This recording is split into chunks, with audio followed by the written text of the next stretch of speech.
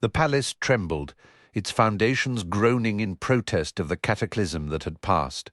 Sunlight pierced shattered walls, illuminating swirling dust motes that danced in the air. Every surface bore scars, broad, dark smears of soot crossing blistered murals, where once bright figures of men and beasts now seemed frozen in a final desperate crawl. The dead were everywhere, caught in flight by searing lightnings or consumed by predatory flames, some even swallowed by stone that had momentarily writhed with a terrible liquid life. In stark contrast, priceless tapestries and gilded furnishings stood mostly untouched, a bizarre testament to a madness that had targeted only living things. Luz Therin Telemon moved through the ruins, his steps unsteady as the ground shuddered beneath him. "Iliena!" he called, his voice echoing in the cavernous silence. "My love, where have you gone?"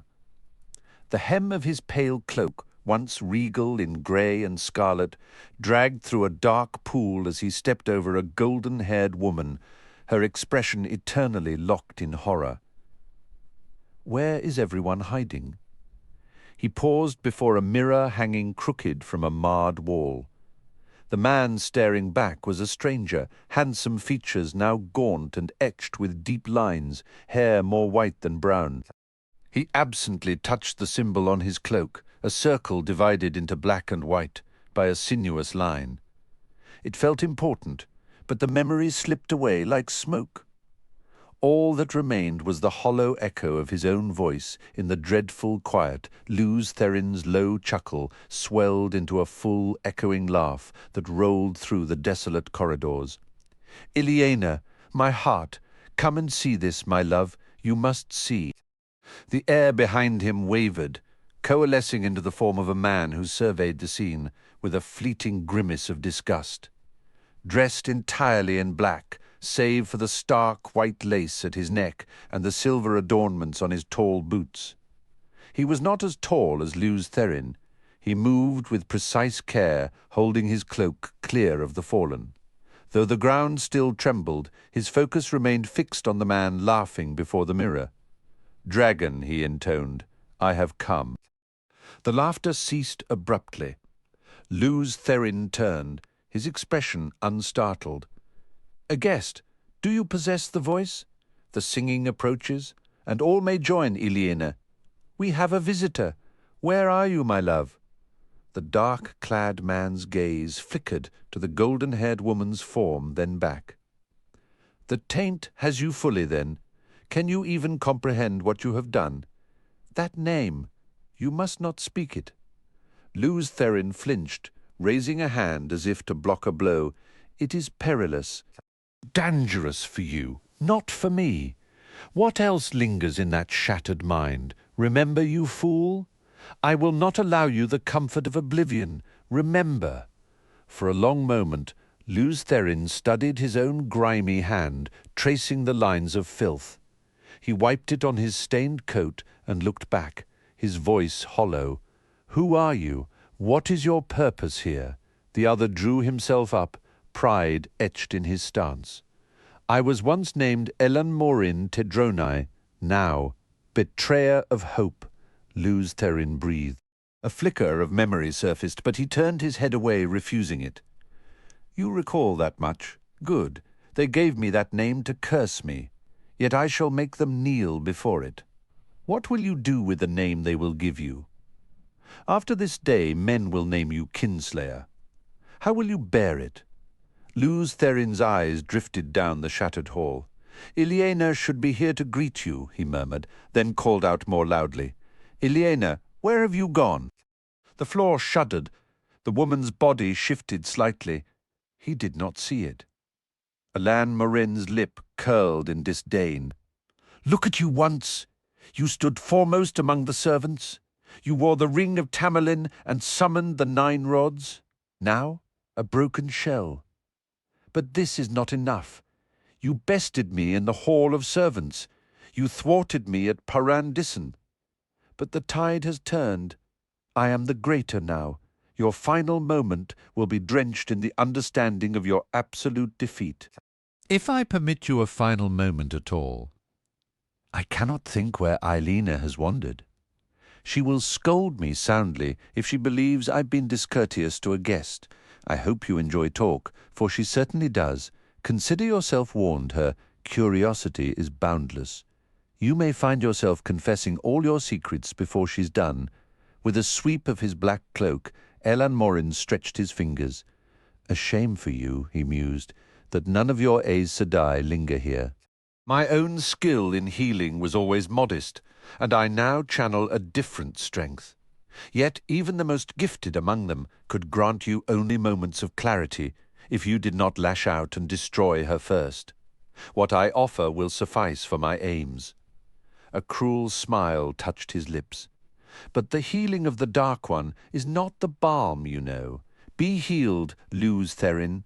He thrust his hands forward, and the very light in the chamber seemed to curdle and fail, as if a shroud had fallen across the sun. Agony erupted within Luz Therin, a raw, consuming fire that tore a scream from the very core of his being. It was a sound he could not contain, born of a torment that felt like molten metal coursing through his veins and scorching his bones. He fell backward, his body striking the cold marble with a sickening crack as his head snapped against the stone, his heart hammered against his ribs, a frantic drumbeat that pumped fresh waves of searing pain through him with every frantic pulse. Convulsing uncontrollably, he writhed on the floor, his skull a prison of white-hot agony threatening to shatter. His ragged cries echoed through the vast, empty halls of the palace. Gradually, with an excruciating slowness that felt like ages, the torment began to ebb. It left him trembling and spent gasping for air through a ravaged throat. It took another eternity to muster the strength to move, his muscles weak and unresponsive as jelly. Shakily, he rolled over and pushed himself up onto his hands and knees. Then his gaze found her, the woman with hair like spun gold, and a new sound was ripped from him, a raw, shattered wail that dwarfed all his previous anguish. Staggering, nearly collapsing, he crawled across the floor to where she lay. With a final trembling effort, he gathered her into his arms, his hands shaking as he gently brushed the hair from her lifeless, staring face. "Eilina, light! Forgive me, Eilina." His body curled around hers in a futile gesture of protection. His sobs, the deep, wrenching cries of a man who had lost everything worth living for.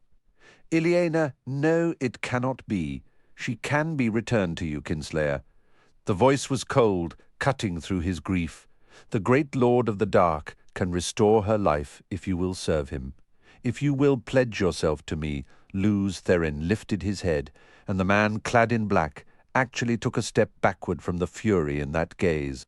10 years, betrayer, Luz Therin said, his voice deceptively soft, like the whisper of a blade being drawn. "For 10 years your vile master has scourged the world, and now this I will see you. 10 years?" The betrayer's laugh was a harsh, mocking sound. "You blind, pathetic fool, this conflict spans not mere years, but all of existence itself. You and I have clashed in 1,000 battles across the turnings of the wheel, 1,000 times 1,000, and we will war until time itself unravels and the shadow claims its final victory." He finished in a shout, fist raised high, and it was Luz Therin who now recoiled, his breath catching at the malevolent glow burning in the betrayer's eyes.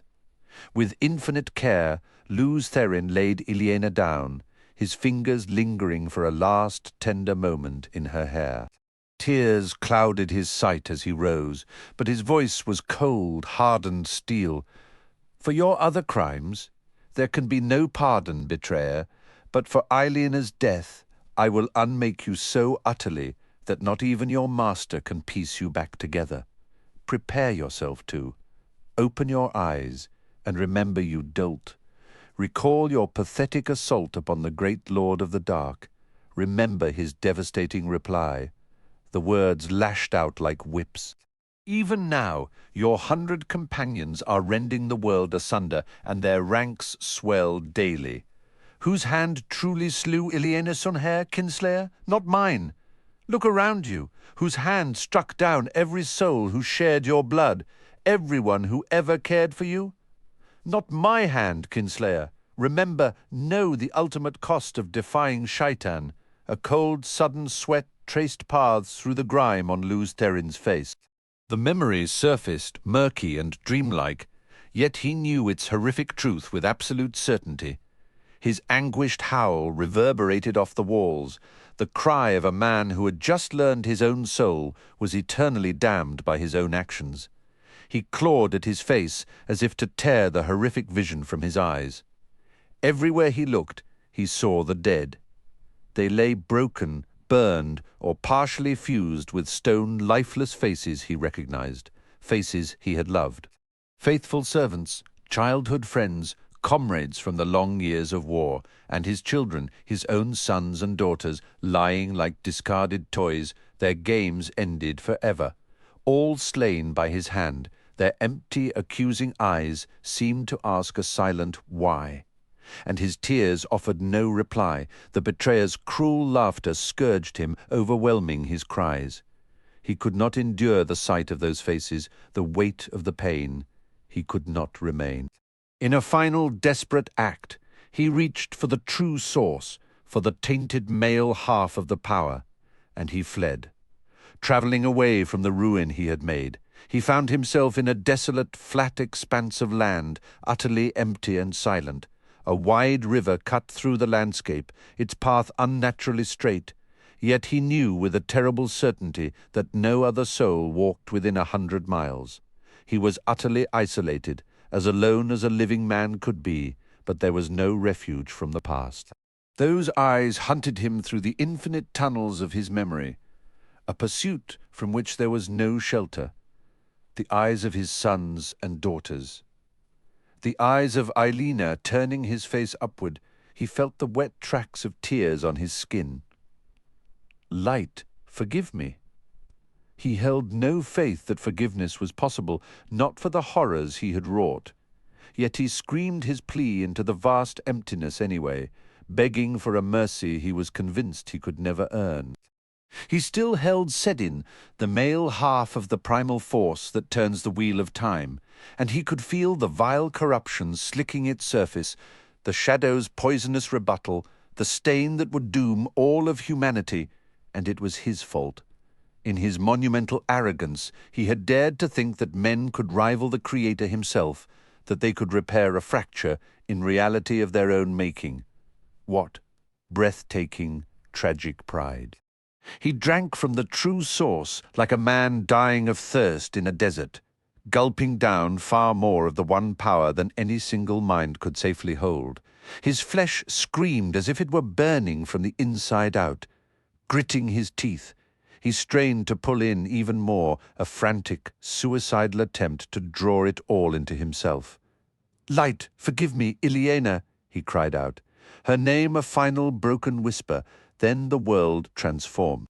The air itself became flame, and that flame condensed into a river of liquid radiance. A column of pure energy lanced down from the heavens, a blaze so intense it would have vaporized the vision of any onlooker in an instant. It pierced through Luz Therin Telemon and drove deep into the heart of the world. Stone did not melt. It ceased to be. The planet convulsed like a living creature in its death throes. For one single catastrophic heartbeat, that brilliant bar connected earth and sky. When it vanished, the ground continued to heave, fountains of molten rock erupted 500 feet upward, and the very earth rose in a groan, pushing the fiery geyser higher and higher.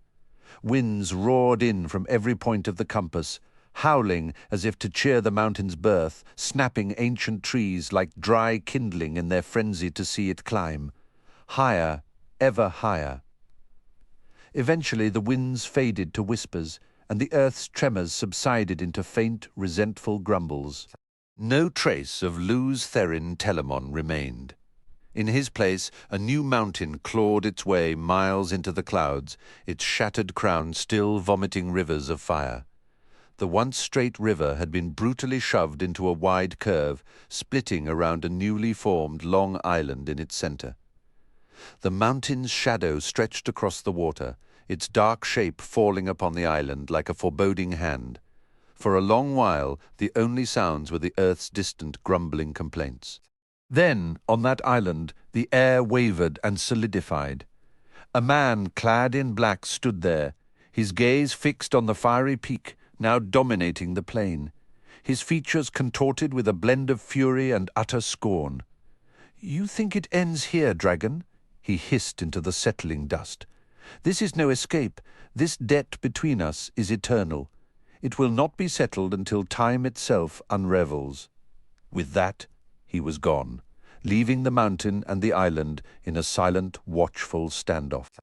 And so the shadow fell across the land, and the world was broken stone from stone. The oceans fled their beds, and mountains were swallowed whole, and nations were cast to the far corners of the earth. The moon burned red, and the sun faded to ashes. The seas boiled, and those still living cursed their fate, envying the dead. All was rent asunder, and all was lost, save for memory, and one memory above all others, of him who brought the shadow and the breaking of the world. And him they named the dragon, from Alith Nin Terin Alta Camora, the breaking of the world. Author unknown, the fourth age. And so it was in those dark days, as it had been before, and would be again, that the weight of the shadow smothered the land and crushed the spirit of mankind. Green things withered, and hope perished. In their despair, men cried out to the Creator, saying, "O light of the heavens, light of the world, let the promised one be born of the mountain, according to the prophecies, as he was in ages past, and will be in ages to come. May the Prince of the Dawn sing to the earth, that living things may flourish, and the lowlands bring forth new life.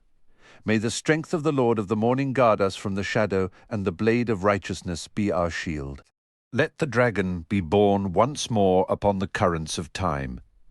The wheel turns, ages arrive and depart, leaving behind recollections that harden into tales, tales soften into folklore, and even folklore is lost to memory when the age of its origin returns. In an age, named the third by a few, an age still ahead, an age long gone, a wind awoke in the mountains of mist. The wind was not the start, for the turning of the wheel holds no true starts or finishes, yet it was a start. Born beneath the perpetual crown of cloud that named the peaks, the wind swept eastward over the sand hills, once the border of a vast sea before the world was shattered. It lashed down into the two rivers, into the dense woods known as the Westwood, and battered two travellers walking beside a horse and cart on the stone-littered path called the Quarry Road. Though spring should have arrived a full month ago, the wind carried a biting cold, as if it wished to bring a blizzard instead. Bursts of air pinned Rand al'Thor's cloak against his spine, then snapped the dun-coloured wool about his legs before whipping it out behind him.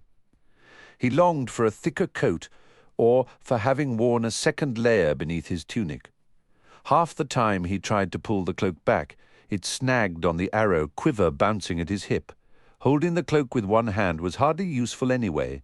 His other hand gripped his bow, an arrow already set and ready to be drawn. As a fierce gust finally tore the cloak from his fingers, he looked past the shaggy brown mare to his father. He felt a touch silly for needing the reassurance of Tam's presence, but it was that sort of morning. When the wind surged, it wailed, but in the lulls, a thick quiet smothered the land.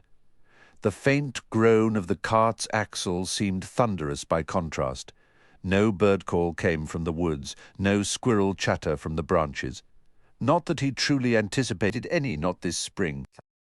Only the trees that held their leaves or needles through the cold months showed any hint of green. Tangles of last year's briar stretched like brittle nets over rocky patches beneath the timber. Nettles dominated the scant weeds. The rest were the kind with prickly burrs or spines or stinkweed, which left a foul odour on any boot careless enough to step on it. Scattered islands of snow still speckled the ground where tight clusters of trees held the deepest shade.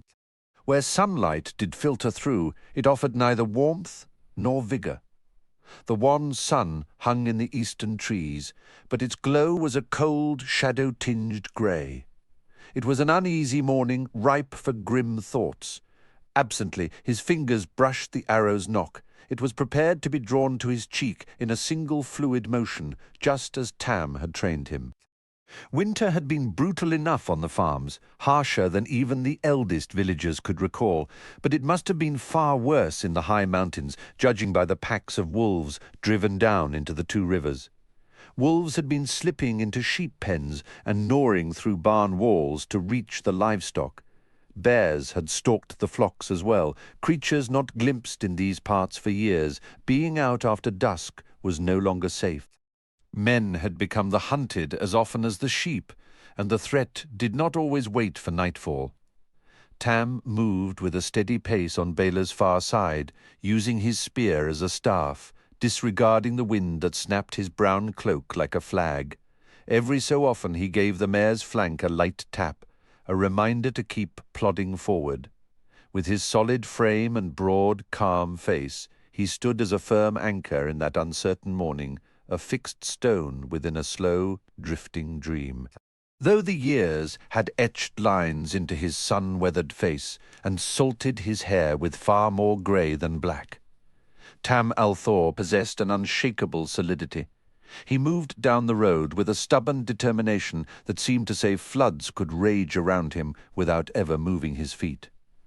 Wolves and bears were simply part of the landscape for a shepherd, his demeanour implied, but they would be wise not to interfere with his journey to Eamon's field. A pang of guilt brought Rand's attention back to his own duty of watching the roadside. He stood a full head, taller than his father, and most everyone else in the two rivers, sharing little of Tam's build save for the width of his shoulders. His grey eyes and the red hints in his hair were his mother's legacy. Also, Tam had always told him she had been an outsider, and Rand's memories of her were faint, mostly a warm, smiling presence. He still honoured her with flowers on her grave each Beltane, and again during Sunday in the height of summer, a quiet ritual that always left him with a vague, restless longing for something he could not name. The cart jostled along, carrying 2 small casks of Tam's prized apple brandy and 8 larger barrels of cider, mellowed over the winter. This annual delivery to the Winespring Inn for the Beltane Festival was a point of pride for Tam, who had declared that neither wolves nor an unseasonable chill would prevent it this year. His word was his bond, even if he had waited until the very eve of the festival to make the trip. For Rand, the journey was a welcome escape from the farm's isolation, his anticipation for the festival mingling with a simple relief to be going somewhere, anywhere. As he scanned the trees, a persistent sensation began to crawl over him, the distinct feeling of being watched. He tried to dismiss it. Nothing stirred except the wind in the bare branches, yet the feeling deepened, becoming a physical discomfort that made the hair on his arms rise and his skin prickle from within. He shifted his bow, chiding himself for letting his imagination run wild. If there was any danger, Tam would have seen it. He glanced back and froze. Perhaps 20 yards behind, a cloaked rider on a black horse followed them, both figures dull and absorbing the light. Habit alone kept Rand moving backward beside the cart, his eyes locked on the apparition. The rider's cloak was drawn tight, the cowl pulled forward to obscure any glimpse of a face. But Rand found himself staring into the shadowed hood, convinced he could feel the rider's gaze. A deep nausea coiled in his gut. From that void of shadow radiated a palpable hatred, a hatred for all living things, but focused on him with a terrifying, singular intensity. Then his heel caught a stone. He stumbled, the spell broken as his bow clattered to the ground. He flung out a hand, catching Bela's harness to keep from falling. The mare stopped with a startled snort, twisting her head to look at him. Tam peered over Bela's back, a frown of concern on his face. "Are you all right, lad?" "A rider?" Rand gasped, pushing himself upright. "A stranger following us? Where?" Tam hefted his broad-bladed spear, his eyes scanning the road behind them with immediate wariness. "There, down thee." Rand's words died as he turned to point. The road was empty. He stared, disbelieving, into the skeletal trees on either side. There was no possible hiding place, yet horse and rider had vanished without a trace. He looked back at his father's questioning face. He was there, a figure in a dark cloak, mounted on a dark horse. "I believe you, son, but where did he go?" "I'm not sure, but he was real." Rand grabbed the bow and arrow from the ground, quickly inspected the feathers, and notched it again. He drew the string halfway before letting it go slack. There was no target. "He was there." Tam shook his head, his grey hair ruffled by the wind. "If you say so, let's go look. A horse leaves tracks even here." He moved toward the back of the cart, his own cloak snapping in the gusts. "If we find them, we'll know he was real. If not, well, these are strange days. They can make a man see things that aren't there." Suddenly, Rand understood what had been so wrong about the rider beyond his mere presence. The wind that whipped at him and his father hadn't stirred a single fold of that black cloak. His mouth went dry. Maybe he had imagined it. His father was probably right. It was the kind of morning that played tricks on a man's mind, yet he couldn't make himself believe it. How could he explain to Tam that the man who seemed to vanish wore a cloak untouched by the wind? Frowning anxiously, he scanned the surrounding woods. They felt unfamiliar, which was a new and unsettling sensation. He had grown up roaming these forests. He'd learned to swim in the ponds and streams of the Waterwood, beyond the eastern farms of Eamon's Field. He'd ventured into the sandhills, a place many Two Rivers folk considered unlucky, and once, with his best friends, Matt Cawthon and Perrin Ibarra, he'd journeyed all the way to the foothills of the Mountains of Mist. That was farther than most villagers ever travelled. For them, a trip to Watch Hill or Devon Ride was a major undertaking. In all his explorations, he had never found a place that frightened him. Today, however, the Westwood felt nothing like the place he remembered. A man who could disappear like that could just as easily reappear, perhaps right beside them. "Wait, Father. It's not necessary." When Tam stopped and looked back in surprise, Rand hid his embarrassment by adjusting his hood. "You're likely right. No sense wasting time looking for something that isn't there. Not when we could be getting to the village and out of this cold. I wouldn't mind a pipe," Tam said thoughtfully, "and a warm mug of ale." He suddenly broke into a wide grin. "And I expect you're keen to see Egwene." Rand forced a thin smile. The mayor's daughter was the last person he wanted to think about right then. He had enough confusion in his head for the better part of a year. Just being near her had made him strangely nervous, and she didn't even seem to notice. No, he definitely didn't want to add thoughts of Egwene to the mix. He was hoping his fear had gone unnoticed when Tam said, "Remember the flame, son, and the void?" It was a peculiar technique Tam had taught him. Focus on a single flame and pour all your emotions into it. Fear, hate, anger, until your mind is clear and empty. Become one with the void, Tam said, and you could accomplish anything. Nobody else in Eamon's Field talked like that. But Tam won the archery contest at every Beltane festival using his flame and his void. Rand thought he might have a chance at placing this year himself if he could just manage to hold on to that emptiness. For Tam to mention it now meant he had noticed Rand's fear, but he didn't press the issue further. Tam urged Bella forward again, and they continued down the road, the older man walking along as if everything was perfectly normal and nothing could ever be wrong. Rand wished he could match that calm. He tried to form the void in his mind, but it kept crumbling, replaced by visions of the black-cloaked rider on his untouchable horse. He wanted to believe Tam was correct, that the rider was just a trick of the mind, But the memory of that palpable hatred was too sharp, too real. There had been someone, and that someone had meant him harm.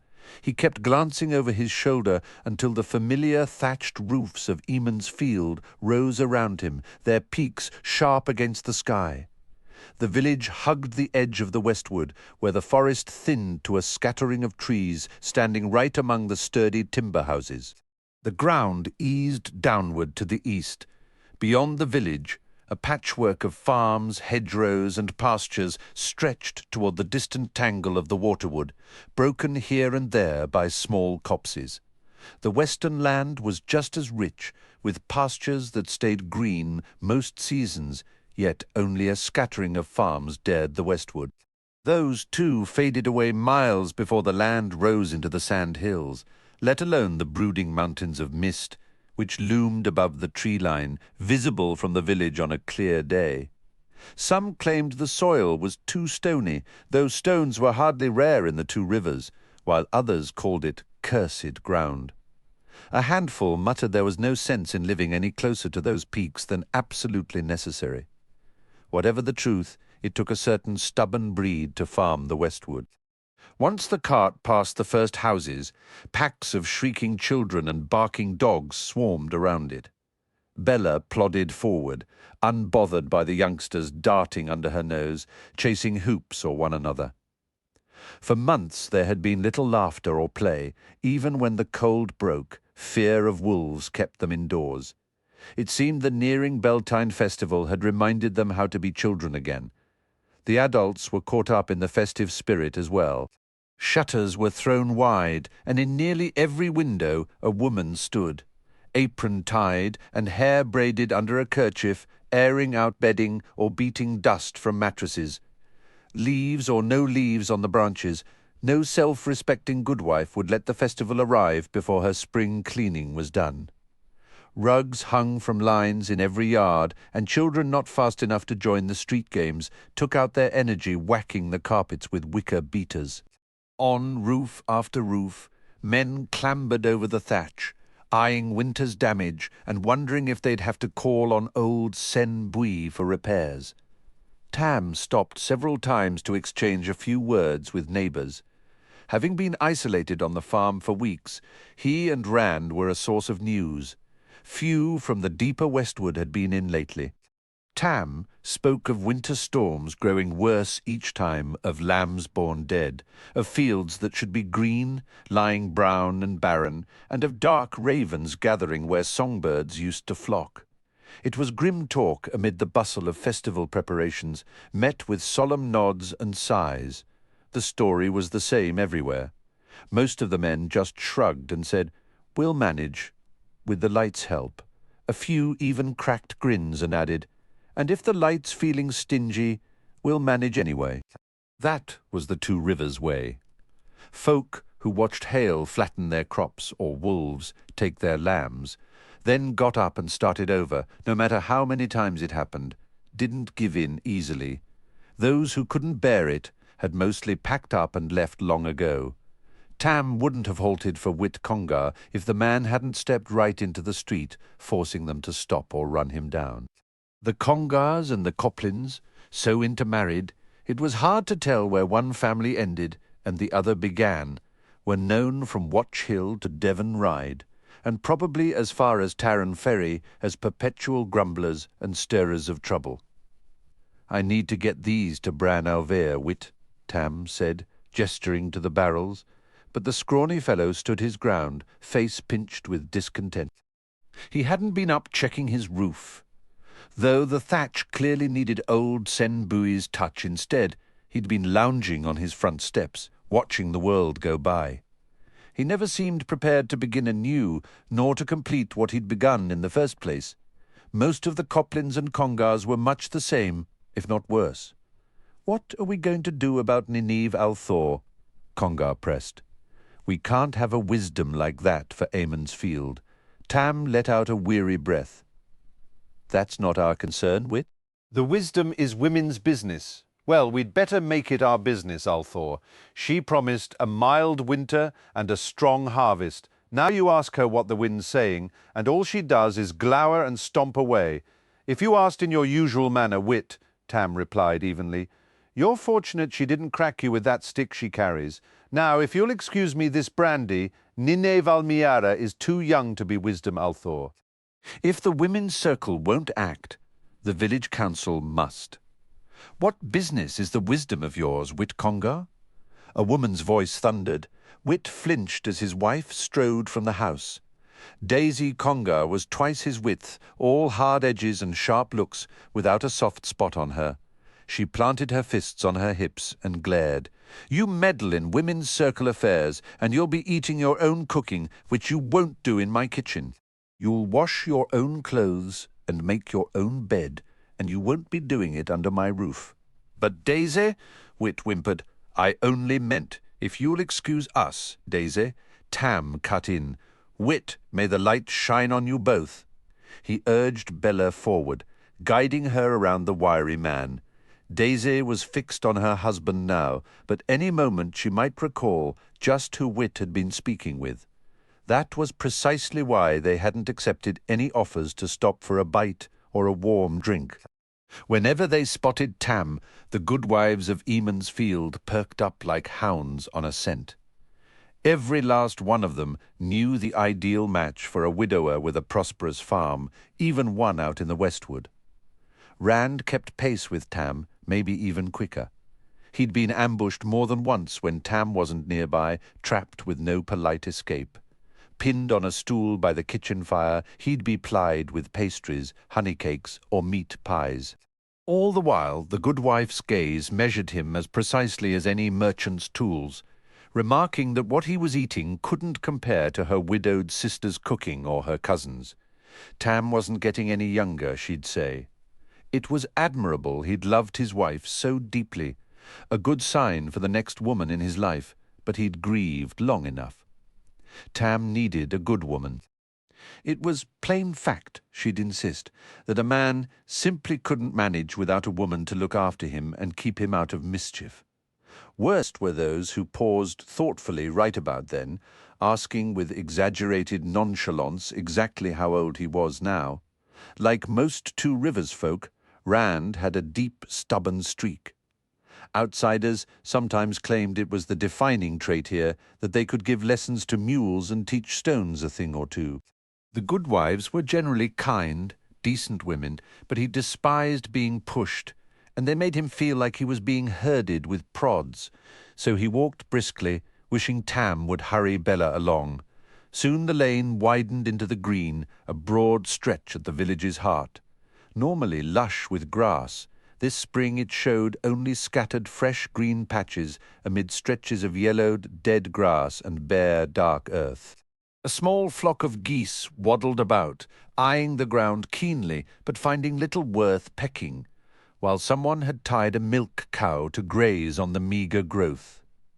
Near the west end, the wine spring surged from a low stone outcrop in a steady, unyielding flow, strong enough to knock a grown man over and sweet enough to earn its name 100 times over.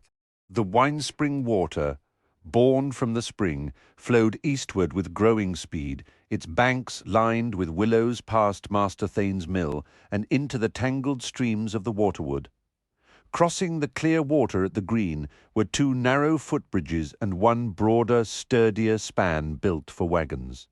This wagon bridge was the point where the North Road from Tarrant Ferry and Watch Hill turned into the old road heading toward Devon Ride. Visitors occasionally chuckled that a single path needed 2 names, but for the people of Eamon's Field that was simply how things had always been, a reason that satisfied everyone in the Two Rivers, across the bridges, on cleared earth. 3 enormous stacks of logs were being prepared for the Beltane fires, each pile nearly as large as a cottage. The green itself, sparse as it was, would host the rest of the festival. Nearby, a group of older women worked softly, raising the spring pole, a trimmed fir trunk planted deep so it stood 10 feet tall. A cluster of young girls, their hair still unbraided, watched with keen envy, sometimes humming bits of the women's song. Tam made a clicking sound to hurry Bella, though the mare paid no mind, and Rand deliberately avoided looking at the women's task. Come morning, the men would feign surprise at the pole's appearance. By noon, unmarried women would dance around it with coloured ribbons, while the unmarried men provided the music. Nobody recalled how the tradition started. It was just another custom worn smooth by time, but it offered a fine excuse for singing and dancing, and folks in the Two Rivers rarely needed more urging than that. The entire day of Beltane would be filled with music, dancing and feasting, punctuated by foot races and contests of skill. Prizes awaited not only the best archer, but also the top sling user and quarterstaff fighter. There would be competitions for solving riddles, rope tugs, weightlifting, and weight tossing, along with awards for the finest singer, dancer, and fiddle player. Even shearing a sheep or playing bowls and darts could earn you recognition. Beltane was meant to celebrate true spring's arrival with new lambs and first sprouts. Despite the lingering chill, no one considered postponing it. Everyone was ready for some merrymaking. To crown it all, if the rumours held true, a splendid fireworks show was planned for the green, assuming the first peddler of the year arrived on time. That possibility had stirred no small amount of talk.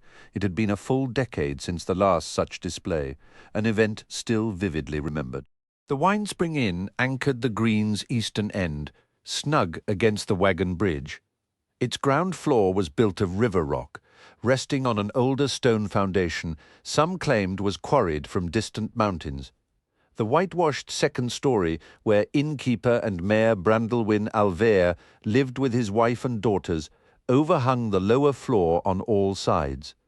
The inn's red tile roof, the only one in the village, caught the pale sunlight, and smoke curled from 3 of its many tall chimneys.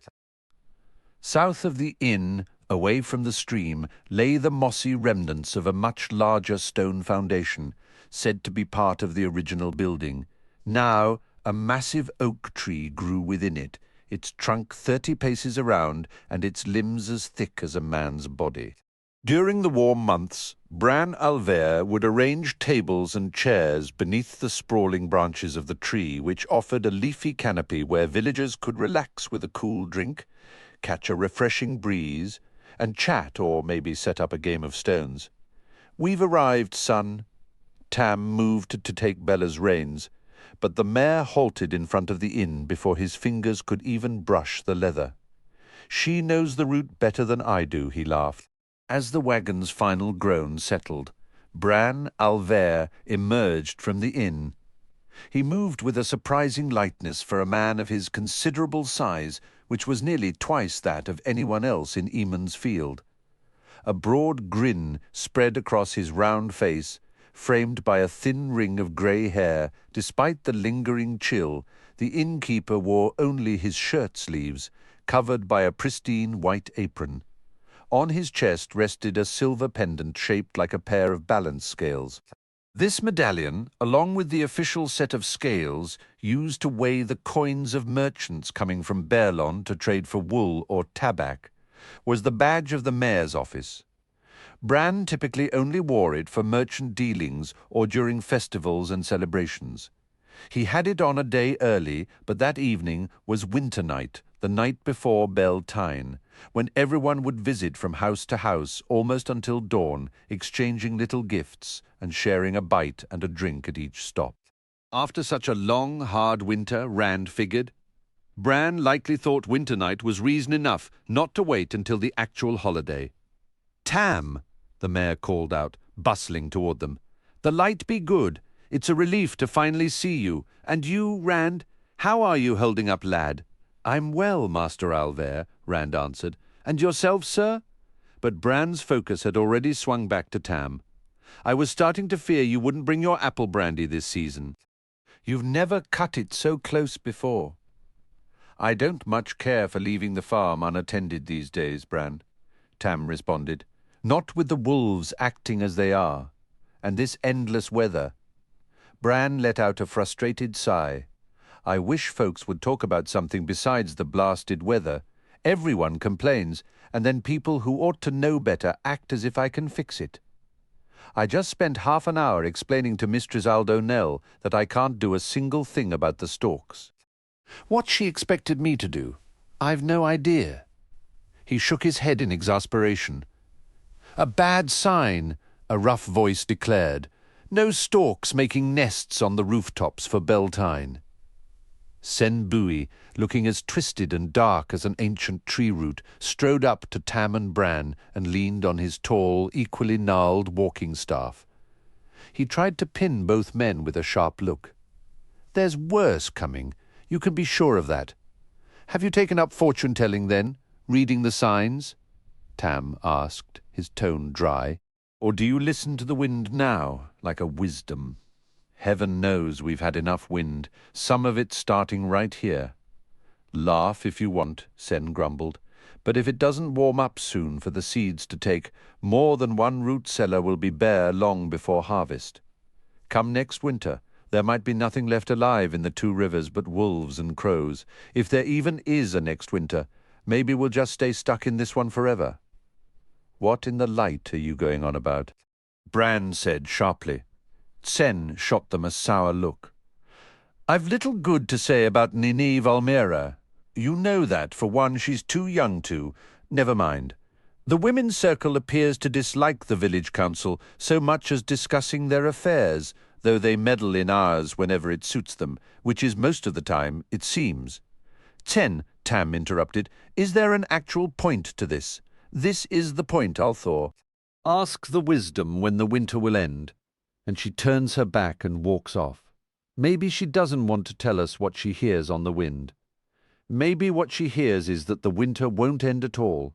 Maybe it just keeps on being winter until the wheel turns and this age grinds to a halt. There's your point for you. Maybe pigs will sprout wings and fly. Tam shot back, and Bran threw his hands up in surrender. The light preserved me from fools. Sen, you sit on the village council, and now you're spreading that Coplin nonsense. Listen to me. We have enough trouble without all that. A sharp tug on Rand's sleeve, and a voice low, and meant only for him, pulled his attention from the older men's argument. Come on, Rand, while they're busy before they find work for you. Rand looked down and couldn't help but grin. Matt Cawthon was hunched beside the cart, hidden from the view of Tam, Bran and Sen, his lean frame folded up awkwardly. Matt's eyes sparkled with their usual playful light. Dav and I snagged a grumpy old badger right from his hole. We're going to turn it loose on the green and watch the girls scatter. Rand's smile widened, though the idea didn't seem quite as amusing as it would have a year ago. Matt, however, never seemed to change. He shot a glance at his father. The men were still deep in discussion, all talking over each other, then lowered his voice. I told my dad I'd unload the cider. I can catch up with you later, though. Matt rolled his eyes dramatically. Hauling barrels, I'd rather play stones with my baby sister. Forget the badger, there's something better. We've got strangers here in the Two Rivers, just last night. Rand felt his breath catch. A rider, he asked, leaning in. A man in a black cloak, on a black horse, and the cloak hung still, no matter the wind. Matt's grin vanished, and his whisper grew rough. You saw him too. I thought I was the only one. Don't laugh. But he terrified me. I'm not laughing. He scared me as well. I could feel it, a pure hatred, like he wanted me dead. Rand shuddered. Before that day, the idea of someone truly wanting to kill him was foreign. In the Two Rivers, you might have a fist fight or a wrestling match, but murder. It was unthinkable. The memory left a cold spot in his stomach, a new and unwelcome feeling. I don't know about hate, Matt whispered, but he was plenty frightening. He just sat there on his horse, staring at me from the edge of the village. I've never been so scared. I looked away for just a second, and it was hard to do, and when I looked back, he was gone. 3 days now, and I can't shake it. I keep checking over my shoulder. Matt attempted a laugh that came out as a dry rasp. Fear does strange things to your head. For a minute, I actually wondered if it was the Dark One himself. He tried to laugh again, but no sound came out. Rand drew a steadying breath. As much to convince himself as anything, he recited the familiar words. The Dark One and all the Forsaken are bound in Sheol Ghoul, beyond the great blight, sealed by the Creator at the moment of creation, bound until the end of time. The hand of the Creator shelters the world, and the light shines on us all. He took another breath. Besides, if he were free, why would the shepherd of the night be lurking in the two rivers, spying on a couple of farm boys? I don't know, but that rider was evil. I'd swear an oath on it. Maybe it was the dragon. You're just a fountain of happy thoughts, aren't you? Rand muttered. You sound as bad as Chen. My mother always said the Forsaken would come for me if I didn't straighten up. If I ever saw someone who looked like Ishmael or Aginor, it was him. Every mother uses the Forsaken to scare their kids, Rand said flatly. Most of us grow out of it. Why not throw in the Shadow Man while you're at it? Matt shot him a glare. I haven't been that scared since... No, I've never been that scared, and I don't care who knows it. Me neither. My father thinks I was just spooked by shadows in the trees. Matt nodded gloomily and slumped against the cartwheel. Mine too. I told Dav and Elam Dowtry. They've been watching like hawks ever since, but they haven't seen a thing. Now Elam thinks I was pulling a prank on him. Dav was convinced the stranger hailed from Tarrant Ferry. A sheep rustler. Maybe even a chicken thief. A chicken thief. He fell into a sulky quiet. It's likely all nonsense anyway, Rand said after a moment. He could just be a common thief. He tried to imagine it, but the idea felt as unnatural as a wolf, patiently waiting at a mouse hole instead of hunting. Still, I didn't care for how he watched us. And you didn't either, judging by how you nearly jumped out of your skin. We should tell somebody. We already tried, Matt. Both of us. Who's going to believe us without seeing him for themselves? Can you picture us convincing Master Alvear about some shadowy figure? He'd pack us off to Nineveh to check for fever. But there are two of us now, Matt insisted. Nobody could think we both dreamed up the same thing. Rand scrubbed a hand through his hair, uncertain how to reply. Matt had a certain reputation around the village. Not many had avoided one of his practical jokes, and now his name got mentioned whenever laundry fell in the mud or a loose saddle dropped someone in the road, even if Matt hadn't been anywhere nearby. His backing might do more harm than good. After a pause, Rand said, Your father would think you put me up to it, and mine. He glanced over the cart to where Tam, Bran, and Sen had been speaking and found his father's eyes already on him. The mayor was still addressing Sen, who now endured the lecture with a resentful silence. Morning, Matrim, Tam said cheerfully, heaving a cask of brandy onto the cart's edge. Good to see you here helping Rand with the cider. That's the spirit. Matt shot to his feet at the first word and started edging backward. Good morning, Master Althor, and to you, Master Alvear. Master Buey, may the light shine on you all. My father actually sent me to. No doubt he did, Tam cut in smoothly. And since you're a lad who finishes his chores promptly, you've likely already done it. Well, the faster you two get this cider into Master Alvear's cellar, the sooner you can go see the Gleeman. Gleeman, Matt blurted, freezing in his tracks just as Rand asked, When does he arrive? Rand could only recall 2 Gleemen ever visiting the 2 rivers in his lifetime. For one, he'd been so small he'd watched from Tam's shoulders. To have one here during Beltane, with all his instruments and tales, even without any fireworks, Eamon's Field would be talking about this festival for a decade. Foolishness, Sen muttered, but a single look from Bran, heavy with the authority of the mayor's office, silenced him. Tam rested against the cart, using the brandy cask to support his arm. Yes, a Gleeman. He's already here, according to Master Alvear. He's up in a room at the inn right now. Came in the dead of night, the innkeeper added, shaking his head in clear disapproval. pounded on the door till he roused the whole house. If it weren't festival, I'd have told him to stable his own horse and bed down with it, gleeman or not, travelling after dark like that. Rand stared in disbelief. Nobody travelled by night beyond the village any more, especially not alone. The thatcher mumbled again, too low to catch more than a word or two. Madman and unnatural. "He doesn't wear a black cloak, does he?"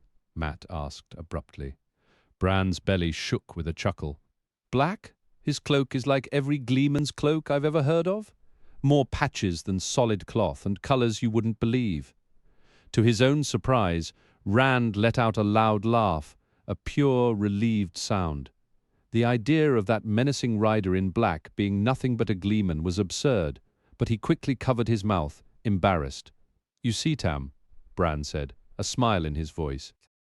"There's been too little laughter in this village since winter set in. Now the mere mention of a gleeman's cloak brings a chuckle. That alone makes bringing him from Baerlon worth the expense." "You can say what you want," Sen spoke up abruptly. "I still think it's a foolish waste of coin, and those fireworks you all insisted on ordering." "So there are fireworks," Matt said, but Sen barreled on. "They should have arrived a month ago with the first peddler of the season. But has a single peddler come?" "No." "If he doesn't show by tomorrow, what's the plan? Hold another festival just to light them, that's assuming he even brings them." "Chen," Tam sighed. "You've got about as much trust as a man from Taran Ferry." "Then where is he? Answer me that, Althor. Why didn't you tell anyone?" Matt cut in, his voice full of wounded pride. "The whole village would have enjoyed the anticipation as much as the gleeman himself." "Well, nearly. Look how everyone's buzzing over just a rumour of fireworks." "I can see that," Bran replied, shooting a sideways glance at the thatcher. "And if I knew for certain how that rumour began, if I suspected, for example, that someone had been grumbling about the cost where others might overhear, when the whole point was to keep it quiet." Sen cleared his throat loudly. "My old bones can't take this wind. If you'll excuse me, I'll see if Mistress Alvear might spare some mulled wine to warm me up." "Mayor Althor." He was already striding toward the inn door before he finished speaking. As it shut behind him, Bran let out another sigh. "Sometimes I think Nynaeve has a point about, well, never mind that now. You lads think for a moment. Everyone's excited about the fireworks on just a rumour. Imagine how they'd feel if the peddler doesn't arrive in time after all that waiting. With this weather, who knows when he'll come? They'd be 50 times more thrilled about a gleeman, and feel 50 times worse if he never showed," Rand said thoughtfully. "Even Beltane might not lift people's spirits after a disappointment like that." "You've a good head when you bother to use it," Bran said. "He'll follow you on the village council one day, Tam. Mark my words. He couldn't do much worse right now than a certain someone I could name." "All this talk isn't unloading the cart," Tam said briskly, handing the first cask of brandy to the mayor. He hefted the second onto his shoulder. "What I want is a warm fire, my pipe, and a mug of your good ale. I'm sure Rand will appreciate your help, Matrim. Remember, the sooner the cider is in the cellar."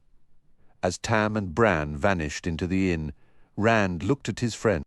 A sudden, sharp memory flashed of them as boys, trying to hide a frog in that very cellar, only to be scolded by Mistress Alvear for a week. "You don't have to help," Rand said. "I doubt Dav will keep that badger caged for long." "Ah, why not?" Matt said with a resigned shrug. "Like your father said, the quicker it's in the cellar." He hoisted a cider cask into his arms and hurried toward the inn in a half-jog. "Maybe Egwene's about." "Watching you gawk at her like a stunned cow will be as good as a badger any day." Rand paused, his bow and quiver halfway to the cart-bed. He realized, with a jolt, that he had actually managed to push thoughts of Egwene aside. That was strange in itself, but she was probably somewhere around the inn. Avoiding her was unlikely. It had been weeks since he'd last seen her, After all, weeks spent helping Tam repair fences damaged by an early spring flood, a chore that left him too tired for much else. "Well," Matt shouted from the inn's front step, "I didn't say I'd do this alone. You're not on the village council yet." Startled, Rand grabbed a cask and followed. Perhaps she wouldn't be there. Oddly, that thought didn't make him feel any better at all. When Rand and Matt carried the first barrels into the common room, Master Elvire was already drawing 2 mugs of his best brown ale from a tapped cask against the wall. Scratch, the inn's plump yellow cat, was perched on top of it, eyes shut tight, tail wrapped neatly around his post. Tam stood before the great river-stone fireplace, packing his long-stemmed pipe with tobacco from the polished canister the innkeeper always kept on the plain stone mantel. The fireplace itself ran half the length of the large square room, its lintel as high as a man's shoulder, and the crackling blaze on the hearth fought back the chill from outside. On this busy day before the festival, Rand had expected the common room to be empty save for Bran, his father, and the inn cat. Instead, 4 more members of the village council, Sen among them, sat in high-backed chairs before the fire, mugs in hand, their heads wreathed in blue-grey pipe smoke. For once, none of the stones boards were in use, and Bran's collection of books sat untouched on the shelf across the room. The men weren't even talking. They peered silently into their ale, or tapped their pipe stems against their teeth with a restless impatience, clearly waiting for Tam and Bran to join them. Worry had become a familiar companion for the village council lately, not just in Emansfield, but likely in Watch Hill and Devon Ride as well. Or even in Tarrant Ferry, though who could ever guess what the peculiar folk of Tarrant Ferry truly thought about anything? Only 2 of the men by the fire, Haral Luhan, the blacksmith, and John Thane the miller, so much as glanced toward the boys as they entered. Master Luhan's look, however, was more than a glance. The blacksmith's arms were as thick as most men's legs, corded with heavy muscle, and he still wore his long leather apron as if he had come straight from the forge. His frown took in both of them before he turned back to his chair with deliberate slowness, focusing with exaggerated care on tamping the tobacco in his pipe with a thick thumb. Curious, Rand slowed his pace, only to barely stifle a yelp when Matt kicked his ankle. His friend nodded urgently toward the doorway at the back of the common room and hurried off without waiting. Limping slightly, Rand followed at a slower pace. What was that about? He demanded as soon as they were in the hallway leading to the kitchen. "You nearly broke my—" "It's Master Luhan," Matt said, peering past Rand's shoulder back into the common room. "I think he suspects I was the one who—" He cut off abruptly as Mistress Elvire bustled out of the kitchen, the rich aroma of freshly baked bread preceding her. The tray in her hands held some of the crusty loaves for which she was famous throughout Emansfield, along with plates of pickles and cheese. The sight of the food reminded Rand suddenly that he'd eaten only a heel of bread before leaving the farm that morning. His stomach emitted an embarrassing rumble. A slender woman with a thick greying braid pulled over one shoulder. Mistress Elvire offered them a motherly smile that included them both. "There's more of this in the kitchen if you 2 are hungry, and I've never known boys your age who weren't, or men of any age, come to that. If you'd rather, I'm baking honey cakes this morning." She was one of the few married women in the district who never tried to play matchmaker for Tam. Her motherly warmth toward Rand extended to warm smiles and a quick bite whenever he visited the inn, but she did the same for every young man around. If she sometimes looked at him as though she wished to do more, at least she never acted on it, for which he was profoundly grateful. Without waiting for an answer, she swept on into the common room. Immediately, the sound of chairs scraping on the floor filled the air as the men stood up, accompanied by exclamations over the wonderful smell of the bread. She was easily the best cook in Emansfield, and there wasn't a man for miles around who wouldn't leap at the chance to sit at her table. "Honey cakes," Matt said, smacking his lips after. Rand told him firmly, "or we'll never get anything done." A lamp hung over the cellar stairs, just beside the kitchen door, and another cast a bright pool of light in the stone-walled room beneath the inn, pushing all but a faint dimness back into the furthest corners. The cellar walls and floor were lined with wooden racks, each holding casks of brandy and cider alongside larger barrels of ale and wine. Some barrels had taps already driven into them. Many of the wine casks bore chalk markings in Bran Alver's handwriting, noting the year of purchase, the peddler who sold them, and the distant city where they were made. In contrast, all the ale and brandy came from local Two Rivers farmers or from Bran's own stillhouse. While peddlers and the occasional merchant brought in outside spirits, those were never as good, cost a fortune, and were never bought twice. "All right," Rand said, as they settled their casks into place. "What exactly did you do to make you want to avoid Master Luhan?" Matt shrugged with feigned innocence. "Nothing serious. I just told Adan Alkar and his little crew, Ewin Fingar and Dag Coplin, that a few farmers had spotted ghost hounds breathing fire and dashing through the woods. They swallowed the whole story." "And Master Luhan is angry about that?" Rand asked, skeptical. "Not exactly." Matt hesitated, then shook his head. "You see, I dusted 2 of his dogs with flour until they were completely white. Then I let them loose near Dag's place. How was I supposed to know they'd bolt straight home? It's honestly not my fault. If Mistress Luhan hadn't left the door wide open, they never would have gotten inside. I certainly didn't plan to get flour all over her entire house." He let out a short laugh. "Word is, she chased the old man and both dogs right out the door with a broom." Rand cringed even as he chuckled. "If I were you, I'd be more worried about Elspeth Luhan than the blacksmith. She's nearly as strong, and her temper is far worse. But never mind. If you walk quickly, maybe he won't spot you." Matt's expression made it clear he didn't find the suggestion amusing. When they returned through the common room, however, Matt had no need to rush. The 6 men had drawn their chairs into a tight circle before the fireplace. Tam sat with his back to the flames, speaking in a low, urgent tone. The others leaned in, so absorbed they likely wouldn't have noticed a herd of cattle passing through. Rand felt a pull to move closer and catch the conversation, but Matt tugged urgently at his sleeve, his face etched with anxiety. With a resigned sigh, Rand followed him back out to the cart. On their final trip to the hallway, they discovered a tray left near the top of the stairs.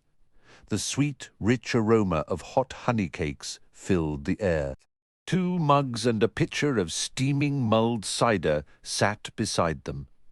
Despite his earlier advice about waiting, Rand found himself juggling a cask and a piping hot honey cake during his last few trips to the cellar. After setting his final cask in the rack and brushing crumbs from his mouth, Matt was still unloading his own. Rand began, "Now for the Gleeman." The clatter of feet on the stairs interrupted him as Ewin Fingar nearly tumbled into the cellar in his excitement, his round face glowing with the importance of his news. "There are strangers in the village." He caught his breath and shot Matt a knowing look. "Haven't seen any ghost hounds, but I did hear somebody covered Master Luhan's dogs in flour. I also hear Mistress Luhan has a pretty good idea who to blame." The few years between Rand and Matt and the 14-year-old Gwian usually meant they paid his chatter little mind. This time, however, they exchanged a single startled glance and then spoke over each other. "In the village?" Rand pressed. "Not out in the woods?" Matt's question piled on immediately. Was his cloak black? Could you see his face? Ewin looked uncertainly from one to the other, then spoke in a rush when Matt took a step toward him. "Of course I saw his face, and his cloak is green, or maybe grey. It sort of shifts. It seems to blend right into wherever he's standing. Sometimes you don't even see him when you're looking straight at him, not unless he moves. And hers is blue like a clear sky and fancier than any feast day clothes I've ever seen. She's 100 times more beautiful than anyone I've ever laid eyes on. Truly. She carries herself like nobility straight out of a storybook. She must be her, Rand asked, confused. Who are you talking about? He watched as Matt pressed his hands against his head, squeezing his eyes shut tight. Those are the people I meant to tell you about, Matt grumbled, before you sidetracked me with... He stopped himself, shooting a pointed look at Ewin before continuing. They got here last night and took rooms right here at the inn. I watched them ride in their horses. Rand, I've never seen animals so grand or so well kept. They looked like they could run from here to the coast without breaking a sweat. I believe the man is in her employ. In service, Ewin piped up. In the tales they call it being in service. Matt went on as if he hadn't heard. Regardless, he shows her deference, follows her lead, but he doesn't seem like a common hired hand. More like a soldier. The way he wears his sword, it's like another limb. He makes the merchants' hired guards look like stray mutts. And her Rand, I couldn't have dreamed up someone like her. She's stepped right out of a gleeman's tale. She's like... He paused to glare at Ewin. Like a high-born lady, he finished with a wistful sigh. But who are they? Rand pressed. Outsiders almost never came this deep into the two rivers, save for the yearly merchants buying tobacco and wool and the regular peddlers. Those were practically locals by now. It had been a good 5 years since a genuine stranger last appeared in Eamon's Field, a man fleeing some incomprehensible trouble up in Berlon who hadn't lingered. The arrival of the black-cloaked rider already had his nerves stretched thin. The idea of 2 more strangers at once felt like more than a simple coincidence. 3, if this man's oddly shifting cloak never settled on black. Her name is Moiraine, Ewin announced into the brief quiet. I heard him say it. He called her the Lady Moiraine. His name is Lan. The wisdom might not be fond of her, but I am. What makes you think Nynaeve dislikes her? Rand said. She asked the wisdom for directions this morning, Ewin explained, and called her child. Both older boys let out a low whistle. Ewin rushed to clarify. The Lady Moiraine didn't know she was the wisdom. She apologized once she found out. She really did. Then she asked all sorts of respectful questions about herbs and who's who in the village, more polite than most. She's always inquiring about things, how old people are, how long they've lived in their homes. Just all sorts of things, anyway. Nynaeve answered like she'd bitten into something sour, and when the Lady Moiraine left, Nynaeve watched her go with a look that was... Well, let's just say it wasn't friendly. Is that all? Rand said. You know how Nynaeve is. When Shen Bui called her a child last year, she rapped him on the head with her stick, and he's on the village council, and old enough to be her grandfather besides. She has a flash-fire temper, but it never lasts long. That's still too long for my liking, Ewin muttered. I don't care who Nynaeve decides to thump, Matt laughed, as long as it isn't me. This is shaping up to be the best Beltane ever. A gleeman, a noble lady. What more could you want? Who even needs fireworks? A gleeman, Ewin squeaked, his voice jumping an octave. Come on, Rand, Matt said, brushing past the younger boy's excitement. We're finished here. You have to come see this fellow. He took the stairs 2 at a time, with Ewin stumbling after him, pleading, Is there really a gleeman, Matt? This isn't another one of your stories about ghost hounds, is it? Rand took a moment to dim the lamp before following them out. In the common room, the entire village council had gathered by the hearth, with Rowan Hearn and Samel Craw, now joining the others. Mayor Bran Alvear was speaking, his usually hearty voice lowered to a deep rumble that didn't carry beyond their tight circle of chairs. He tapped a thick finger into his palm to stress his points, his gaze moving deliberately from one man to the next. Each of them nodded along, though Tsen's agreement seemed more grudging than the rest. The way the men were clustered together was as clear as any warning sign. Whatever they were discussing was for the council alone, at least for the time being. Rand knew he wouldn't be welcome trying to eavesdrop. With some reluctance, he turned away. There was still the gleeman to think about, and those strangers outside, Bella and the cart, were gone, likely taken to the stable by Hugh or Tad. A few paces from the inn's door, Matt and Ewin stood squared off against each other, their cloaks snapping in the wind. For the last time, Matt snapped, "I am not pulling your leg. There is a gleeman now, scram. Rand, will you please tell this blockhead I'm telling the truth, so he'll leave me alone?" Rand moved to back Matt up, pulling his own cloak tight, but the words died in his throat as the hairs on his neck prickled. That feeling of being watched was back. It wasn't the same chilling sensation the hooded rider had given him, but it was unsettling all the same, especially so soon after that earlier encounter. A swift scan of the green showed nothing out of the ordinary, just children at play, villagers making last-minute preparations for the festival, and no one paying him any particular mind. The spring pole stood waiting, solitary and ready. The side streets buzzed with activity and young voices. Everything looked as it should, except for that persistent, watchful feeling. Then something made him turn and look up. Perched on the tiled edge of the inn's roof was a large raven swaying slightly in the mountain gusts. It cocked its head, and one gleaming black eye seemed fixed directly on him. He swallowed, and a spark of hot, sharp anger flared in his chest. "Filthy scavenger," he muttered under his breath. "I'm sick of being stared at," Matt growled, stepping up beside him. He was glowering at the raven too. They shared a look, and in the same instant both snatched up stones and let them fly. The shots were straight and true, but the raven simply sidestepped. The stones whipped through the empty space where it had been with a casual ruffle of its feathers. The bird tilted its head again, pinning them with that same unblinking black eye, utterly unperturbed. Rand gaped at the creature. "Have you ever seen a raven do that?" he asked quietly. Matt kept his eyes on the bird as he shook his head. "Never. Nor any other bird, for that matter. A foul creature," came a woman's voice from behind them, melodious yet laced with clear distaste. "Not to be trusted even in the best of times." With a harsh cry, the raven launched itself from the roof so violently that two dark feathers spiraled down in its wake. Startled, Rand and Matt spun to watch it streak away over the green, speeding toward the cloud-capped mountains of mist that rose beyond the westward, until it shrank to a speck in the western sky and vanished. Rand's eyes dropped to the woman who had spoken. She too had been following the raven's flight, but now she turned, and her gaze met his. He could only stare.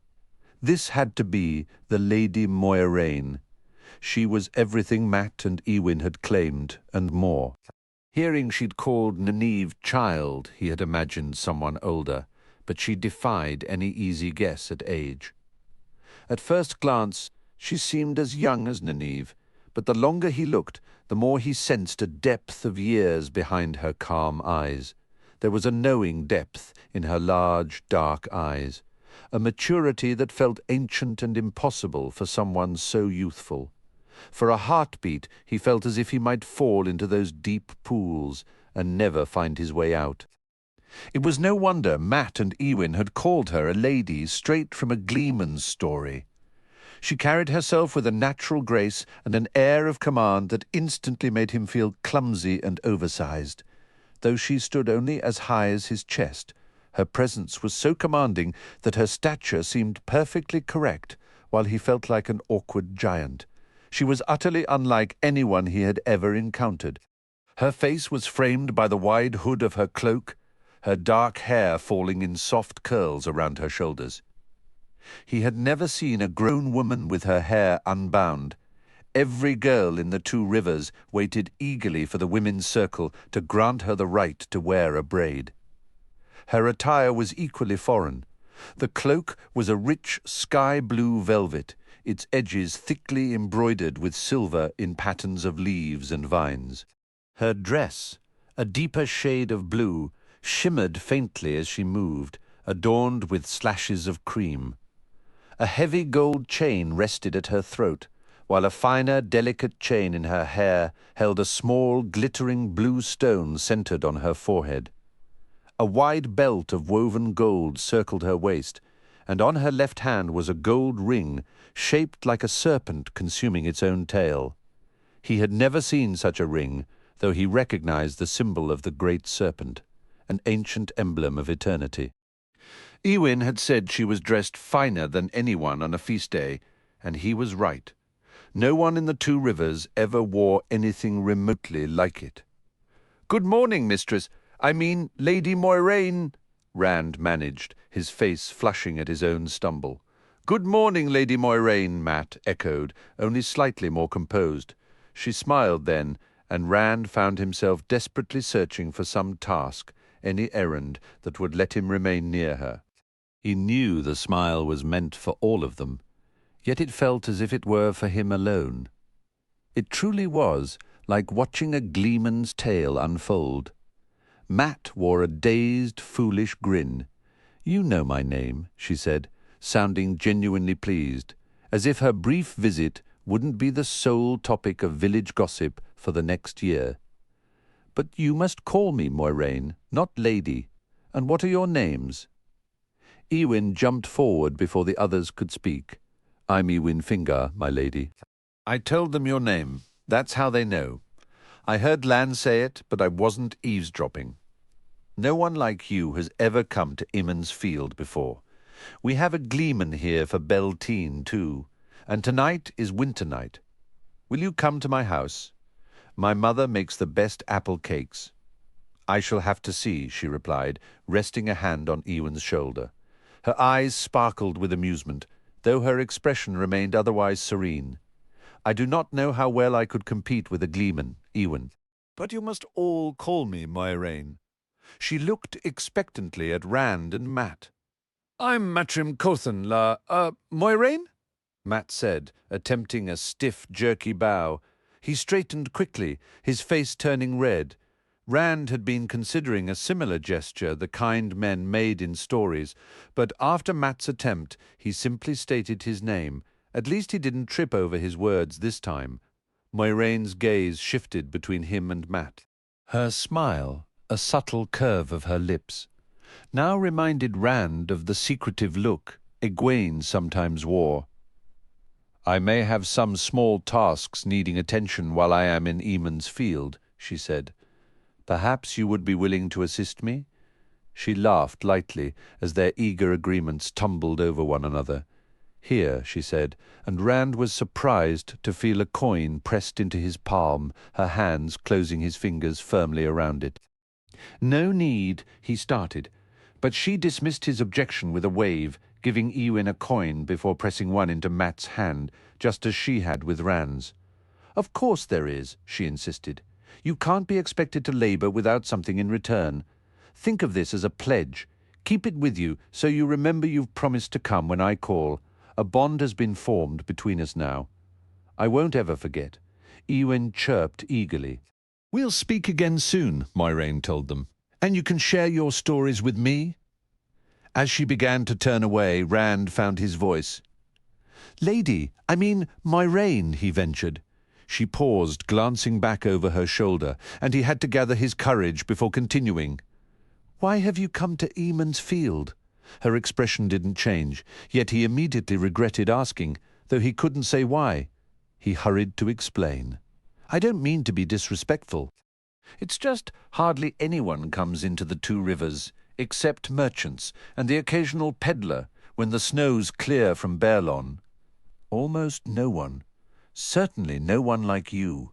The guards with the merchants sometimes call this the back end of nowhere, and I guess it must seem that way to outsiders. I was only curious." Her smile faded slowly, as if a distant memory had surfaced. For a long moment, she simply studied him. "I am a historian," she finally answered, "a gatherer of ancient tales. This region you call the Two Rivers has long held my interest. Sometimes I delve into stories of what transpired here ages ago here and in other forgotten corners of the world." "Stories," Rand replied. What could possibly have happened in the two rivers to interest someone like, well, what could have happened here that matters? And what else would you call it besides the two rivers? Matt put in. That's the name it's always had. As the wheel of time turns, Moiraine murmured, more to herself, her gaze growing distant. Places bear many names, men bear many names, many faces, different faces, yet always the same soul. None can know the great pattern the wheel weaves, nor even the pattern of an age. We can only watch and study and hope. Rand could only stare, speechless, uncertain whether her words were meant for them. The others were equally stunned. Eowyn's mouth hung slightly open. Then Moiraine's focus returned to them, and all three gave a slight shake, as if rousing from a dream. "We will talk later," she said softly. None of them could muster a reply. Later, she moved toward the wagon bridge, seeming almost to glide, her cloak flowing out beside her like dark wings. As she departed, a tall man Rand hadn't noticed earlier detached himself from the front of the inn and followed her, one hand resting lightly on the long hilt of his sword. His attire was a muted grey-green that seemed to blend with leaf and shadow, and his cloak shifted through shades of grey, green and brown with the wind, at moments appearing to dissolve into the background. His hair was long, greying at the temples and held back by a narrow leather band. His face was all hard angles and weathered planes, yet unlined despite the silver in his hair. When he moved, he reminded Rand of a wolf on the prowl. As he passed the three youths, his eyes cold and blue as a winter dawn swept over them, it felt as though he were measuring them, his stony face revealing nothing of his judgment. He quickened his stride to reach Moiraine, then matched her pace, leaning in to speak quietly. Only then did Rand release a breath he hadn't realized he was holding. That was Lan, Eowyn whispered hoarsely, as if he too had been holding his breath. It had been that kind of look. I'd wager he's a warder. Don't be foolish, Matt laughed, though it came out unsteady. Warders are just from tales.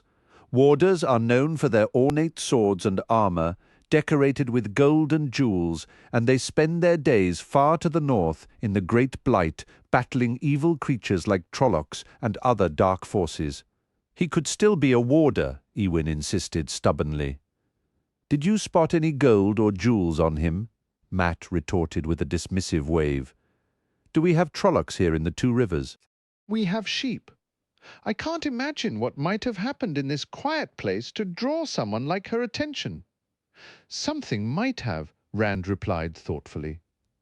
They say this inn has stood here for 1,000 years, maybe even longer. 1,000 years of sheep, Matt said dryly, rolling his eyes. A silver penny, Eowyn suddenly exclaimed, his earlier worries forgotten. She gave me a whole silver penny. Just think of what I can buy when the peddler finally arrives. Rand opened his own hand to examine the coin she had given him, and nearly let it slip from his fingers in shock. He didn't recognize the thick silver piece, which bore the raised image of a woman balancing a single flame on her upturned palm. But he had often watched Master Alvir weigh merchants' coins from distant lands. He had a fair idea of its worth. That much silver could purchase a fine horse anywhere in the Two Rivers and still leave coin to spare. He glanced at Matt and saw the same stunned disbelief he knew was written on his own face. Tilting his hand so Matt could see the coin, but keeping it hidden from Eowyn, he lifted a questioning brow. Matt gave a slow nod, and for a long moment they simply stared at one another, caught in silent, bewildered wonder. What sort of chores could she possibly have in mind? Rand finally asked. Breaking the quiet, "I don't know," Matt stated firmly, "and I don't plan to find out. I'm not spending this either. Not even when the peddler gets here." With that, he shoved the coin deep into his coat pocket, nodding in agreement. Rand slowly did the same. He wasn't entirely sure why, but Matt's decision felt right. The coin shouldn't be spent, not when it came from her. He couldn't think of another use for silver, but still, "Do you think I should keep mine too?" Ewin's face was a portrait of anguished indecision. "Not unless you want to," Matt said with a shrug. "I think she meant for you to spend yours," Rand offered gently. Ewin looked sadly at his coin, then shook his head and stuffed the silver penny into his pocket.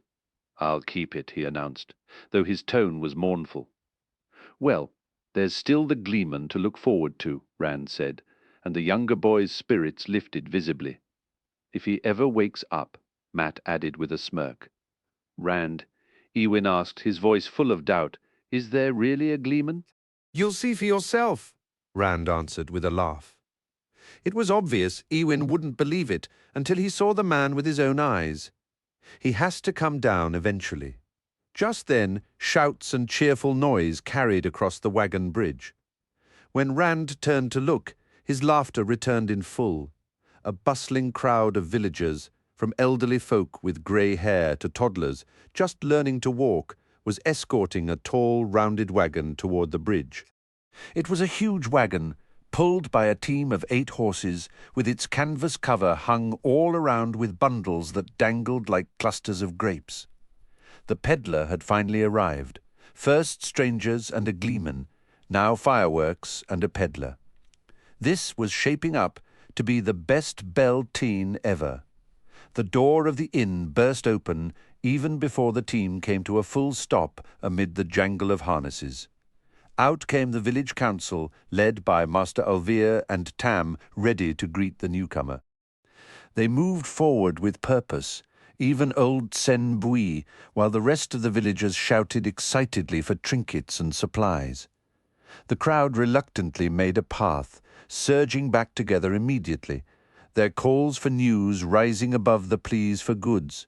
To the people of Eamon's Field, a peddler's wagon carried 2 kinds of cargo, the items for sale and the precious stories from beyond the 2 rivers.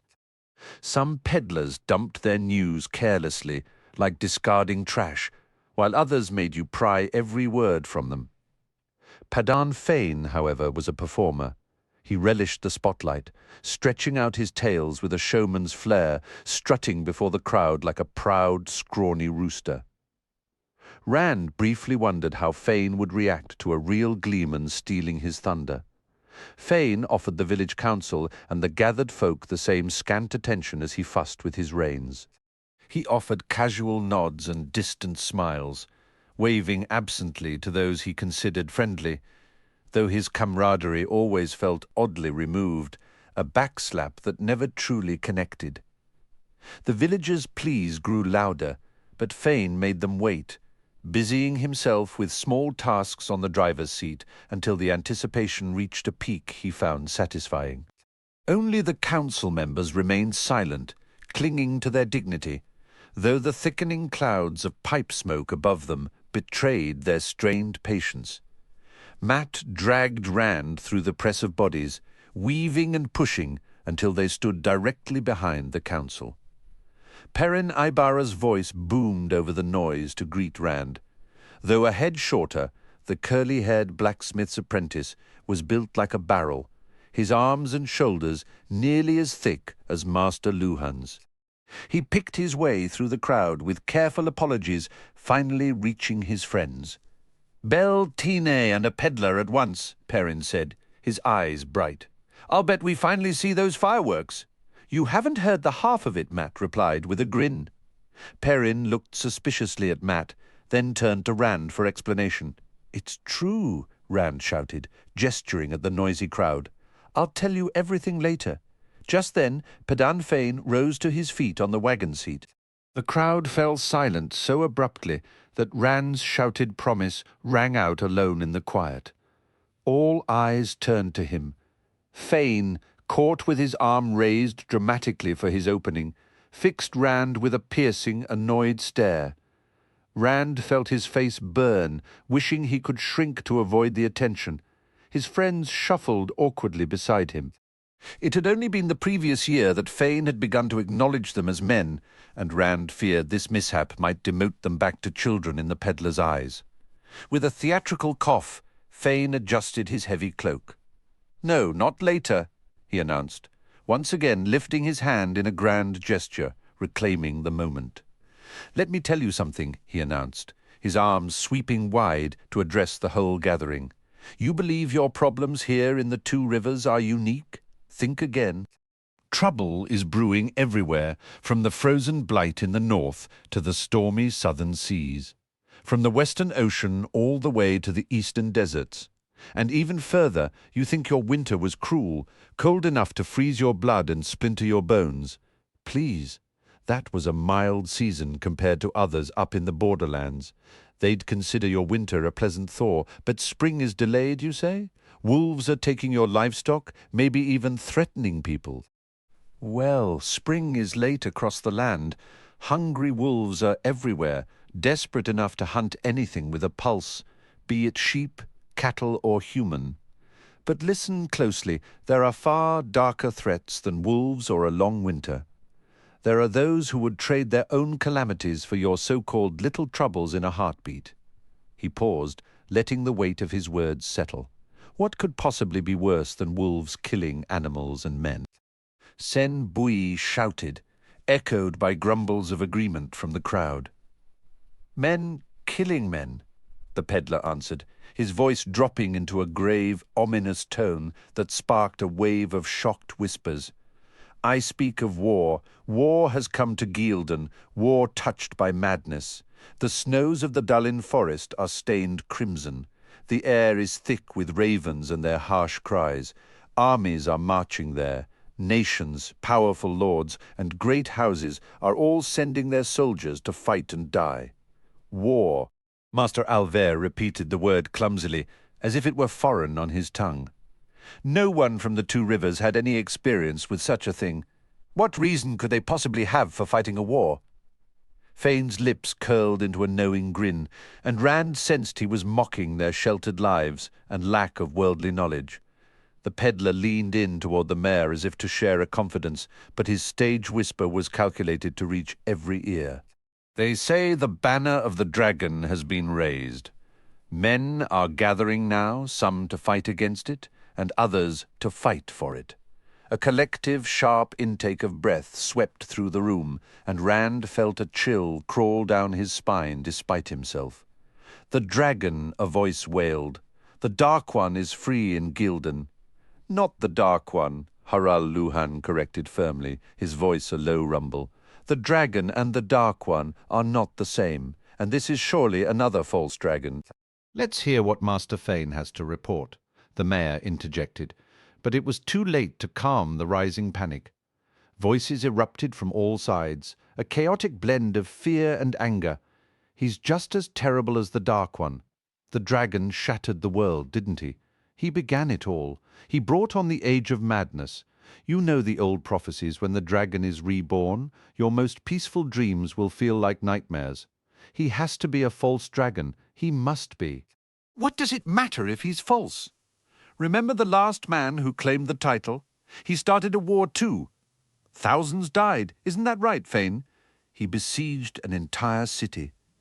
These are evil days. No one dared claim to be the dragon reborn for 2 decades, and now 3 have risen in just 5 years. Evil times. Just look at this unending winter." Rand traded glances with Matt and Perrin. Matt's eyes were wide with thrilling alarm, but Perrin's brow was furrowed deep with concern. Rand recalled every frightening tale he'd ever heard about those who named themselves the Dragon Reborn. Even if history had proven them all false, their legacies were horrors. Nations ripped apart, towns set ablaze, the dead piling up like fallen leaves, and roads choked with fleeing survivors. The peddlers and merchants said so, and no sensible person in the Two Rivers doubted it. Some believed the world itself would end when the true dragon was born again. The very thought made the warm tavern feel suddenly cold and distant. "Enough!" the mayor roared. "Quiet! Stop frightening yourselves with wild tales. Let Master Fane explain about this particular false dragon." The commotion began to die down, but Sen Bui, stubborn as an old root, would not be silenced. "How can we be sure he's false?" the thatcher asked, his voice dripping with sour skepticism. Master Alver gave a startled blink before his voice turned sharp. "Don't be a fool, Sen." But the damage was already done. Sen Bui had the crowd's attention once more. "He cannot be the dragon reborn. The light preserve us. It's impossible. You old fool, Bui. Are you trying to curse us all? You'll be naming the Dark One next? You're touched by the dragon's madness, Sen Bui, spreading poison." Sen met the hostile glares around him with a stubborn lift of his chin, raising his voice over the grumbling. "Did any of you hear Fane call this man a false dragon?" "I didn't." "Open your eyes. Look at the fields. Where are the crops that should be standing tall? Why are we still shivering in winter when spring is a month overdue?" Angry shouts demanded he be quiet, but he ploughed on. "I won't hold my tongue. I don't like this talk any more than you do, but I won't bury my head and wait for some outsider to come slit my throat, and I'm done waiting on Fane's hints. Speak plain, peddler. What have you heard? Is this man a false dragon or not?" If Fane was troubled by the chaos he'd stirred, he showed no sign. He merely shrugged, tapping a bony finger beside his nose. "Who can say for certain until the final chapter is written?" He paused, his lips twisting into that secretive smile as his eyes swept the crowd, seeming to find their anxiety amusing. "I do know this," he added, too casually. "He can wield the one power. The others before him could not, but this one can channel. I've heard it from men I trust. The earth swallows his foes, fortress walls crumble at his command, and lightning strikes where he points." A shocked hush fell over the gathering. Rand glanced at his friends. Perrin wore a troubled expression, while Matt's eyes still shone with excitement. Tam, his composure only slightly frayed, leaned in to speak privately with the mayor, but before he could begin, young Ewin Fingar blurted out, "But he'll go mad and die." "In all the stories, men who channel go mad and waste away. Only women can safely touch it. Doesn't he know that?" He yelped and ducked as Sen aimed a cuff at his head. "Enough from you, boy," Sen snapped, shaking a knotted fist. "Show some respect and let your elders handle this. Be off with you." "Easy, Sen," Tam growled. "The boy's only asking questions. There's no call for your bluster. Act your age," Bran added firmly. "And remember, you sit on the council." With every word from Tam and the mayor, Chen's wrinkled face darkened to a furious purple. "You all know what kind of women he's hinting at. Don't glare at me, Luhan. Or you either, Craw. This is a decent village, and it's bad enough having Fane here whispering about dragons wielding the power without this dragon-addled boy dragging Aes Sedai into it. Some things are better left unsaid, gleeman or no gleeman. It isn't proper." "I've yet to encounter anything in this world that couldn't be spoken of plainly," Tam stated. "But Fane wasn't finished. The Aes Sedai are already involved," the peddler announced, cutting back in. "A party of them has ridden south from Tar Valon. Since this man can channel, only Aes Sedai can hope to defeat him for all the battles fought or deal with him afterwards, if he is defeated." A low moan rose from the crowd. Even Tam and Bran exchanged uneasy looks. Villagers drew together in tight clusters, some pulling their cloaks closer as if a chill had returned, though the wind had nearly died. "He has to be defeated," a voice cried out. "False dragons always are in the end, but what if he isn't?" another whispered, the fear palpable. Tam, having finished his quiet words to the mayor, waited as Bran, nodding thoughtfully and ignoring the rising panic, finally raised his hands for silence. "Everyone listen now! Quiet down and listen!" The shouting faded back to a low hum. "This isn't just ordinary outside news.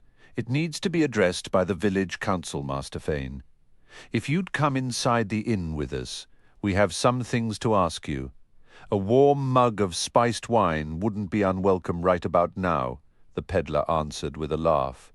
He hopped down from his wagon, brushed his hands on his coat, and straightened his cloak with a cheerful air. "Would you mind seeing to my horses? I want to hear what he's got to say." Several voices rose in complaint. "You can't just take him away. My wife needs pins." That was Wit Congar. He shrank a little under the looks from the others, but didn't back down. "We've got a right to ask questions too." Someone further back in the crowd yelled. "Aye!" "Silence!" the mayor bellowed, bringing a surprised quiet. "Once the council has asked what it needs, Master Fane will be back out to share his news with everyone." "And to sell you his pots and pins, who, Tad?" "Take Master Fane's horses to the stable." Tam and Bran closed in on either side of the peddler, the rest of the council forming up behind them, and the whole group moved into the Winespring Inn, shutting the door firmly against those trying to push in after them. Pounding on the door only earned a single sharp reply from the mayor. "Go home!"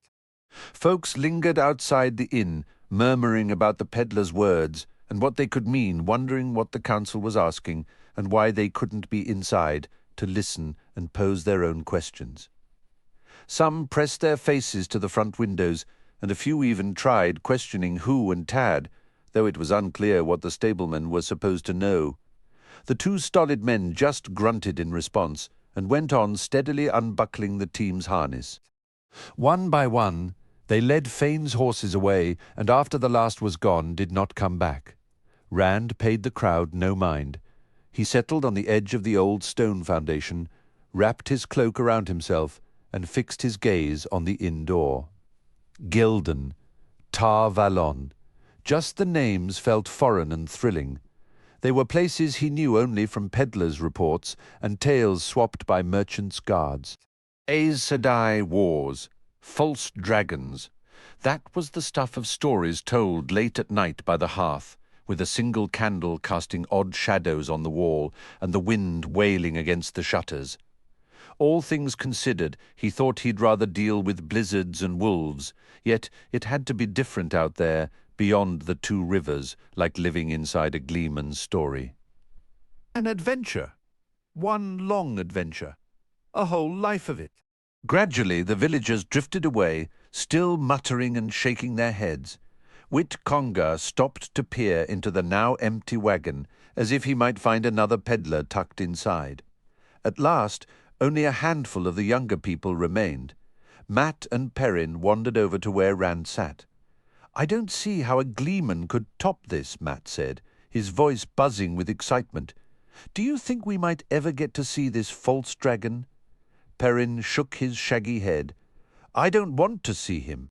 Somewhere else, maybe, but not here in the two rivers. Not if it brings war.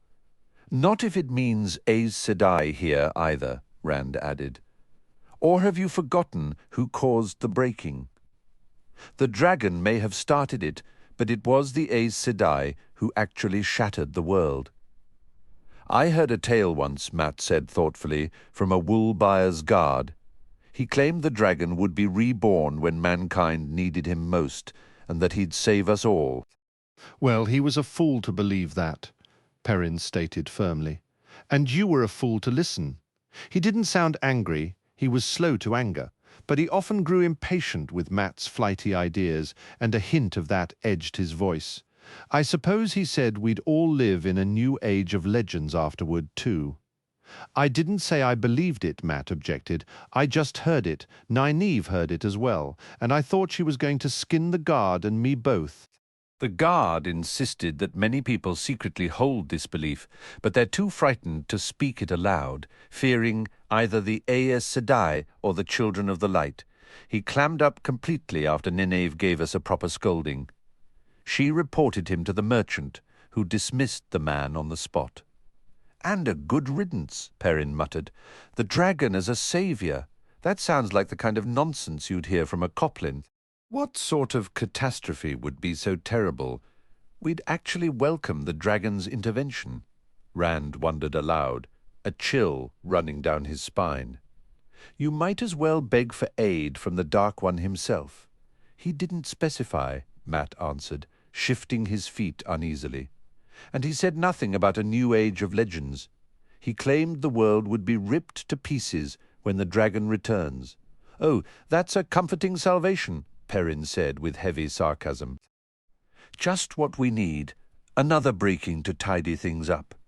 "For pity's sake," Matt snapped. "I'm only repeating what the man said. Perrin shook his head, his broad shoulders slumping. I just pray the Aes Sedai and this dragon, real or not, stay far away from here. Maybe then the two rivers will be left in peace. Do you truly think they're dark friends? Matt asked, his forehead creased in thought. Who? Said Rand. The Aes Sedai? Rand looked to Perrin, who could only offer a helpless shrug. Well, the stories say, Rand began, but Matt interrupted. Not every tale claims they serve the Dark One, Rand. Light, Matt, Rand exclaimed. They're the ones who caused the breaking of the world. What further proof do you need? I suppose you're right, Matt conceded with a sigh, but his mischievous grin quickly returned. Old Billy Congar says they aren't even real. Aes Sedai. Dark friends. He calls them all fireside fables. He even claims he doesn't believe in the Dark One. Perrin let out a derisive snort. Congar nonsense echoing Coplin talk. What else would you expect? Old Billy went and named the Dark One. I'd wager you didn't know that. Light, Rand whispered, horrified. Matt's grin widened. It was last spring, right before the cutworms invaded his fields and nobody else's. Just before everyone in his household took sick with yellow eye fever. I heard him do it. He still says he doesn't believe, but now, whenever I dare him to say the name, he chucks something at my head. You have just the right blend of foolishness to try that, don't you, Matrim Kothon? Nineve Almira stepped into their circle, her dark braid pulled over her shoulder, seeming to crackle with irritation. Rand jumped to his feet. Though slender and not much taller than Matt, the wisdom at that moment seemed to tower over them all. Her youth and prettiness were utterly irrelevant. I had my suspicions about Billy Congar back then, she continued, her voice sharp. But I credited you with more sense than to bait a man into such dangerous folly. You may be of an age to marry Matrim Kothon, but in truth you still belong tethered to your mother's apron strings. Next you'll be whispering that name yourself. No wisdom, Matt protested, looking as if he wished the ground would swallow him. It was old Bill, I mean Master Congar, not me. Blood and ashes. I never. You mind your language, Matrim. Rand straightened his back further, even though her fierce glare was fixed on Matt. Perrin wore a similarly chastised expression. Later, one of them would inevitably grumble about being lectured by a woman not much their senior. Someone always did after Nineve's scoldings, though never within her hearing, but when standing before her anger, the gap in years felt vast. The stick she carried, thick at one end and a thin switch at the other, was known to land on any fool, regardless of age or standing, who earned her displeasure. The wisdom commanded such focus that at first Rand didn't notice she wasn't alone. When he saw his mistake, he briefly considered fleeing, consequences be damned. Egwene stood a few steps behind Nineve, watching the scene with keen eyes. Of a height with the wisdom and sharing the same dark hair, she mirrored Nineve's stern mood perfectly, her arms folded and her lips pressed into a thin, disapproving line. The soft grey hood of her cloak cast a shadow across her face, and the laughter that usually danced in her big brown eyes was gone. Rand thought, with a touch of bitterness, that being 2 years older ought to count for something, but life was rarely that fair. He was never the smoothest talker with the village girls. Perrin had him beat there, but something about Egwene's focused gaze, those wide eyes fixed on him as if he were the only person in the world, always tied his tongue in knots. Part of him hoped to slip away as soon as Nineve was done, but a deeper, stubborn part knew he'd stay, even if he couldn't explain why.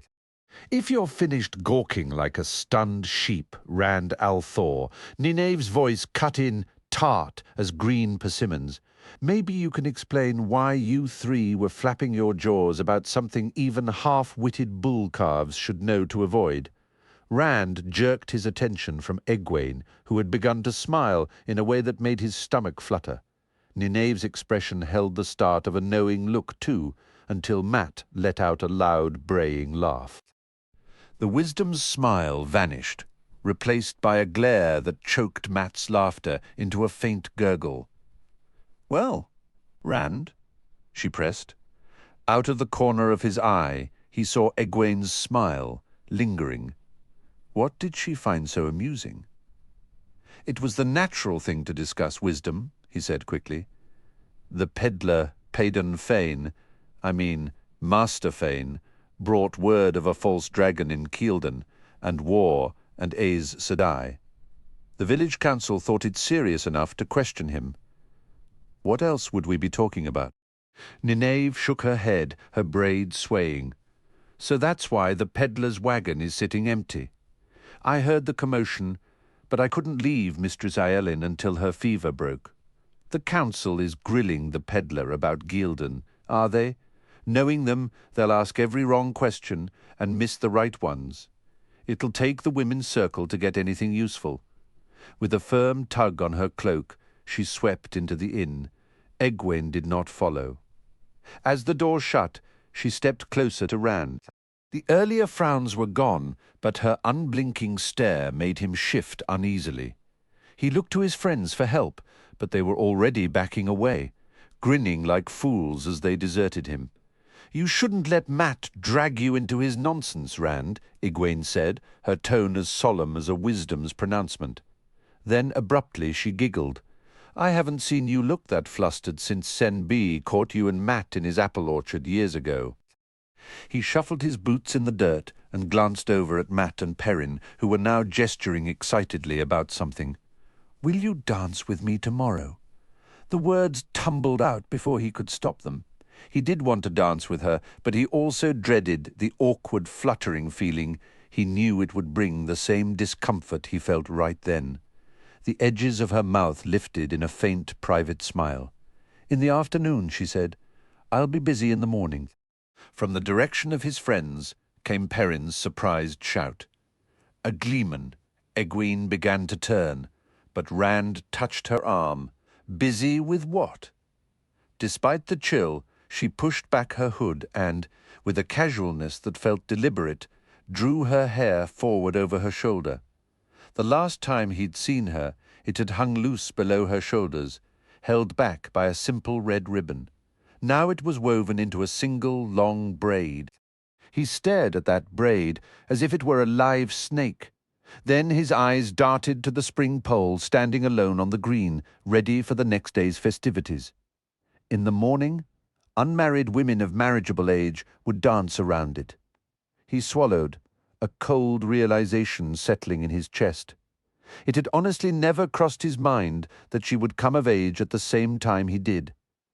The world suddenly felt narrower, and the familiar green of the village seemed to hold a new, unspoken weight. Just because a person reaches marrying age, he grumbled under his breath, doesn't automatically mean they should. Not immediately, anyway. Obviously not, or perhaps not at all for that matter. Rand stared at her, taken aback. Not ever. A wisdom rarely takes a husband. Nynaeve has been instructing me, you know. She believes I have a gift, that I can learn to listen to the wind. She says not every wisdom can truly do it, even if they claim otherwise. Wisdom. He laughed, completely missing the sharp warning flash in her eyes. Nynaeve will be the wisdom here for another 50 years. Minimum, likely longer. Do you intend to spend your entire life as her student? There are other towns, she shot back, her tone rising.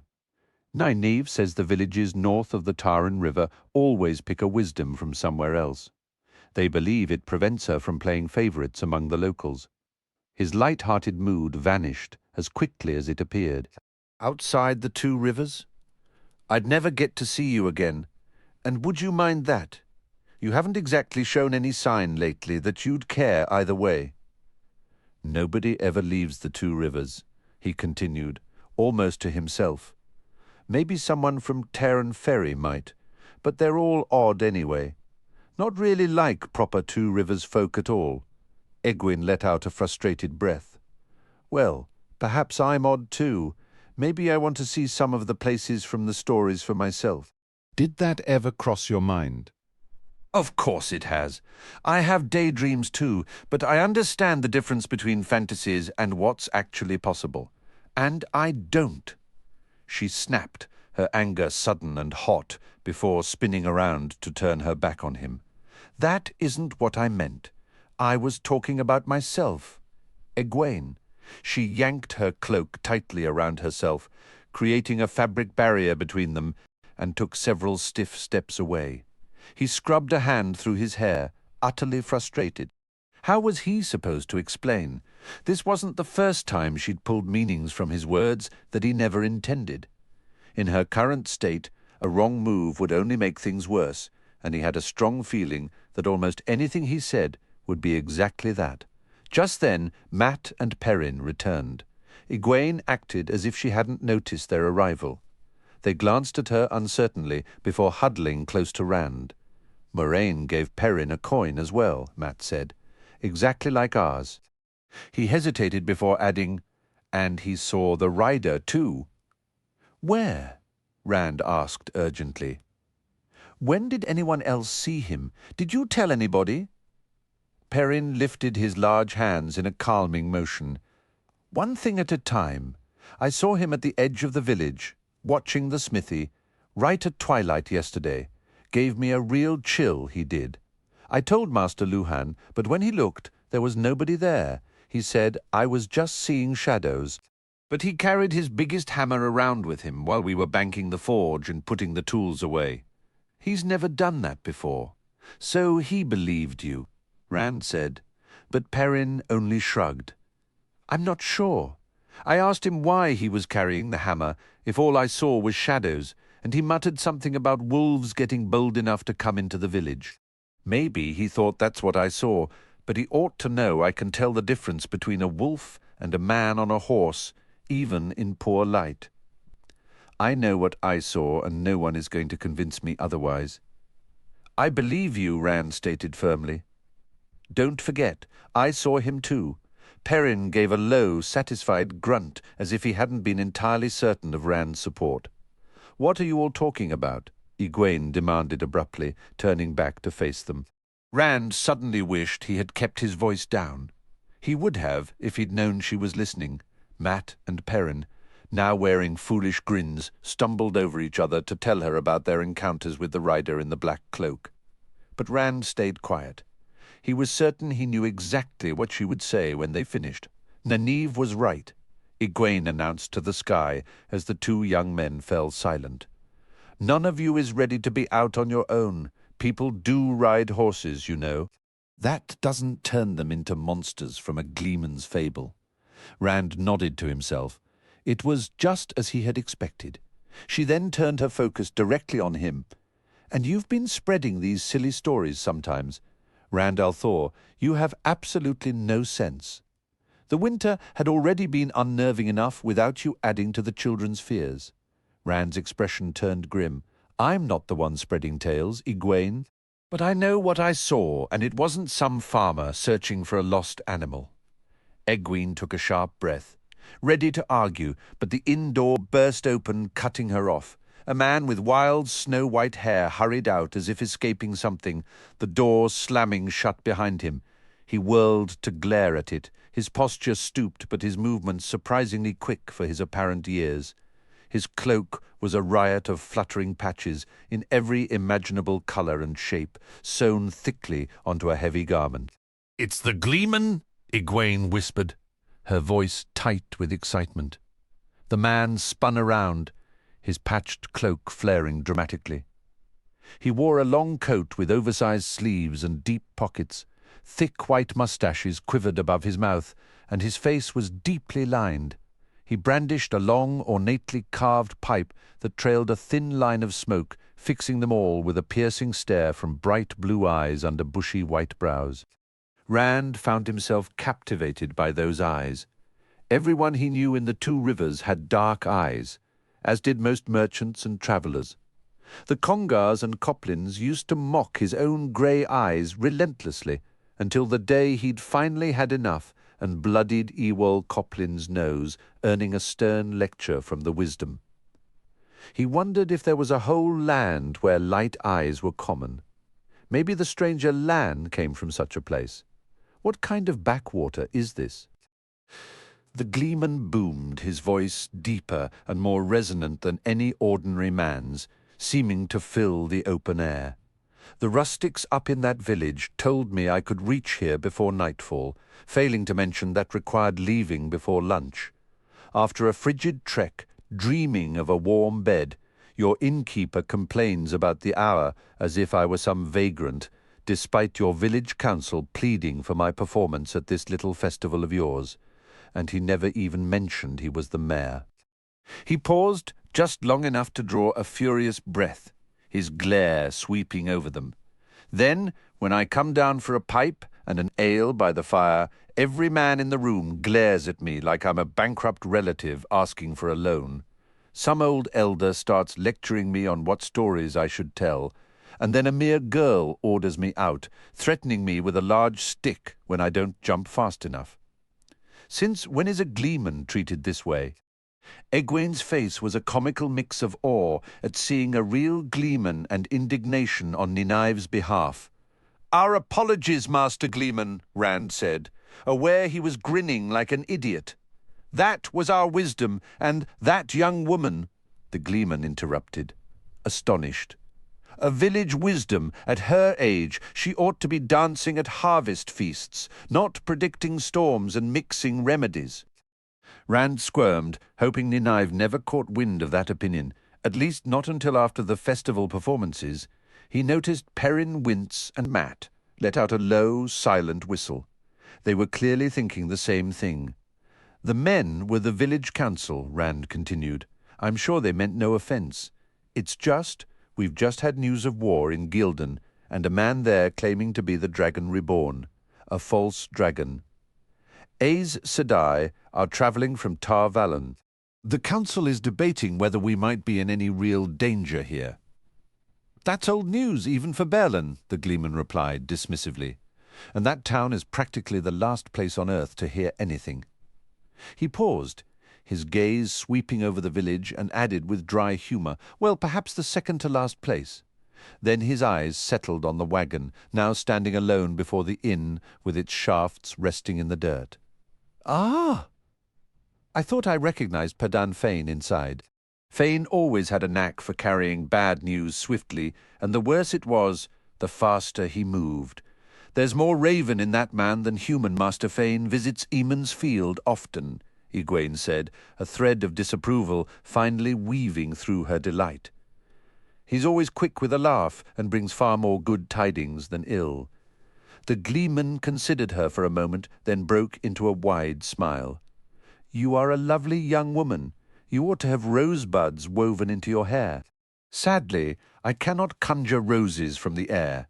Not this season, but how would you like to stand beside me during part of my performance tomorrow? You could hand me my flute when I need it, and a few other items. I always select the most charming girl I can find as my assistant." Perrin chuckled under his breath, and Matt, who had been stifling a laugh, let his amusement ring out. Rand blinked in surprise.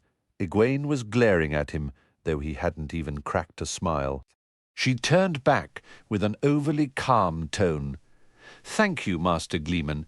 I would be honoured to assist." "Tom Merrilin," the man corrected. They stared. "My name is Tom Merrilin, not Master Gleeman." He hitched his multicoloured cloak higher on his shoulders, and suddenly his voice seemed to resonate as if in a grand hall once more. "Once a court bard, I have indeed ascended to the lofty rank of Master Gleeman, yet my name remains plain Tom Merrilin, and Gleeman is the humble title in which I take pride." He executed a bow so elaborate with flourishes of his cloak that Matt applauded, and Egwene murmured her admiration. "Master? Ah, Master Merrilin," Matt ventured, uncertain of the proper address after that speech. "What's really happening in Keelden? Do you know anything about this false dragon, or the Aes Sedai?" "Do I look like a peddler to you, boy?" The gleeman grumbled, tapping his pipe against the heel of his hand. He made the pipe vanish somewhere within his cloak or coat. Rand couldn't tell where it went or how. I am a gleeman, not a gossip, and I make it a rule to know absolutely nothing about Aes Sedai. It's far safer that way, but the war Mat started eagerly, only to be cut off by Master Merlin. In wars, boy fools slaughter other fools for foolish reasons. That's all anyone needs to know. I'm here for my art. Abruptly, he pointed a finger at Rand. You, lad, you're a tall one, not fully grown yet, but I'd wager there isn't another man in the district with your height. Not many in this village with eyes that color either. The point is, you're broad across the shoulders and tall as an Ailman. What's your name? Rand gave it hesitantly, unsure if he was being mocked, but the gleeman had already shifted his attention to Perrin. And you have nearly the stature of an Ogier. Close enough. What are you called? Only if I stood on my own shoulders, Perrin laughed. I'm afraid Rand and I are just ordinary people, Master Merlin, not made-up creatures from your tales. I'm Perrin Ibarra. Merlin tugged at one end of his moustache. Well now, made-up creatures from my stories, you say? You lads must be widely travelled then. Rand stayed quiet, certain they were now the butt of a joke, but Perrin spoke up. We've all been as far as Watch Hill and Devon Ride. Not many around here have gone farther. He wasn't boasting. Perrin rarely did. He was simply stating a fact. We've all seen the mire as well, Mat added, and this time his voice did carry a boastful edge.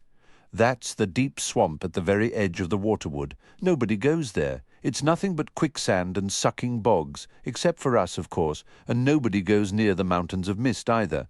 But we did once. Right to the very foot of them, anyway. All the way there? The gleeman murmured, now constantly smoothing his moustache. Rand was sure the man was hiding a smile, and he noticed Perrin scowling. It's terrible luck to go into the mountains, Mat said defensively. Everybody knows that. That's just superstition, Matrim Cawthon.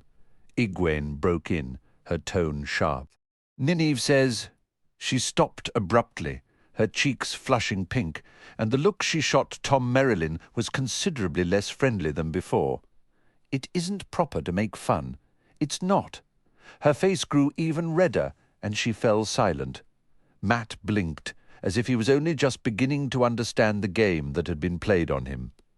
You're quite right, child, the gleeman said with apparent remorse. I offer my humble apologies. I am here to entertain. Ah, my tongue has been my own worst enemy since I was a boy. Maybe we haven't journeyed as far as you have, Perrin said, his voice flat. But what does Rand's height have to do with anything? Just this, lad. In a little while, I'll let you try to lift me, but you won't be able to raise my feet from the ground. Not you, nor your tall friend there, Rand, is it? Nor any other man. What do you think of that? Perrin gave a short laugh. I think I could lift you right this minute. But when he stepped forward, Tom Merlin waved him back. Later, lad, later. When there are more people to watch. An artist requires an audience. A good 24 people had gathered on the green since the gleeman emerged from the inn, ranging from young men and women down to wide-eyed children who peeked out silently from behind their elders. They all watched, as if expecting miracles. The white-haired man looked them over. He seemed to be counting, then gave a slight shake of his head and sighed. I suppose I'd better offer a small sample, so you can all go and tell the others, eh? Just a taste of what you'll see tomorrow at your festival? He took a step back, and then, in a sudden burst of motion, leaped into the air. He twisted and somersaulted, landing neatly atop the old stone foundation facing them. More than that. 3 balls, red, white, and black, began to dance between his hands the instant his feet touched down. A soft, collective gasp rose from the watchers, a blend of astonishment and delight. Even Rand forgot his earlier irritation. He shot a quick, excited grin at Egwene and received a brilliant one in return before they both turned their full, unabashed attention back to the gleeman. You want stories? Tom Merlin proclaimed. I have stories, and I will give them to you. I will make them live right before your eyes. A blue ball joined the others from nowhere, then a green one, and a yellow. Tales of great wars and legendary heroes for the men and boys. For the women and girls, the entire Apterygene cycle. Tales of Arthur Pendrag Tanriel, Arthur Hawkwing, Arthur the High King, who once ruled all the lands from the Isle Waste to the Arith Ocean, and even farther. Wondrous stories of strange peoples and distant lands, of the Green Man, of warders and trollocs, of Ogier and Aiel. The thousand tales of Anla, the wise counsellor. Jaime the Giant Slayer, how Susa tamed Jane Farstrider, Mara and the three foolish kings.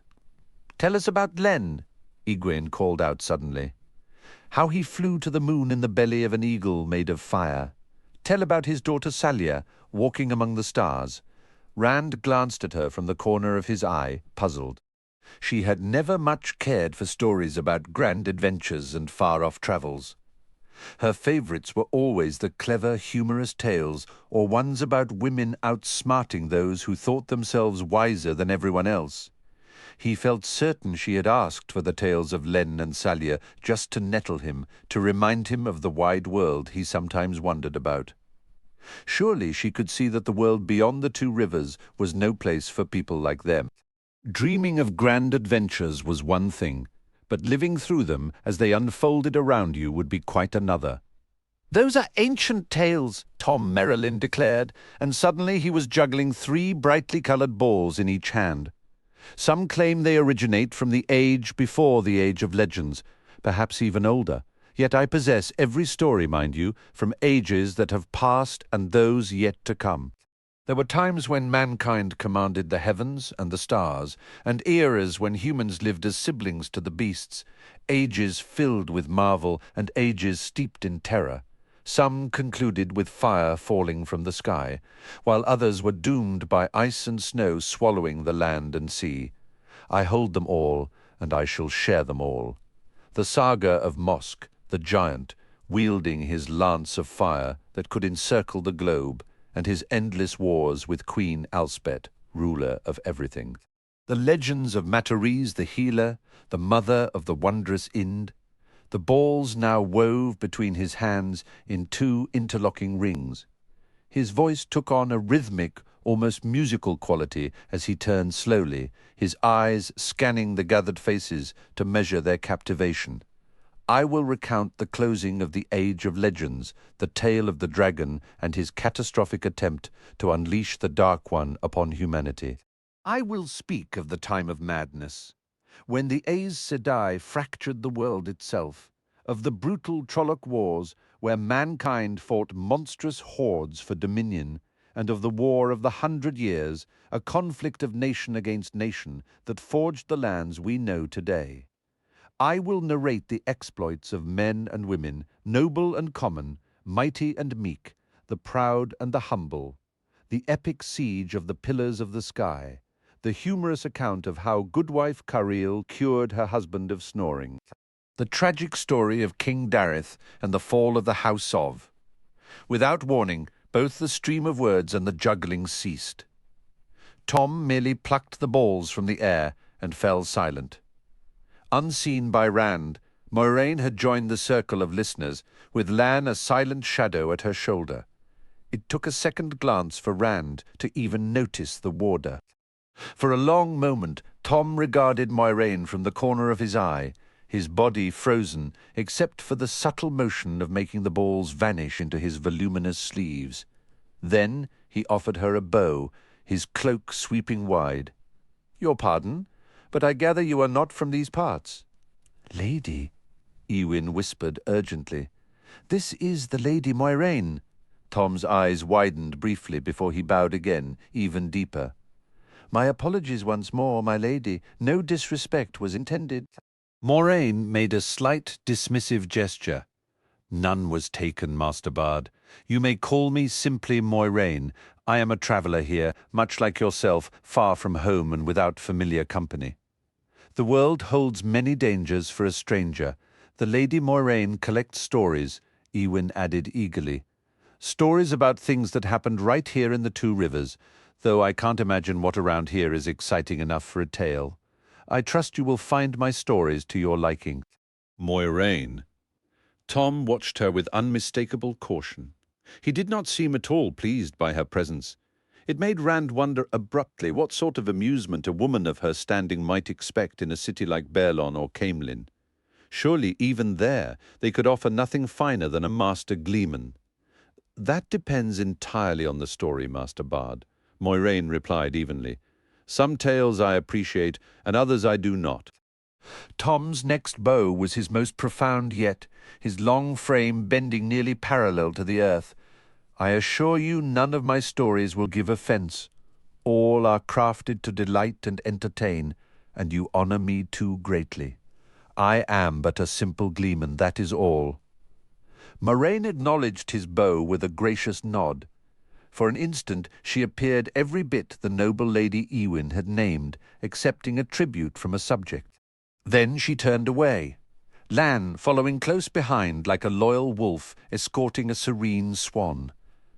Tom stared after them, his bushy eyebrows drawn together in a frown, stroking his long moustaches thoughtfully until they had nearly reached the far end of the village green. He's not just displeased, Rand thought. He's deeply unsettled. Are you going to juggle some more now? Ewin demanded impatiently. Eat fire, Matt shouted. Let's see you eat fire, the harper voice called from the crowd. Play the harp for us. Another voice chimed in, pleading for a tune on the flute. The inn door swung open, and the village council emerged with Nineve at their centre. Rand noticed Padan Fain was absent.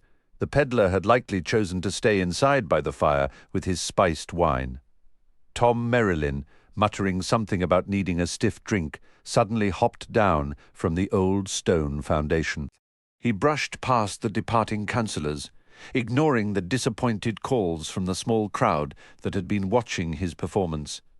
"Does he think he's a gleeman or a crowned prince?" grumbled Sen Bui, clearly irritated. "A pure waste of good coin, if you ask me." Bran Alvear started to turn after Tom, then shook his head. That man might bring more headache than he's worth. Nynaeve, tugging her cloak tightly around her shoulders, gave a loud sniff. "Worry about the gleeman if you wish, Brandalwyn Alvear. At least he's actually in Emansfield, which is more than can be said for this so-called dragon. But if you're in the business of worrying, there are other visitors here who deserve a good deal more of your concern." "With all respect, wisdom," Bran replied stiffly. "I'll decide who worries me. Mistress Moiraine and Master Lan are guests under my roof, and they've been perfectly respectable. Neither has called me a fool in front of the entire council. Neither has suggested the whole lot of us are lacking in common sense.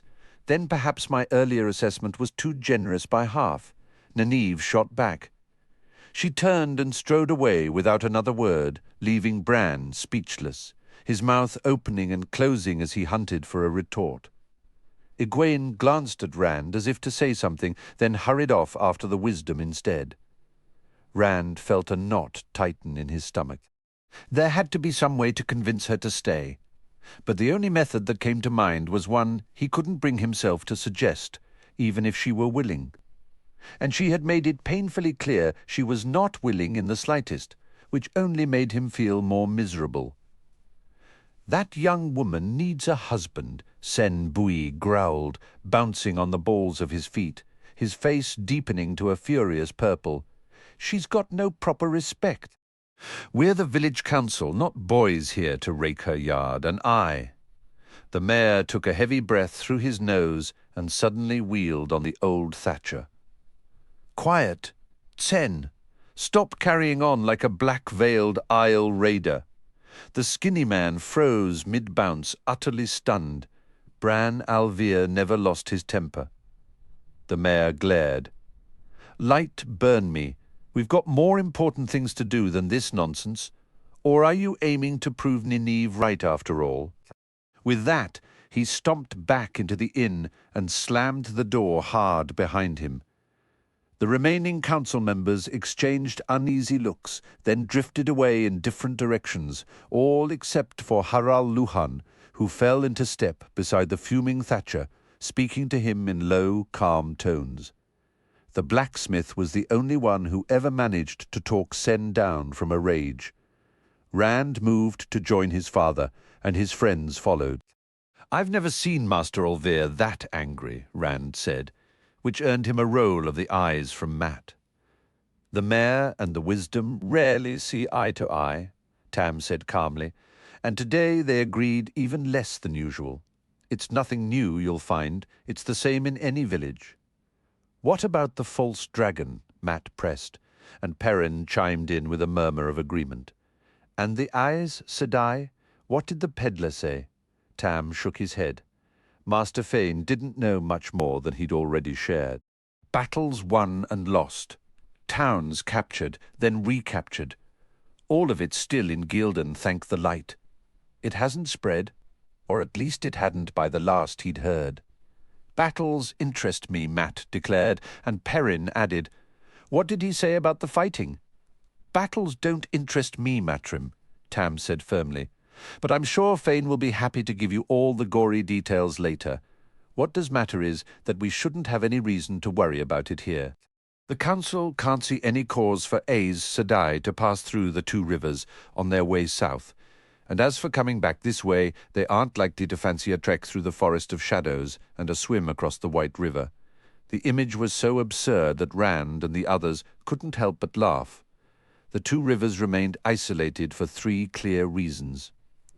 To the west, the formidable mountains of mist formed a natural barrier.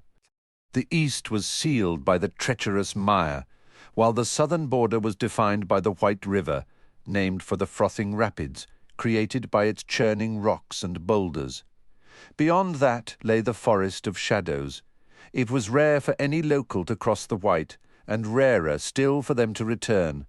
Common knowledge held that the forest stretched south for over 100 miles, devoid of roads or settlements, but teeming with wolves and bears. "Well, that settles it for us, I suppose," Mat remarked, unable to hide a hint of disappointment. "Not entirely," Tam countered. "The day after tomorrow we'll send word to Devon Ride, Watch Hill, and Tarrant Ferry to organize a proper watch. We need riders along the White and the Tarrant with patrols between. It should be done today, but I'm only getting agreement from the mayor.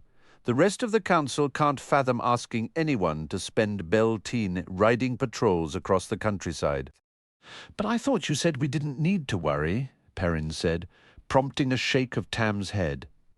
"I said we should not need to worry, lad. Not that we did not. I've seen good men die because they were certain the unlikely could never happen. Besides, a war stirs up all kinds of folk. Most will just be seeking safety, but others will see a chance to profit from the chaos. We'll lend a hand to the first sort, but we must be prepared to send the second kind on their way." Mat spoke up suddenly. "Can we be part of the watch? I want to. You know I can ride as well as anyone here. You're asking for weeks of cold boredom and sleeping on the hard ground." Tam chuckled.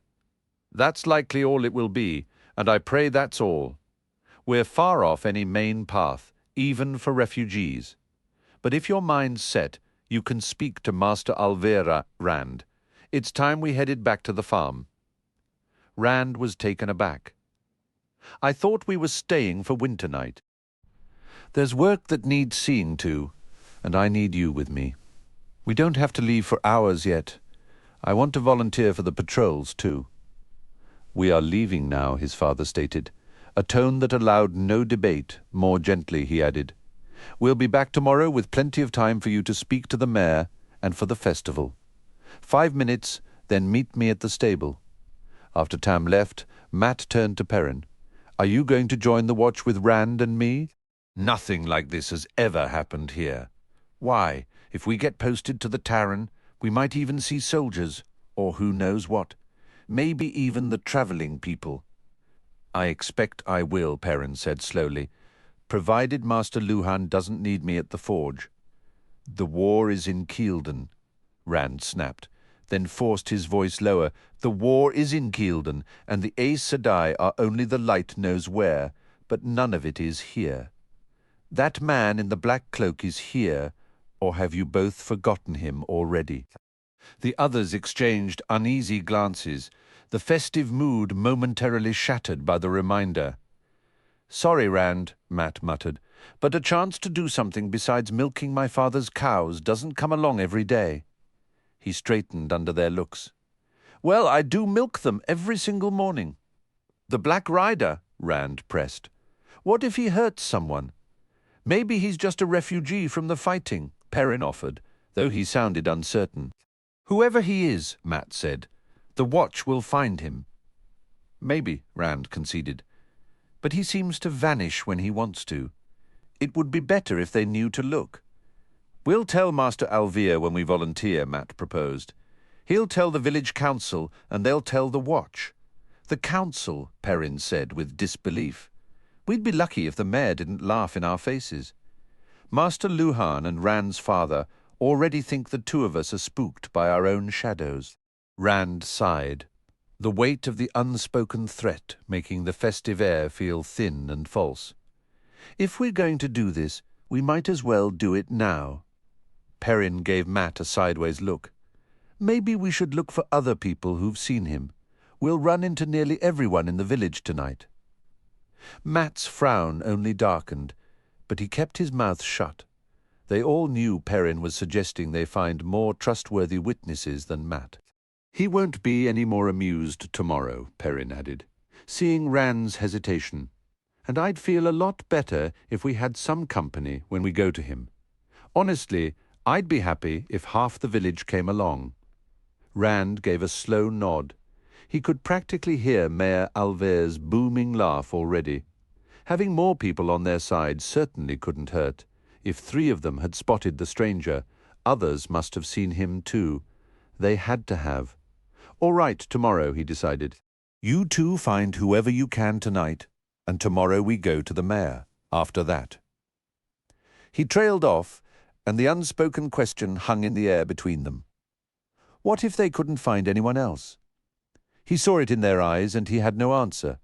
With a heavy sigh, he said, "I should get going. My father will think I fell down a well." After their quick goodbyes, he jogged around to the stable yard where their high-wheeled cart rested on its shafts. The stable was a long, narrow building under a steep thatched roof.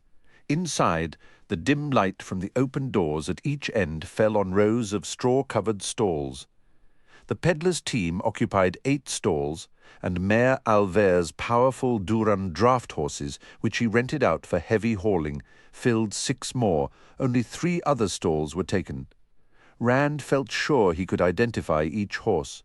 The tall, fierce black stallion that lifted its head sharply could only belong to Lan. The elegant white mare with her arched neck and steps as graceful as a dancer's even in confinement was unmistakably Moiraine's. The third unfamiliar horse, a lean, dusty brown gelding with a rangy build, seemed a perfect match for Tom Merrilin. Tam was at the back of the stable, holding Beela's lead rope and having a quiet word with Hugh and Tad.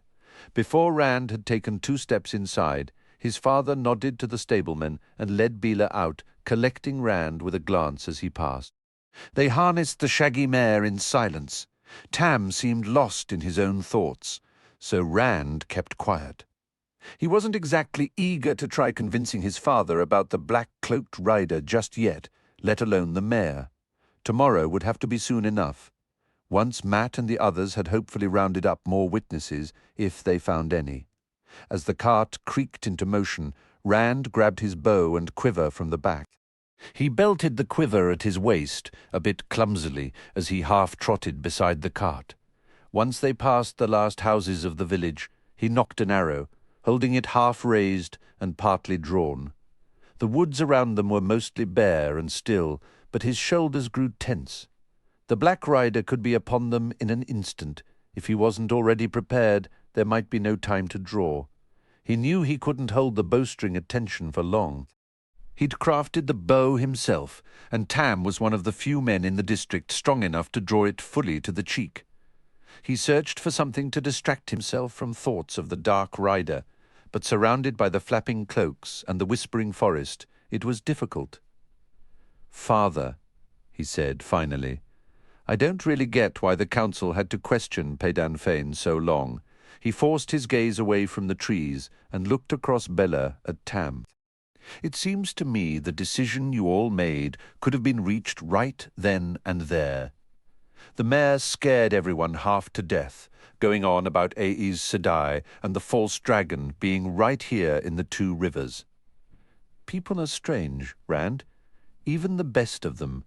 Take Haral Luhan. Master Luhan is a man of considerable strength and courage, yet the act of butchering turns him pale as a ghost. What does that matter? Everyone in the village knows Master Luhan can't stomach the sight of blood, and only the Coplins and Congars would ever hold it against him. The point is, people often act in ways you wouldn't expect.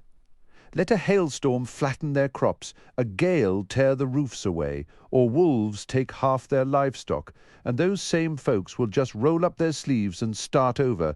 They might complain a little, but they won't dwell on it. Yet, give them a whisper about Aes Sedai and a false dragon stirring up trouble in Ghealdan, and soon enough they'll start imagining Ghealdan is just on the other side of the Forest of Shadows, and that a straight line from Tar Valon to Ghealdan would practically pass right over our heads. As if the Aes Sedai would ever travel cross-country instead of taking the proper roads through Caemlyn and Lugard. By tomorrow, half the village would be convinced the entire war was about to crash down on us. It would take weeks to calm those fears. What a miserable Beltane that would make. So, Bran put the idea out there before they could dream it up themselves. They've seen the village council take the matter under consideration, and by now they'll be hearing our decision. They elected us because they trust we can reason things out for the common good. They value our judgment. Even Sen's, which I suppose doesn't speak too highly for the rest of us. Anyway, they'll hear there's nothing to worry about, and they'll believe it. It's not that they couldn't reach the same conclusion on their own, or wouldn't eventually, but this way we save the festival and spare everyone weeks of fretting over something that probably won't happen. If it does, against all odds, well, the patrols will give us enough warning to manage. I really don't think it will come to that, though. Rand let out a long breath. Being on the council was clearly more intricate than he had imagined. The cart continued its steady rumble along the quarry road. "Did anyone besides Perrin see this strange rider?" Tam asked.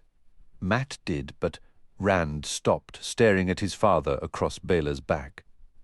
"You believe me. I have to go back. I have to tell them." Tam's sharp call stopped him as he turned to run toward the village. "Hold on, lad, hold on. Do you think I waited this long to speak without a reason?" Reluctantly, Rand kept pace beside the cart, which creaked along behind the patient mare. What made you change your mind? Why can't I tell the others? They'll know soon enough, at least Perrin will. I'm not so sure about Matt. Word needs to get to the outlying farms as best we can manage, but within the hour there won't be a soul in Emansfield over 16, anyone responsible anyway. Who doesn't know a stranger is lurking about, and likely not the sort you'd invite to share a festival meal. This winter has been hard enough without scaring the children. "Festival," Rand exclaimed. "If you had seen him, you wouldn't want him within 10 miles, 100 more like." "Perhaps so," Tam replied calmly. "He could just be a refugee fleeing the troubles in Ghealdan, or more likely a thief who thinks the pickings are easier here than in Baerlon or Terran Ferry. Even so, nobody around here has so much that they can afford to lose it.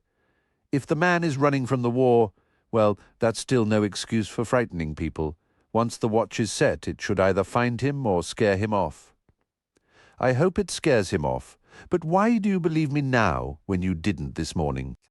"I had to trust my own eyes then, son, and I saw nothing."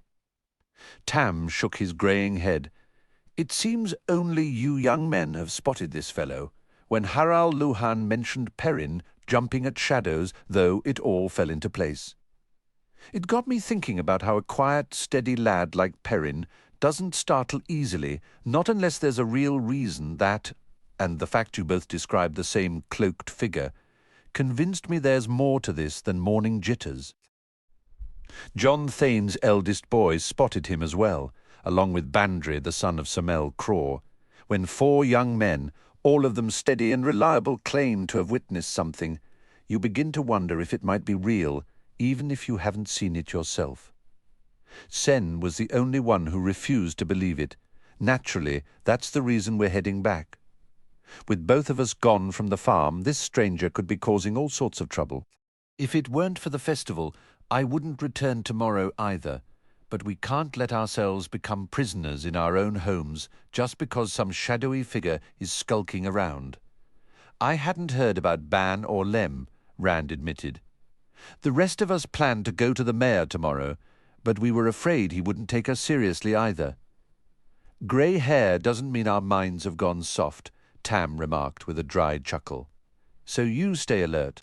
Maybe I'll get a glimpse of him too if he decides to show his face again. Rand focused on doing exactly that. He was startled to feel his own footsteps lighten. The tension had drained from his shoulders. The fear was still there, but it wasn't as overwhelming as before, though he and Tam were just as isolated on the quarry road as they had been that morning. In a strange way, it felt as if the whole village was walking with them. Knowing others were aware and believed made everything different. There was nothing a single rider in a black cloak could do that. The people of Eamon's Field couldn't handle together. The sun was well past its peak when the cart finally rolled up to the farmhouse. It wasn't a large structure, certainly not like the sprawling homes you'd find further east, places that had expanded over years to hold entire extended families. Here in the 2 Rivers, it was common for 3 or 4 generations, aunts, uncles, cousins, to share a single roof. The fact that Tam and Rand lived alone, just 2 men working a farm in the Westwood, made them somewhat unusual in the community. The house was a simple, neat rectangle, a single story with 2 bedrooms and an attic storeroom tucked under the steep thatch roof. The winter storms had washed away most of the whitewash from the sturdy wooden walls, but the place was kept in good order. The thatch was tightly woven, and the doors and shutters hung straight and closed snugly. The house, the barn, and the stone sheep pen formed 3 points around the farmyard, where a handful of chickens pecked at the hard ground. Near the sheep pen stood an open shearing shed and a stone dipping trough. Not far off, between the farmyard and the tree line, rose the tall, conical shape of the tightly built curing shed. Most farmers in the 2 Rivers relied on both wool and tabac to sell when the merchants came through. Rand peered into the stone pen. The heavy-horned herd rams stared back, but the rest of the black-faced flock were calm, either lying down or quietly eating from the trough. Their coats were thick and curly. It was still far too cold for shearing. I don't think that rider came here. Rand called out to his father, who was moving slowly around the farmhouse, spear at the ready, his eyes scanning the ground. The sheep wouldn't be so peaceful if he had. Tam agreed with a nod, but didn't pause his inspection.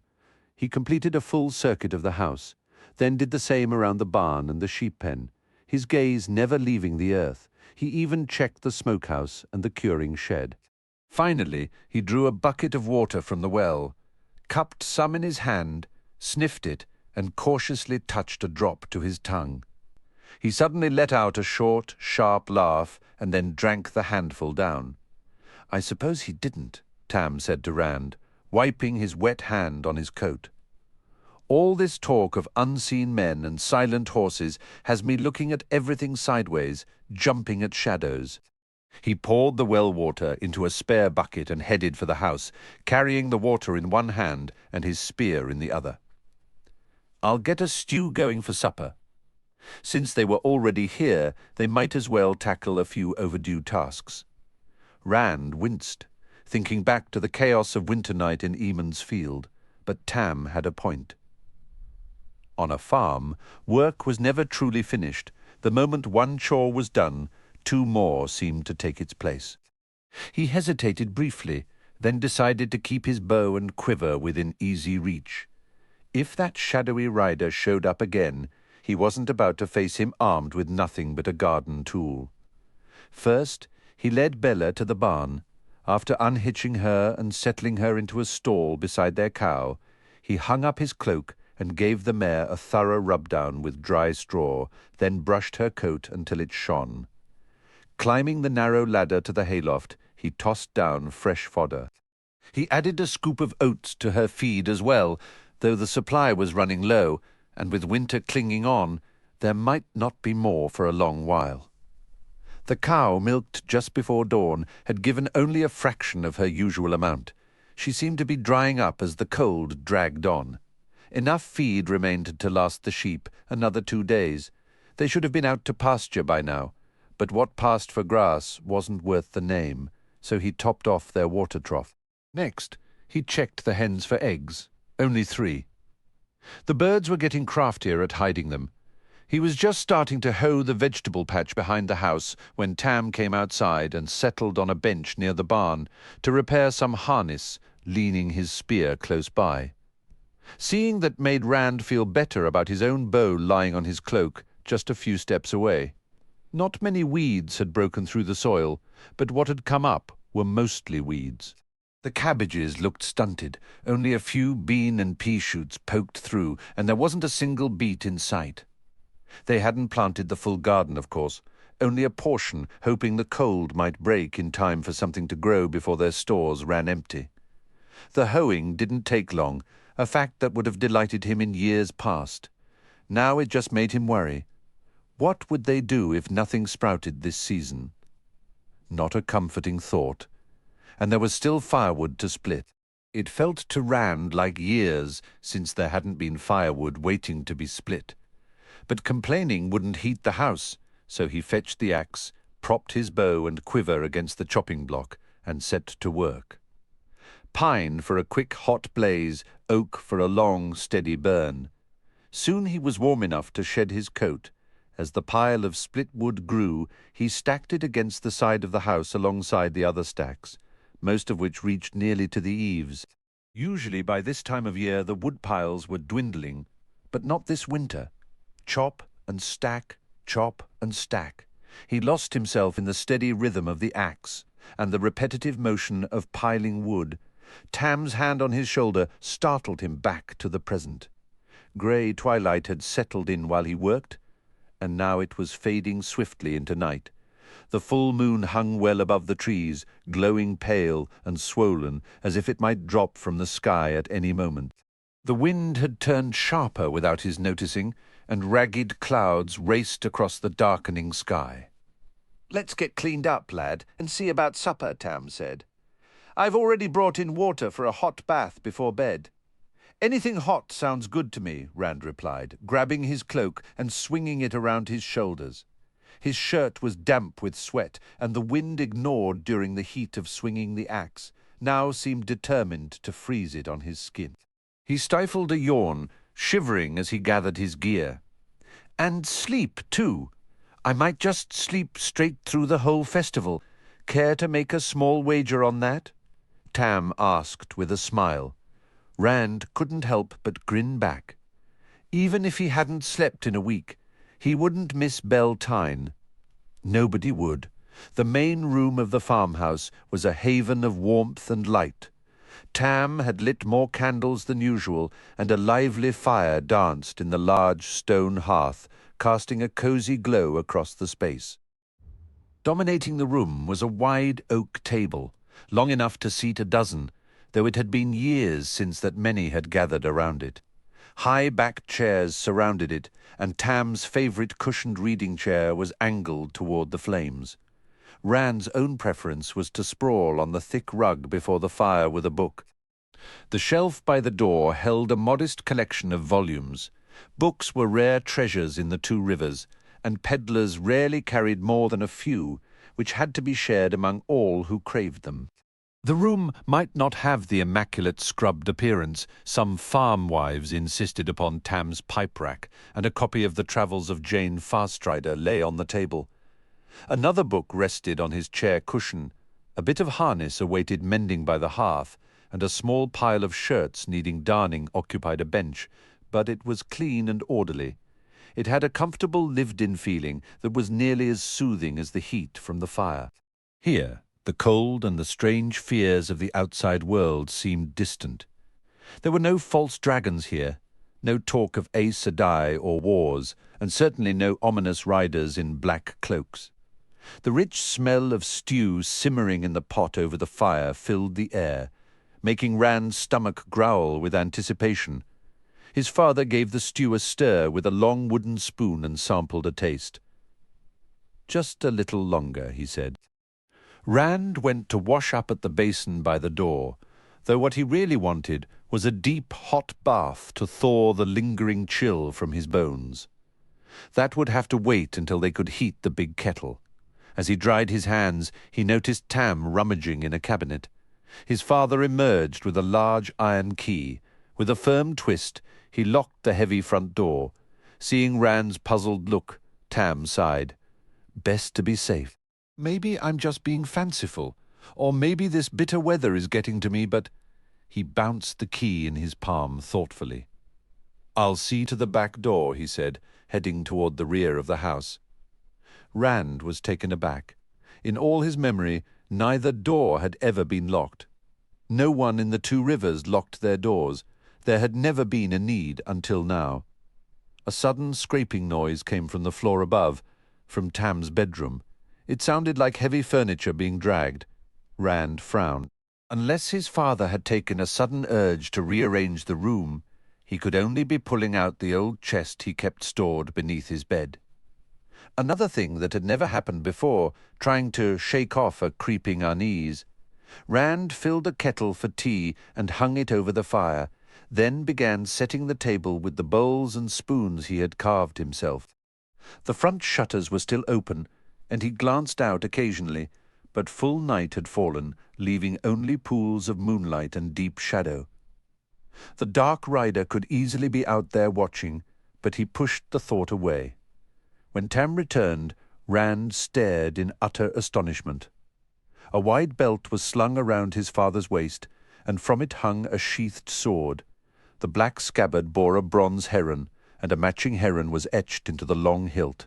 The only men Rand had ever seen wearing swords were the guards who travelled with merchants. And of course Lan. It had never once crossed his mind that his own father might own such a weapon. Aside from the herons, it looked very much like the warder's blade. "Where did that come from?" he blurted out. "Did you buy it from a peddler? What did it cost?" With a deliberate motion, Tam drew the sword.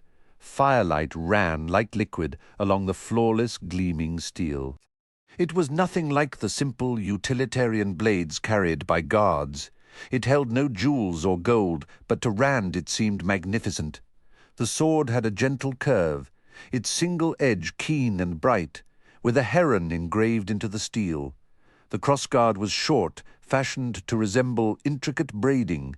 It looked almost delicate next to the heavy, double-edged blades the merchants' guards carried, weapons that looked like they could fell an oak.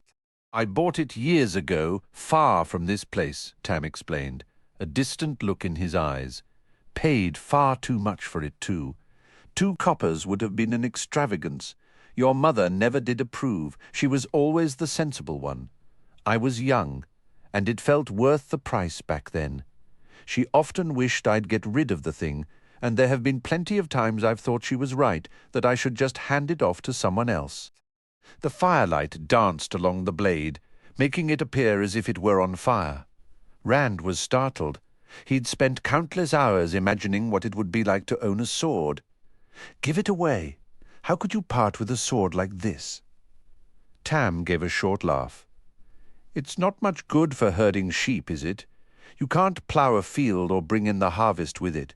He stared at the weapon for a long moment, as if puzzling out why he ever owned such a thing. Finally, he sighed heavily.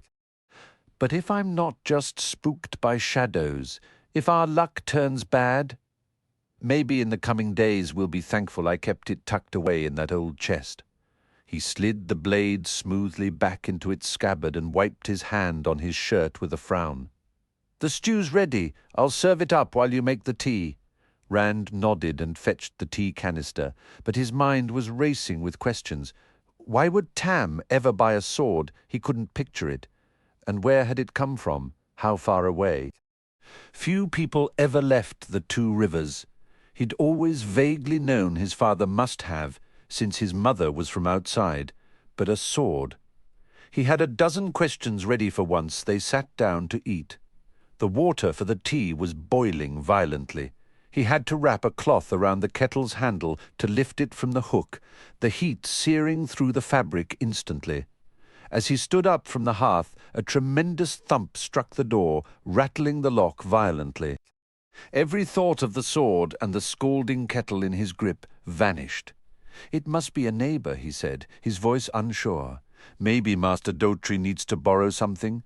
But the Dotry farm was their closest neighbor, an hour's walk even in daylight, and old Oren Dotry, for all his borrowing, was not likely to venture out after dark. Tam quietly set the bowls of stew on the table. He moved away slowly, both hands coming to rest on the hilt of his sword. "I don't think," he began, and the door exploded inward, shattered pieces of the iron lock skittering across the floorboards. A massive shape filled the doorway, larger than any man Rand had ever seen. It was clad in black mail that hung to its knees, studded with spikes at the wrists, elbows, and shoulders. One hand gripped a brutal, scythe-like sword, the other was thrown up before its eyes, as if to shield them from the firelight. For a fleeting second, Rand felt a strange wash of relief. This wasn't the rider in the black cloak. Then he saw the curled ram's horns sprouting from a head that scraped the doorframe, and where a mouth and nose should have been was a hairy, bestial snout. He took it all in during one sharp, indrawn breath, which he released in a scream of pure terror as, acting on pure instinct, he flung the kettle of boiling water at that monstrous face. The creature roared, a horrifying mix of pained shriek and animal snarl, as the scalding water splashed over its muzzle.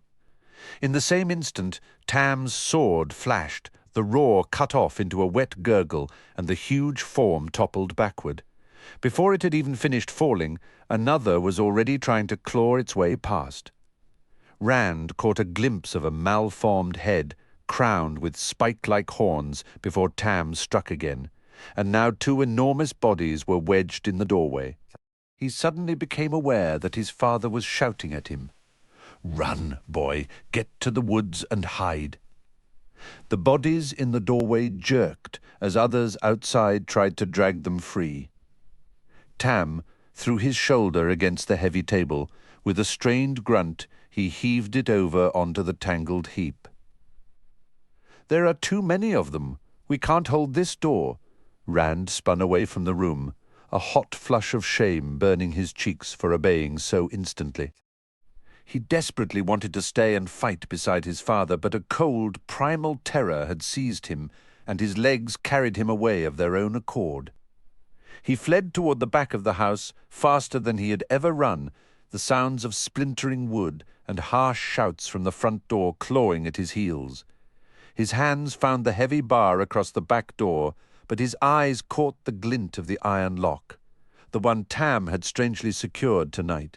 Abandoning the bar, he veered to a side window, shoved the sash up, and through the shutters wide night, had fallen completely, the full moon playing a game of hide-and-seek with scudding clouds, casting a chaotic dance of shadows across the farmyard. Just shadows, he told himself firmly, trying to steady his hammering heart. A low creak from the back door froze him. Something was pushing against it from outside. Then a tremendous crash shook the entire frame, jolting him into motion. He wriggled through the window opening like a startled rabbit and pressed himself against the cold stone of the house, just as a deafening crack of splintering wood erupted from inside the room. Gritting his teeth, he forced himself up to a crouch and risked a single frantic glance around the window frame. The darkness inside was alive with movement. The door hung shattered and crooked, and hulking, shadowed forms were creeping in, communicating in low, grating growls that sounded utterly alien.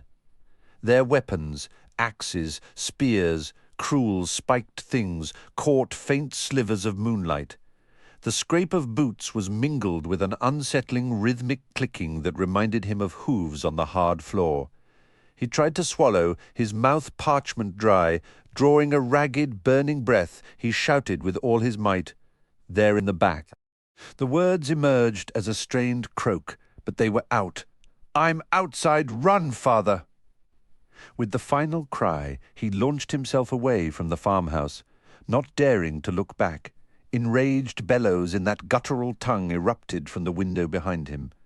There was a sharp, explosive crash of glass and a heavy thud as something landed on the ground where he had just been. One of them must have simply smashed through the window frame. He didn't look to confirm. He ran like a fox with hounds on its trail, darting first toward the moon-silvered path to the woods before dropping flat to the earth and scrambling backward on his belly toward the deeper, welcoming blackness of the barn.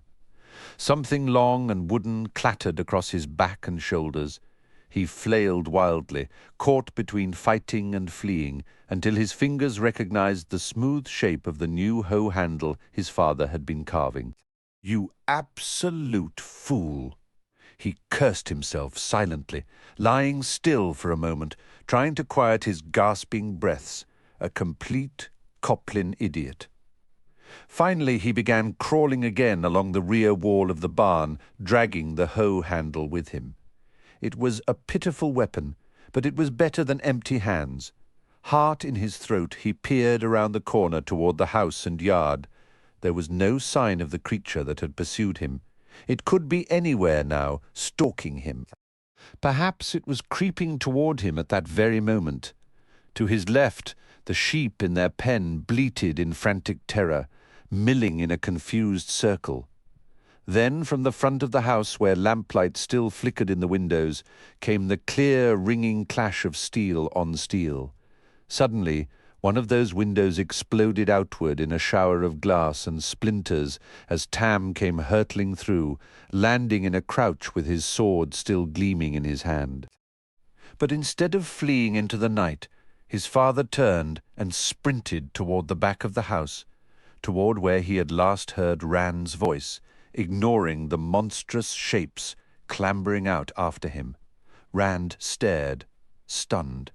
Why wasn't he running away?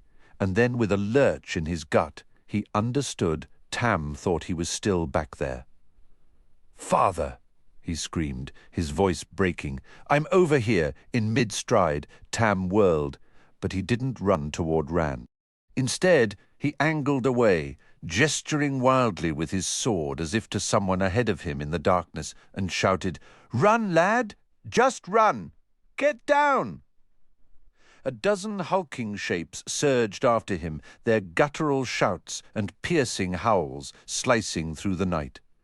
Rand pressed himself deeper into the shadows behind the barn, ensuring he was hidden from the house in case any of those things remained inside. For the moment, he was safe. But his father was not. Tam was out there, deliberately drawing those creatures away. Rand's hands tightened around the hoe handle until his knuckles ached, and he bit down hard to stifle a sudden hysterical laugh. A hoe handle.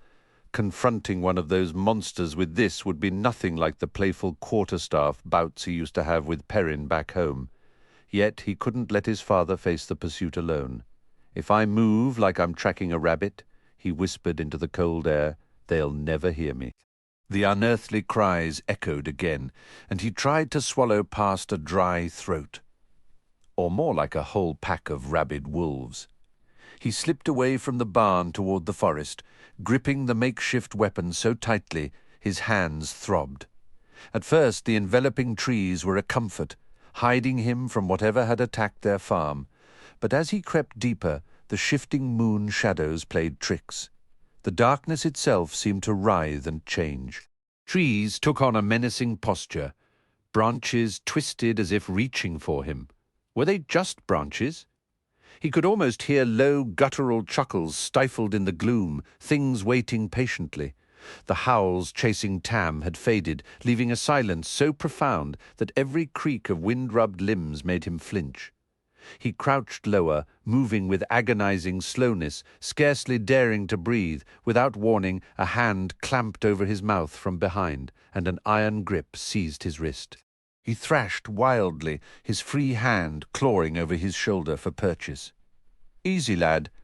Don't break my neck," came Tam's rough whisper. Relief washed through Rand, turning his muscles to jelly. When his father released him, he dropped to his hands and knees, gasping as if he'd sprinted for miles. Tam sank down beside him, propped on one elbow, his eyes continuously scanning the oppressive dark. "Wouldn't have tried that if I'd remembered how much you've shot up these past few years," Tam murmured. "Had to be sure you didn't make a sound. Some Trollocs can hear like a bloodhound, maybe better. But Trollocs are just—" Rand let the words die. "Not just a story. Not after tonight. Those things could be Trollocs or the Dark One himself, for all he knew." "Are you sure?" he breathed.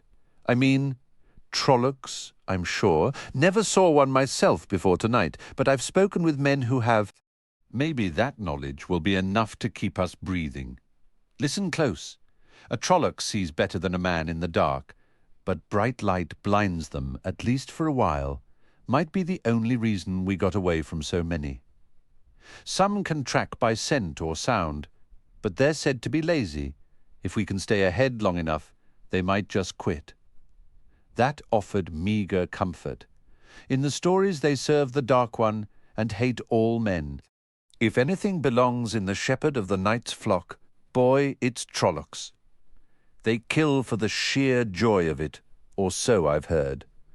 But that's the extent of my knowledge, except that you can't trust them unless they fear you, and even then, not for long.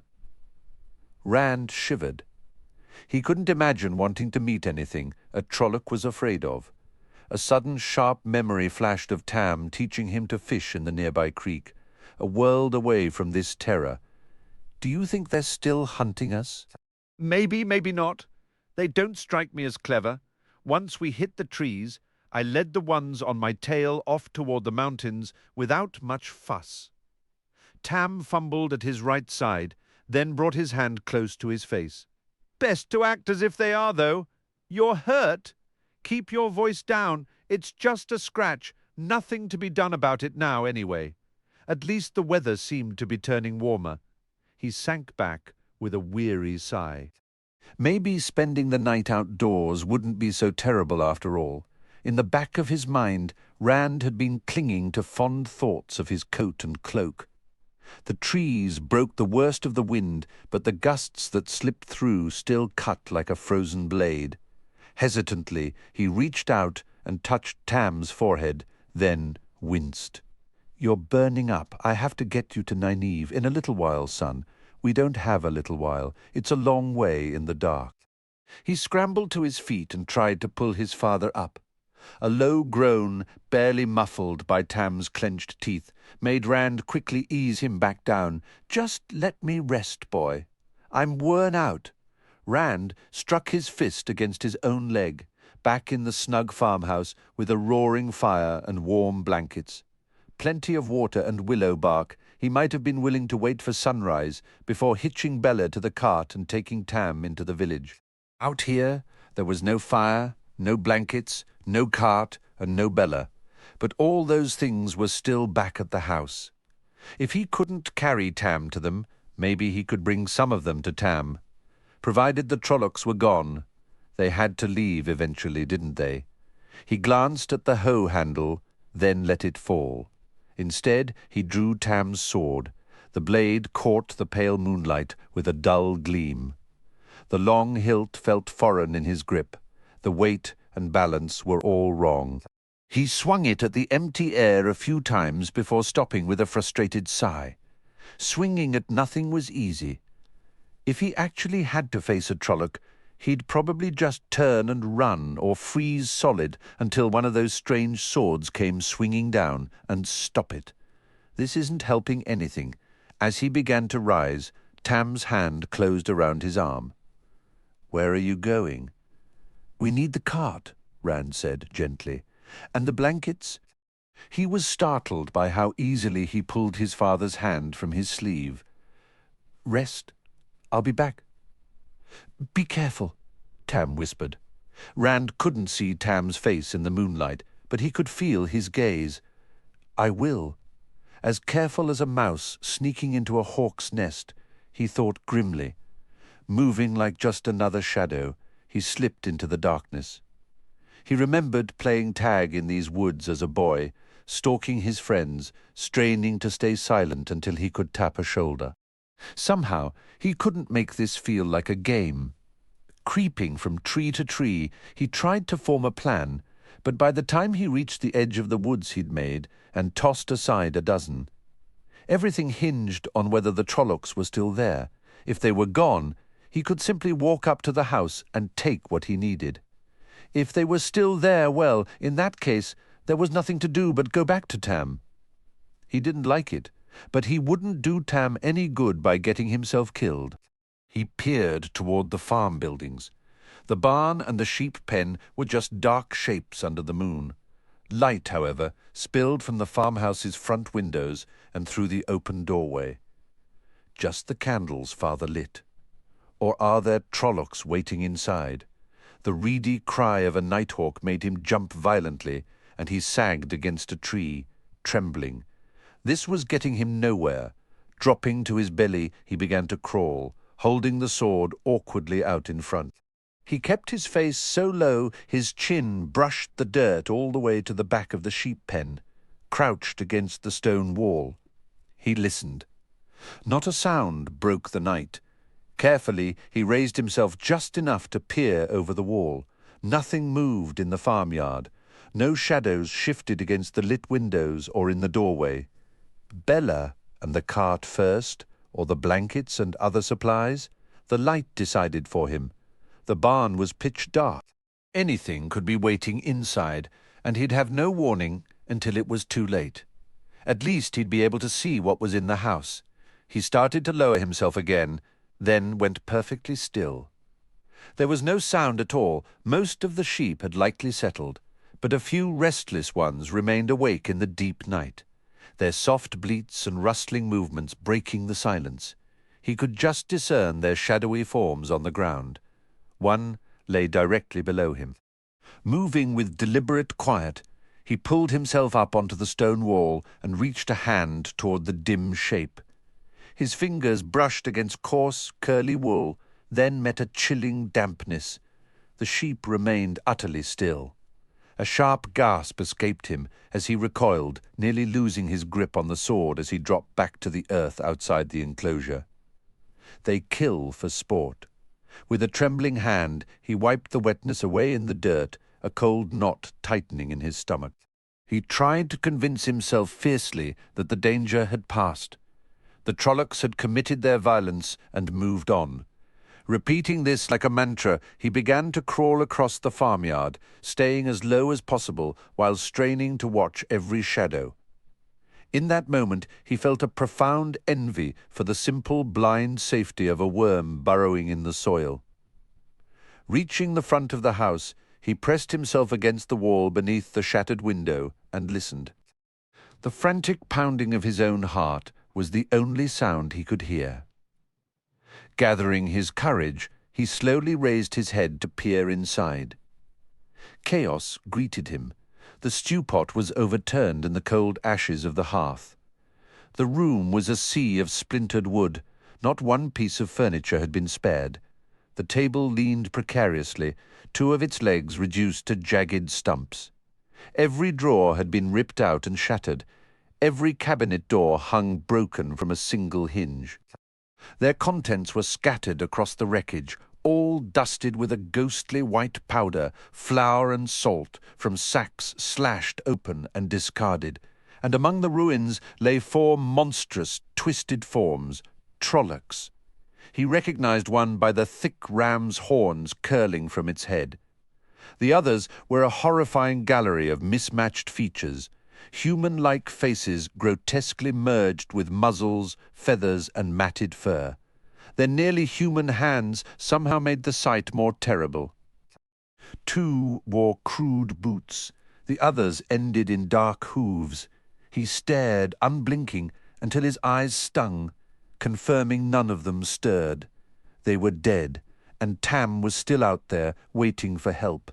He rushed through the front door and immediately halted, gagging at the overwhelming stench. It was worse than a neglected stable, a foul, metallic odor that clung to the back of his throat. Vile, dark smears streaked the walls. Fighting the urge to vomit, he breathed through his mouth and began sifting frantically through the debris on the floor. He remembered a water skin in one of the cabinets. A sudden grating scrape from behind him shot ice through his veins. He whirled, stumbling over the wreckage of the table and catching himself just in time. A low moan escaped his clenched teeth, his jaw aching from the pressure of keeping them shut. One of the Trollocs was rising. It had the sunken eyes and long, hairy, pointed ears of a wolf, with a sharp muzzle that jutted out. Its gaze was flat and disturbingly human. It stepped over a dead companion on cloven goat hooves, its black mail shirt rasping against leather. A massive curved sword hung at its side. It made a guttural noise, then spoke in a distorted, wet voice. "Others go, Narg stay. Narg is smart." The words were mangled, forced from a mouth not made for speech. The tone was meant to be calming, he supposed, but all he could see were the stained, pointed teeth that flashed with each syllable. Narg knew some come back. Narg waited. You put sword down now. Only when the creature spoke did Rand realize he was holding Tam's sword out before him in a two-handed grip, its point wavering toward the massive beast. It loomed over him, its chest and arms making even the blacksmith, Master Luhan, seem small by comparison. Narg will not hurt. It took a slow step forward, gesturing with a fur-backed hand. "You put the sword down." "Stay back," Rand said, hating the tremor in his own voice. A bitter, sarcastic thought cut through his fear. Of course, the monster wants to chat. Why? Why did you do any of this? Rand's heart hammered. Why? Vilja de eg roda. The Trolloc's snarl twisted into a jagged, tooth-filled smile. "Put the sword down. Narg means no harm. A Myrddraal wishes to speak with you." For an instant, raw terror flickered across the creature's distorted features. "The others will return, and then you can talk to the Myrddraal." It took a slow step forward, one massive hand settling on the hilt of its own blade. "You put the sword down." Rand's mouth went dry. A Myrddraal, the most terrifying tales, were walking tonight. If a Fade was coming, it made this Trolloc seem harmless. He had to escape, but if the beast drew that huge sword, he'd be dead before he could blink. Forcing a shaky smile, he let his hands fall to his sides, though his grip on the sword tightened. "All right," he said, voice unsteady. "I'll talk." The wolfish smile vanished into a snarl. The Trolloc lunged. Rand hadn't imagined anything so large could move that fast. Desperately, he jerked the sword up. The monstrous body smashed into him, crushing him against the wall and driving the air from his lungs. They crashed to the floor together, the Trolloc's crushing weight pinning him. Rand fought wildly beneath it, dodging thick, grasping hands and snapping jaws.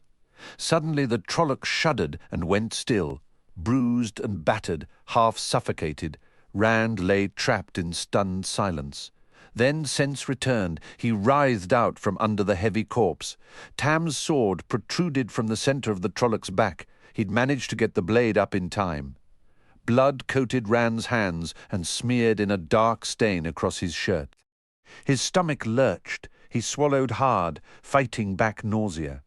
He trembled now, not from fear, but from sheer relief at being alive. Others come back, the Trolloc had said. The rest would return to the farmhouse. And a Myrddraal, a Fade. The old stories claimed Fade stood 20 feet tall, with eyes of fire, riding shadows like horses. They could turn sideways and vanish, and no wall could hold them. He had to finish what he came for and get out. Fast. Grunting with effort, he rolled the heavy body over to free the sword and nearly bolted when the Trollocs dead, glazed eyes stared up at him. It took a long moment to remember the creature was truly gone. He wiped his hands on a torn rag, what had been one of Tam's shirts just that morning, and yanked the blade free. After cleaning the sword, he dropped the rag reluctantly. No time for tidiness, he thought, biting back a near hysterical laugh. The stench of blood and violence had probably seeped into the very timbers of the house. They'd never get it clean enough to live in again. But there was no time to dwell on that. No time for neatness. Maybe no time for anything at all. He was certain he was forgetting half of what they'd need. But Tam was waiting, and the Trollocs would be back. He snatched what he could think of in his panic. Blankets from the upstairs bedrooms, clean cloths for bandages, their cloaks and coats. The water bag he used when herding sheep. A clean shirt. He didn't know when he'd change, but he couldn't stand the feel of the blood-soaked fabric another minute. The small pouches of willow bark and other medicines were lost in a dark, mud-like heap he couldn't bring himself to touch. One bucket of water, miraculously unspilled, still sat by the hearth. He filled the water bag from it, hastily rinsed his hands with the rest, and took one last frantic look around. His bow lay in the wreckage, snapped cleanly in two at its thickest point. A cold shudder ran through him as he let the pieces fall. What he'd gathered would have to be enough. Quickly, he carried everything outside and piled it by the door. The final step before leaving the house was to find a shuttered lantern amidst the clutter on the floor. It still had oil. He lit it from a candle, closed the shutters, partly to shield the flame from the wind, but mostly to avoid being seen, and rushed outside, lantern in one hand and the sword in the other. He had no idea what awaited him in the barn. The state of the sheep pen had already crushed most of his optimism, yet he needed the cart to get Tam to Eamon's Field, and for the cart he needed Bella. That simple, desperate necessity forced a sliver of hope back into his heart. The barn doors were wide open, one swinging and groaning on its hinges with each gust of wind. At first glance, the inside seemed normal. Then he saw the empty stalls, their doors torn clean off. Bella and the cow were nowhere to be found. He rushed to the back. The cart lay on its side, half its wheel spokes shattered. One of the shafts was nothing but a splintered stump. A cold wave of despair which he'd been fighting off finally crashed over him. He doubted he could carry Tam all the way to the village, even if his father could endure the jostling. The agony of the trip might kill Tam faster than the fever. Still, it was their only remaining option. He had done everything possible here. As he turned to leave, his gaze landed on that hacked-off cart shaft lying in the straw. A sudden, grim smile touched his lips. He hastily set the lantern and sword down on the straw-covered floor. In the next moment, he was wrestling with the heavy cart, heaving it back upright with a sickening crack of more breaking wood, then shoving his shoulder against it to tip it over onto its other side. Now the undamaged shaft pointed straight out. Snatching up the sword, he began hacking at the well-seasoned ash. To his shocked relief, great chips flew with every stroke. He cut through it almost as fast as he could have with a proper axe. When the shaft finally fell free, he stared at the sword blade in disbelief. Chopping through that hard, aged wood should have dulled even the sharpest axe, yet the sword's edge remained brilliantly keen. He tested it with his thumb and then, wincing, stuck the digit in his mouth. The blade was still razor-sharp. Talk about a quality blade who knew swords made such decent impromptu lumberjack tools, but there was no time for amazement. He blew out the lantern. No sense in burning the barn down on top of everything else, gathered the shafts, and ran back to collect what he'd left at the house. Altogether, it was an awkward load. Not terribly heavy, but nearly impossible to balance, the long cart shafts twisting and catching in his arms as he stumbled across the ploughed field. Back in the forest, it was worse. They snagged on every other tree and nearly knocked him off his feet. Dragging them would have been easier, but that would leave a blatant trail. He wanted to postpone that for as long as possible. Tam was right where he'd left him, appearing to be asleep. Rand hoped it was sleep. A sudden spike of fear made him drop his burdens and press a hand to his father's forehead. Tam was still breathing, but the fever had grown fiercer. The touch stirred Tam into a foggy half-wakefulness. "That you, boy," he whispered, his voice thin. "Was worried. Bad dreams, old days." Nightmares. He murmured something else, unintelligible, before drifting away again. "Don't worry," Rand said, spreading Tam's coat and cloak over him as a shield against the wind. A new, determined clarity hardened his voice. "I'll get you to Nineveh. Just hold on," talking as much to steady himself as to comfort Tam. He peeled off his blood-stained shirt, barely feeling the cold in his rush, and pulled on a clean one. Discarding the old shirt felt strangely purifying, like washing away a layer of fear. "We'll be safe in the village soon. The wisdom will fix everything, you'll see. It's all going to be all right." That thought became his guiding light as he put on his coat and bent to check Tam's wound. Safety and healing waited in the village with Nineveh. His only task now was to get his father there.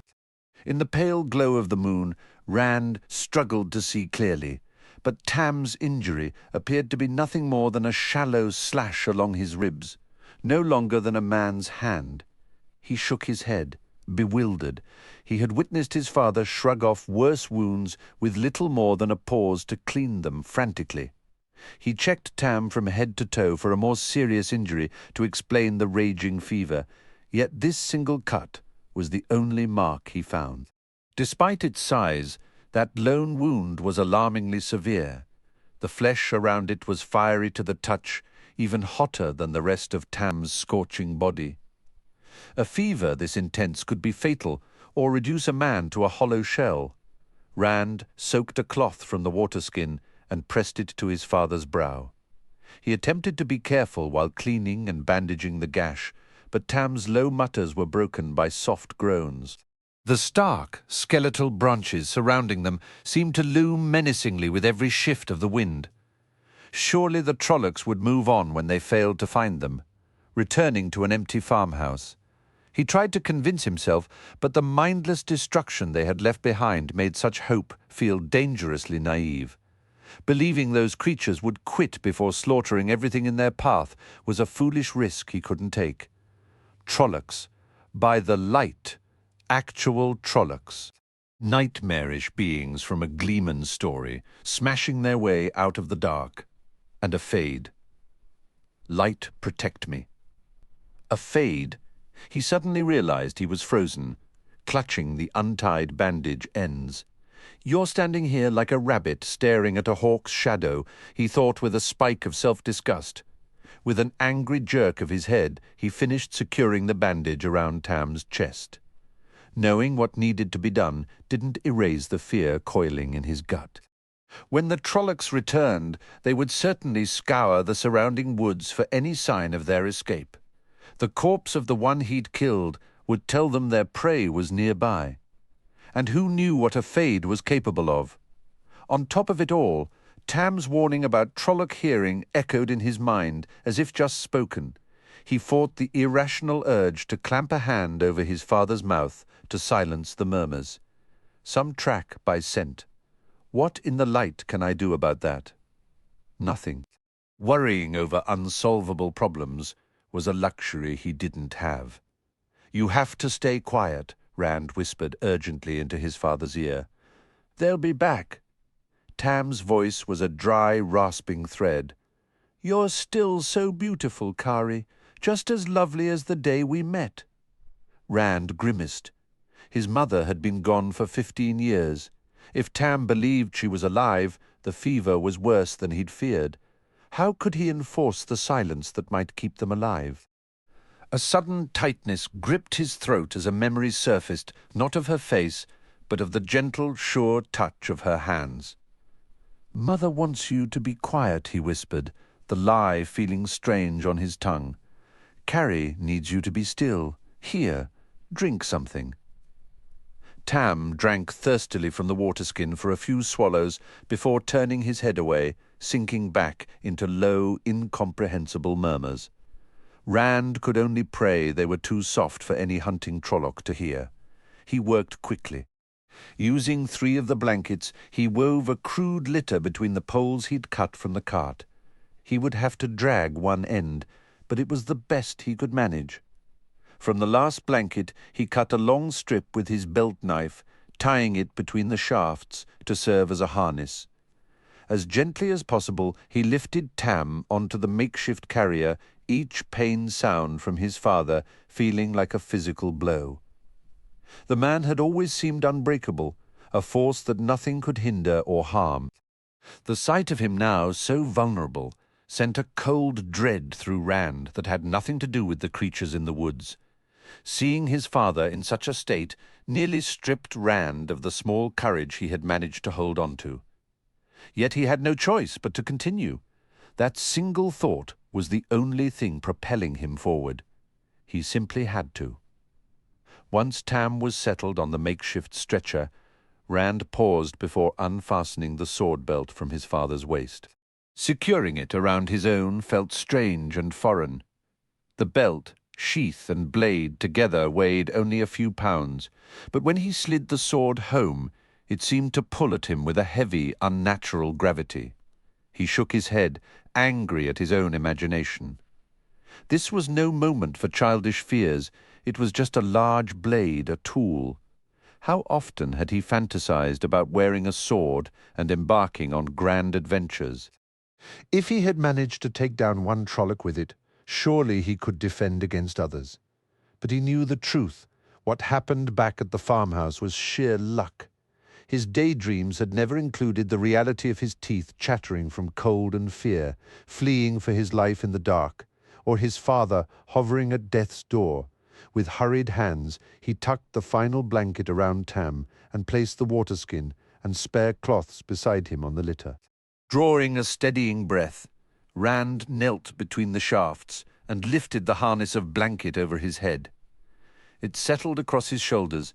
When he took hold of the shafts and stood, most of the weight rested on his back and shoulders. It didn't feel like much at first. Focusing on keeping a steady rhythm, he started toward Eamon's field, the litter scraping along the ground behind him. He had already decided to head for the quarry road and follow it to the village. Staying on the road would undoubtedly be more dangerous, but if he got lost wandering through the woods in the dark, Tam would find no help at all. The darkness was so complete that he almost stumbled onto the quarry road before realizing where he was. The recognition hit him like a blow, tightening his throat. He quickly turned the litter around and dragged it back among the trees, stopping to catch his breath and let his hammering heart slow. Still panting, he turned east toward the village. Moving through the woods was far harder than leading Taro down the open road, and the night made every step treacherous. But walking openly on the road would be madness. His goal was to reach Eamon's field without encountering any Trollocs, without even seeing one if he was lucky. He had to assume they were still being hunted. Sooner or later the creatures would guess the two were headed for the village. That was the logical destination, and the quarry road the logical path. He found himself staying closer to the road than he liked. The shadows beneath the trees feeling pitifully thin cover against any eyes that might be watching from the path. The moonlight, filtering through leafless branches, played tricks on his vision, making the ground seem clearer than it was. Roots threatened to trip him with nearly every step. Old brambles caught at his legs, and unexpected dips or rises in the terrain sent him lurching when his foot met empty air or stumbling as his toe struck solid earth too soon. Each time, one of the litter's shafts jolted over a root or rock. Tam's murmurs would sharpen into a pained groan. Every shadow seemed to hold a threat, and Rand found himself peering into the darkness until his eyes ached, listening as he had never listened before. Every creak of a branch, Every whisper of pine needles made him freeze, ears straining, barely breathing. Afraid he might miss a warning, and equally afraid he might actually hear one. Only when he was certain it was just the wind would he force himself to move on. Slowly weariness seeped into his arms and legs, deepened by a cold night wind that cut through his cloak and coat. The weight of the litter, so slight at the beginning, now felt like it was trying to drag him down into the earth. His stumbles came less from tripping and more from sheer exhaustion. The constant effort just to stay upright began to drain him as much as the physical labor of pulling the stretcher forward. He had risen in the dark hours before sunrise to start his work, and even with the journey to Emansfield, he had already put in nearly a full day's labor. On an ordinary evening, he would be settled by the hearth, paging through one of Tam's well-worn books before turning in for the night. The biting cold seeped deep into his frame, and a hollow pang in his stomach reminded him that Mistress Alver's honeycakes were the last thing he had eaten. He cursed under his breath, annoyed at himself for not grabbing something from the farmhouse. A handful of minutes more could not have mattered, just long enough to snatch some bread and cheese. The Trollocks surely wouldn't have returned in that brief span, or even just the bread.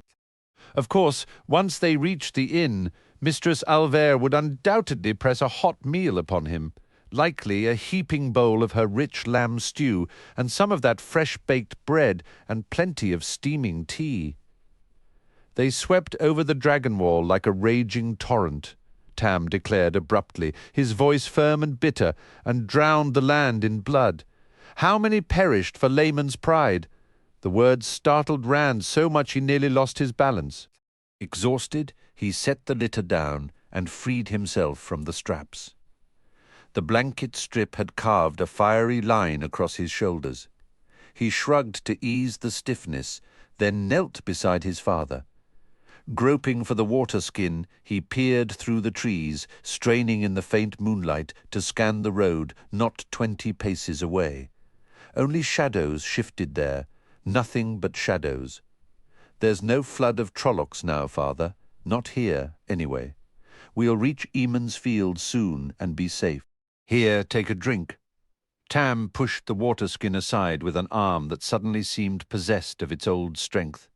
He grabbed the front of Rand's coat, pulling him so close Rand could feel the feverish heat radiating from his father's skin. They dismissed them as mere savages, Tam said with fierce urgency. Fools claimed they could be brushed aside like trash.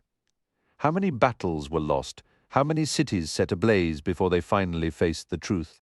Before the nation stood united against that tide? His grip slackened, and a deep sorrow entered his voice. The plain at Marath was a carpet of the fallen, silent, but for the cries of ravens and the drone of flies. The soaring towers of Caerhien burned in the darkness like giant torches. They burned and slaughtered all the way to the shining walls before they were finally driven back. All the way to Rand pressed a hand over his father's mouth. The sound came again, a rhythmic, pounding beat, its source unclear among the trees, fading, then swelling as the wind changed. Frowning, he turned his head slowly, trying to pinpoint its origin. A flicker of movement caught the edge of his vision, and in a heartbeat he was hunched protectively over Tam.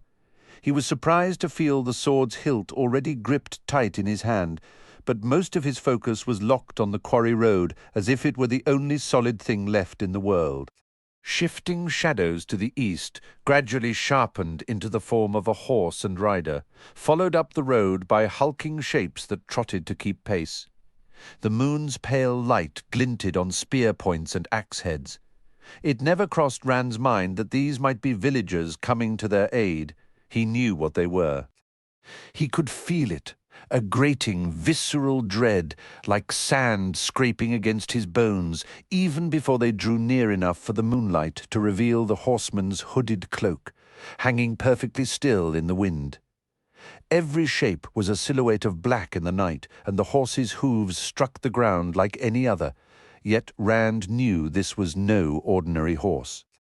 Behind the dark rider came monstrous forms with horns, snouts, and beaks, trollocs moving in two precise lines, their boots and hooves hitting the earth in unison as if controlled by a single will. Rand counted 20 as they passed. He found himself wondering what manner of man would dare turn his back on so many trollocs, or even on one. The column of riders faded into the western night, their rhythmic hoofbeats swallowed by the dark. Rand stayed frozen, muscles locked, obeying an instinct that screamed at him to wait, to be utterly sure they were gone. Only after a long, tense silence did he finally draw a full breath and begin to rise. This time the horse made no sound. In a chilling silence, the dark rider returned, his shadowy mount pacing slowly back down the road, pausing every few steps. The wind howled through the trees, yet the rider's cloak hung unnaturally still. Each time the horse halted, that hooded head turned, scanning the forest with a predatory intensity. It stopped directly opposite Rand, the void of the hood seeming to fix on the spot where he crouched over his father. Rand's grip on the sword hilt turned white-knuckled. He felt that gaze upon him, a palpable wave of hatred, just as he had that morning. It was a hatred for all living things. Despite the icy wind, sweat prickled on his forehead. Then the horse moved on, a few more silent steps, and another stop, until it dissolved into a vague smudge in the distance. Rand never let his eyes leave it. To lose sight of it, he feared, meant the next time he saw that black-cloaked figure, the silent horse would already be upon him. Suddenly, the shadow was rushing back, thundering past him in a soundless gallop. The rider stared fixedly ahead, speeding westward into the night toward the mountains of mist. Toward the farm. Rand slumped, gasping for air and wiping cold sweat from his brow with his sleeve. The reasons for the Trollocs' attack no longer mattered to him. If he never learned why, it would be perfectly fine, so long as the nightmare was truly over. With a shake, he pulled himself together and checked on Tam. His father was still murmuring, but so softly the words were lost. Rand tried to give him water, but it just spilled down Tam's chin.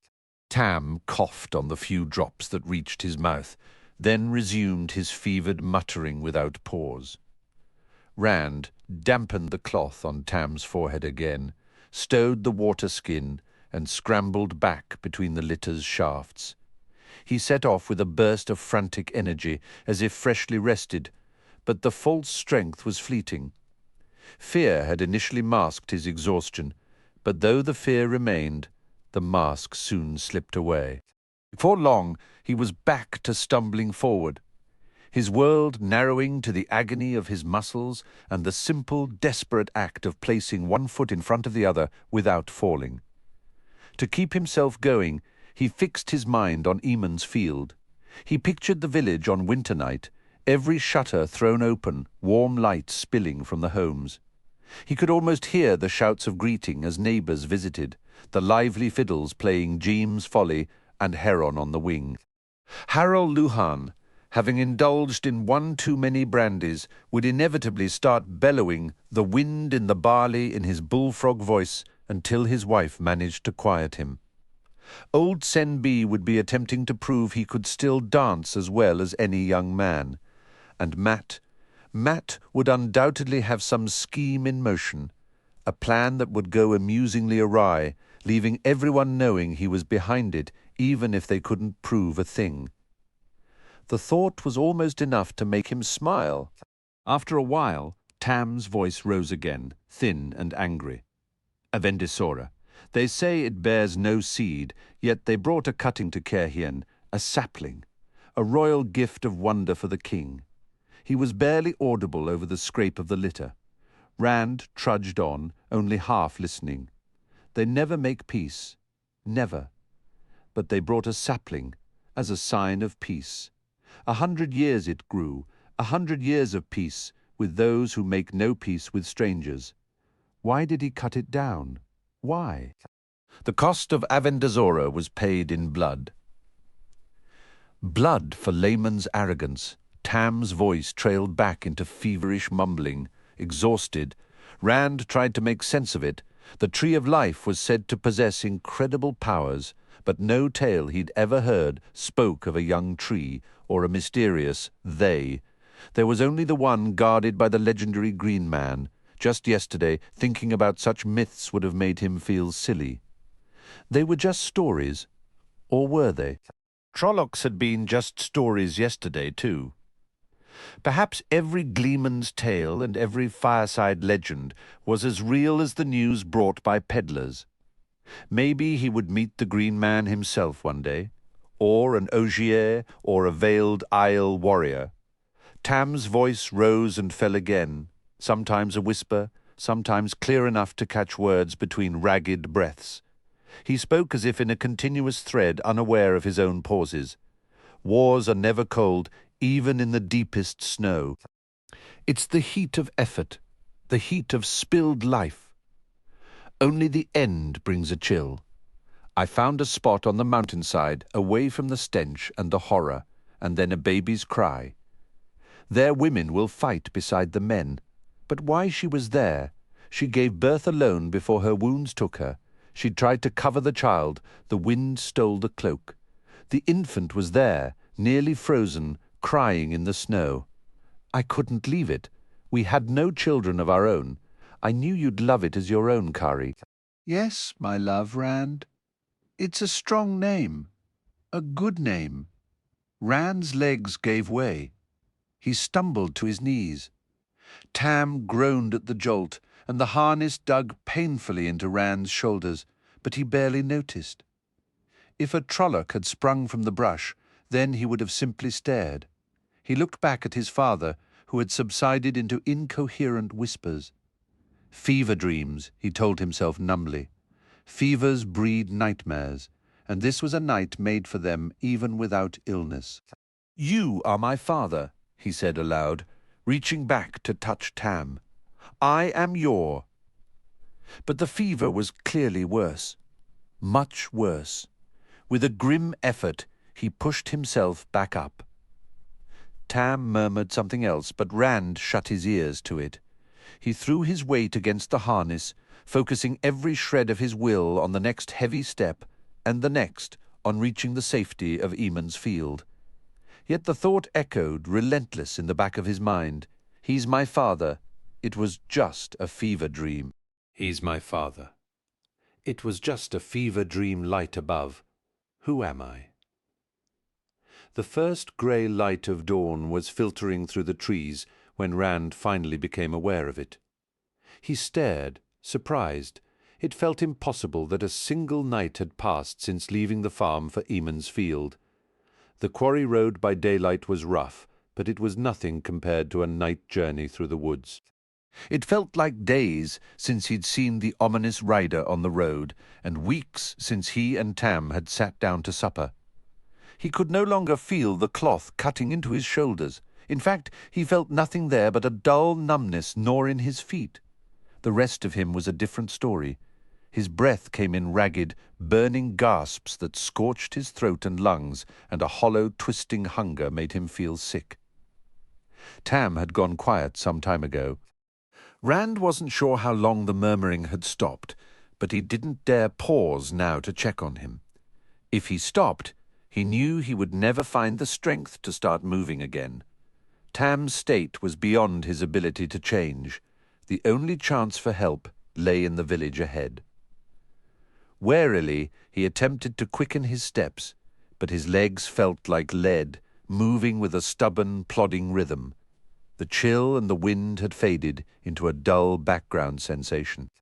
Then the scent of wood smoke reached him, a sign he was nearing home. For a moment, a faint, tired smile touched his lips, but it vanished as quickly as it came. The smoke hung too thick in the air, far heavier than any normal hearth fire could explain, even on a cold day.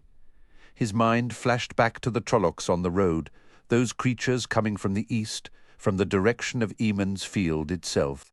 Straining his eyes ahead, he searched for the first houses, ready to call out to anyone, Even Sen Bui, or one of the troublesome Coplins, though a small, desperate voice inside whispered a hope that someone there would still be able to answer.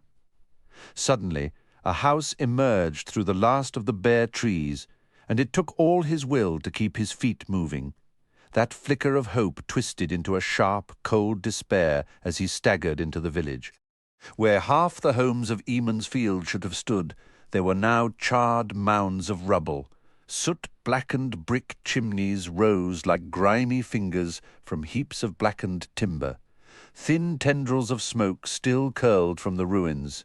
Villagers with ash-streaked faces, some still in their nightclothes, moved slowly through the wreckage, here pulling a dented cookpot free, there just poking listlessly at the debris with a stick.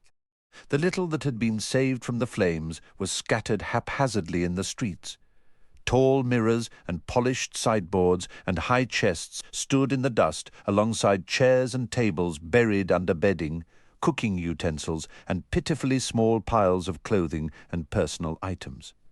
The destruction appeared random, almost capricious.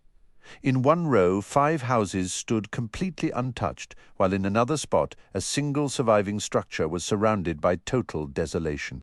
Across the wine-spring water, the 3 great bell-tine bonfires roared, tended by a group of men. Thick columns of black smoke bent northward with the wind, dotted with careless sparks. One of Master Alver's Duran stallions was dragging something. Rand couldn't make out what. Across the ground toward the wagon bridge and the flames. Before he had fully emerged from the trees, a soot-faced Harald Luhan hurried over, a woodsman's axe gripped in his thick hand. The burly blacksmith's ash-smeared nightshirt hung to his boots. An angry red burn welt showed through a ragged tear across his chest. He dropped to one knee beside the litter. Tam's eyes were closed, his breathing low and laboured. "Trollocs, lad?" Master Luhan asked, his voice rough from smoke. "Here, too, we might have been luckier than anyone has a right to be, if you can believe it. He needs the wisdom. Now where in the light is she?" Egwene, running past with her arms full of bed-sheets torn into bandages, glanced over without slowing. Her eyes seemed fixed on something far away. Dark circles made them look even larger. Then she saw Rand and stopped, drawing a shaky breath. "Oh, Rand, not your father, is he? Come, I'll take you to Neneve." Rand was too exhausted, too stunned, to form words. All through the long night, Eamon's Field had been a promised haven in his mind, a place where Tam would be safe. Now he could only stare in dismay at her smoke-stained dress, noticing odd, seemingly crucial details. The buttons down the back were done up crookedly, and her hands were perfectly clean, which struck him as strange when smudges of soot marked her cheeks. It was a ridiculous thing to fixate on, a tiny, sane detail in a world that had gone utterly mad. Master Luhan seemed to understand his paralysis. Laying his axe across the litter shafts, the blacksmith picked up the rear and gave it a gentle push, urging him to follow Egwene. Like a man sleepwalking, Rand stumbled after her.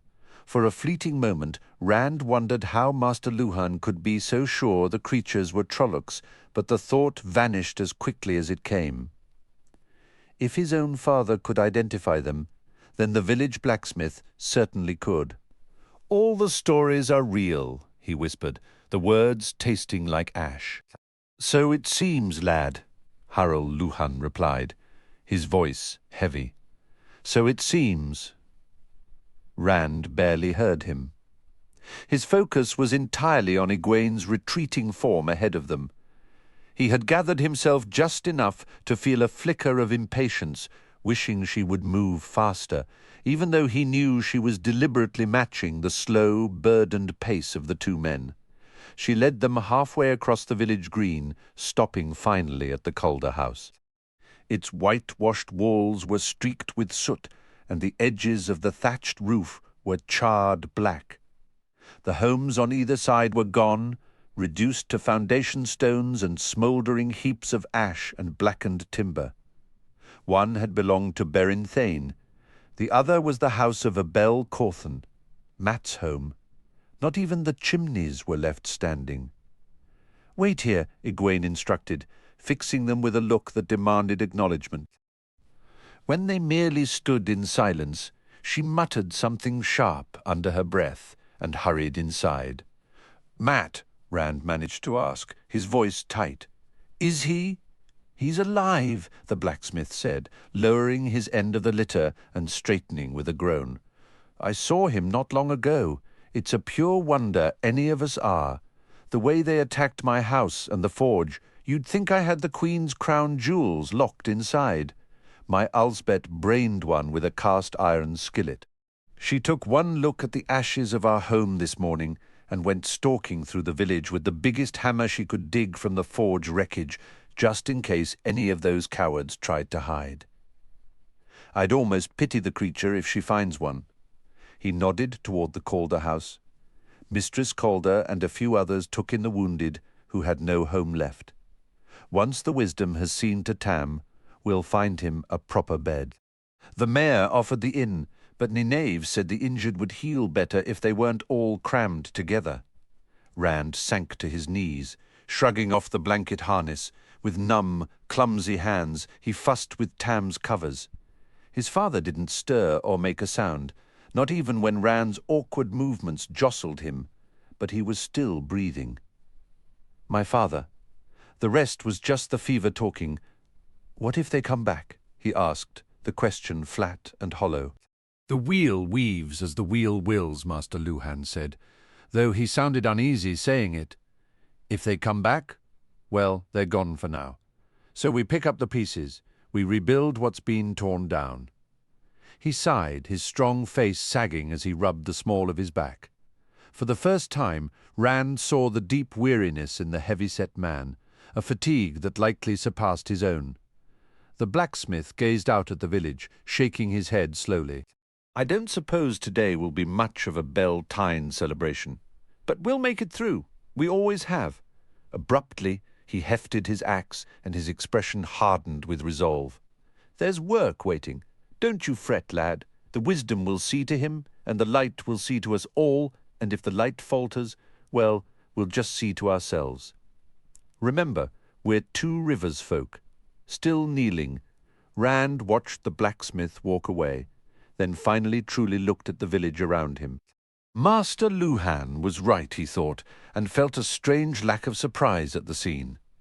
People still sifted through the ruins of their homes, but even in the short time he'd been there, more of them were moving with a grim, purposeful energy. He could almost feel the collective determination hardening in the air, but he couldn't shake his own private dread. They had seen the Trollocs, but had they seen the rider in black? Had they felt that icy wave of hatred?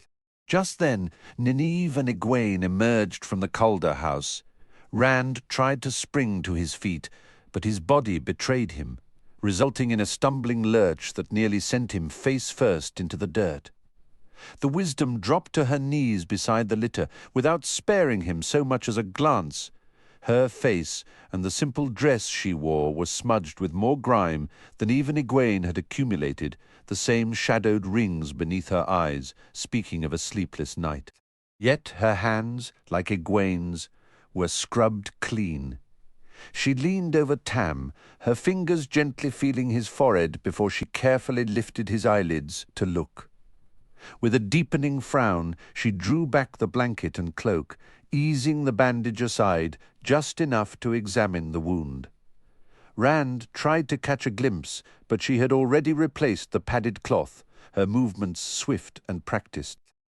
Letting out a soft sigh, she smoothed the covers back up to Tam's chin with a tenderness that reminded Rand of someone tucking in a child, her touch lingering for a heartbeat. "There is nothing I can do for him," she stated flatly.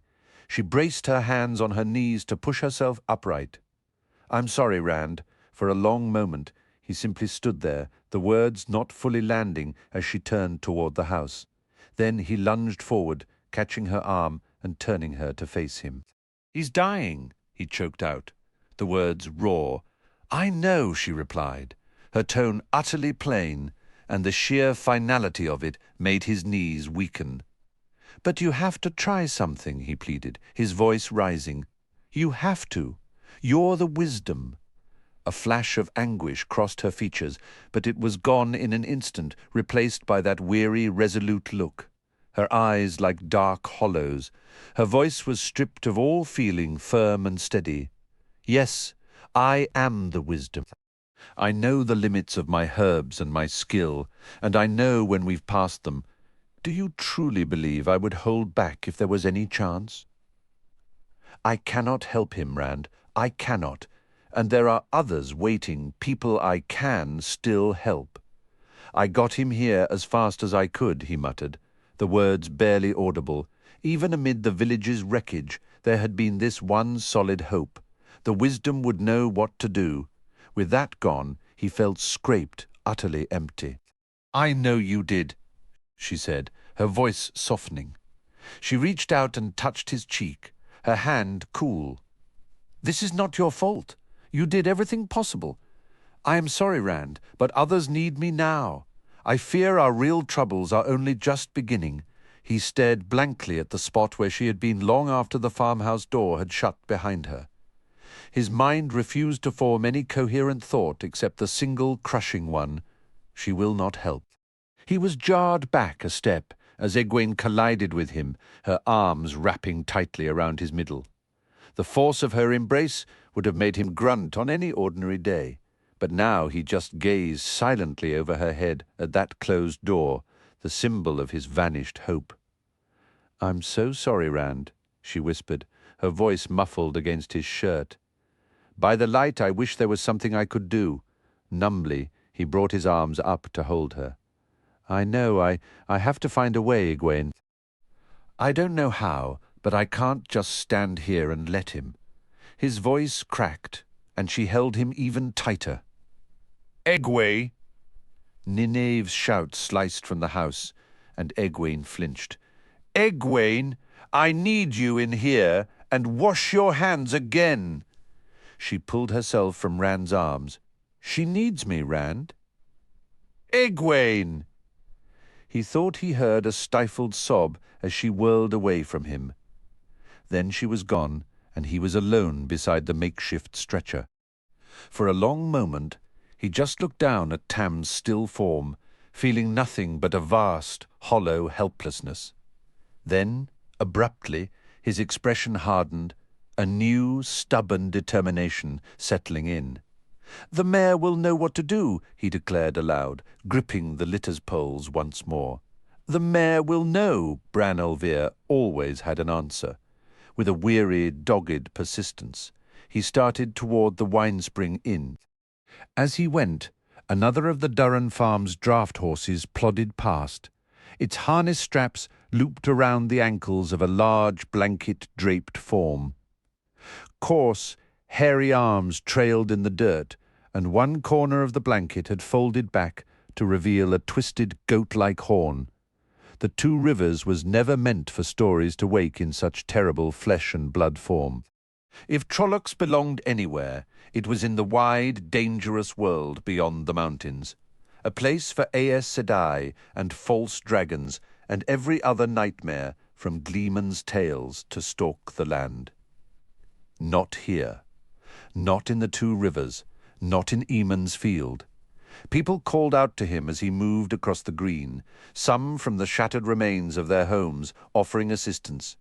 He heard them only as a distant murmur, even when a few fell into step beside him for a short way, speaking kindly. Without conscious thought, he managed to murmur replies, saying he needed no help, that everything was under control. When they left him, their faces etched with concern, sometimes suggesting he fetch Nineve. He registered their departure just as faintly. His entire world had narrowed to the single fixed purpose now burning in his mind. Bran Alvear was the one person Rand believed could truly help Tam. He tried not to fixate on what form that help might take, but he clung to the certainty that the mayor would find a way, would think of something. The Winespring Inn had largely been spared the devastation that had consumed half the village. A few dark smudges stained its stone walls, yet its red roof tiles shone as brilliantly as ever in the morning sun. In stark contrast, all that remained of the peddler's wagon were its blackened iron wheel rims, propped against the charred and collapsed wagon bed. The large wooden hoops that had once supported the canvas cover now leaned at wild, drunken angles. Tom Merrillin was seated on the old foundation stones, meticulously trimming the scorched edges of the patches on his multicolored cloak with a small pair of scissors. He set his work aside as Rand approached, and without a word of inquiry, hopped down and lifted the back of the litter. Inside, then?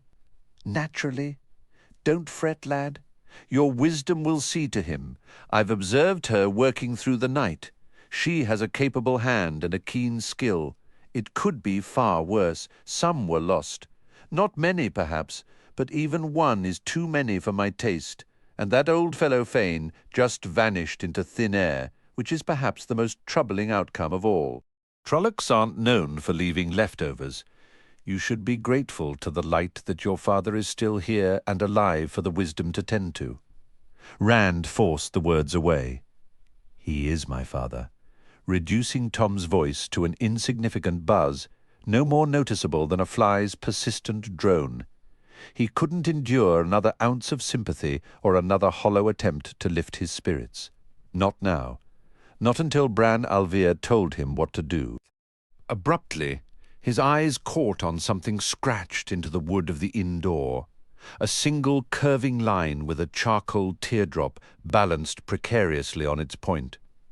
After the madness of the night, it hardly shocked him to find the Dragon's Fang defacing the Winespring Inn.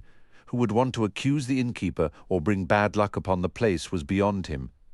But the recent horrors had convinced him of one grim truth. Anything was possible. Absolutely anything. A nudge from the gleeman prompted him to lift the latch, and he went inside. The common room was deserted save for Bran al'Vere, and it was bitterly cold, the hearth bare and empty. The mayor sat at a table, his grey-fringed head bent in concentration over a sheet of parchment as he dipped his pen into an inkwell. His nightshirt was hastily tucked into his trousers, bagging around his substantial middle, and he absently scratched one bare, dirty foot with the toes of the other, as if he'd been pacing outside in the chill more than once without his boots. "What's the trouble?" he demanded, not looking up. "Be quick!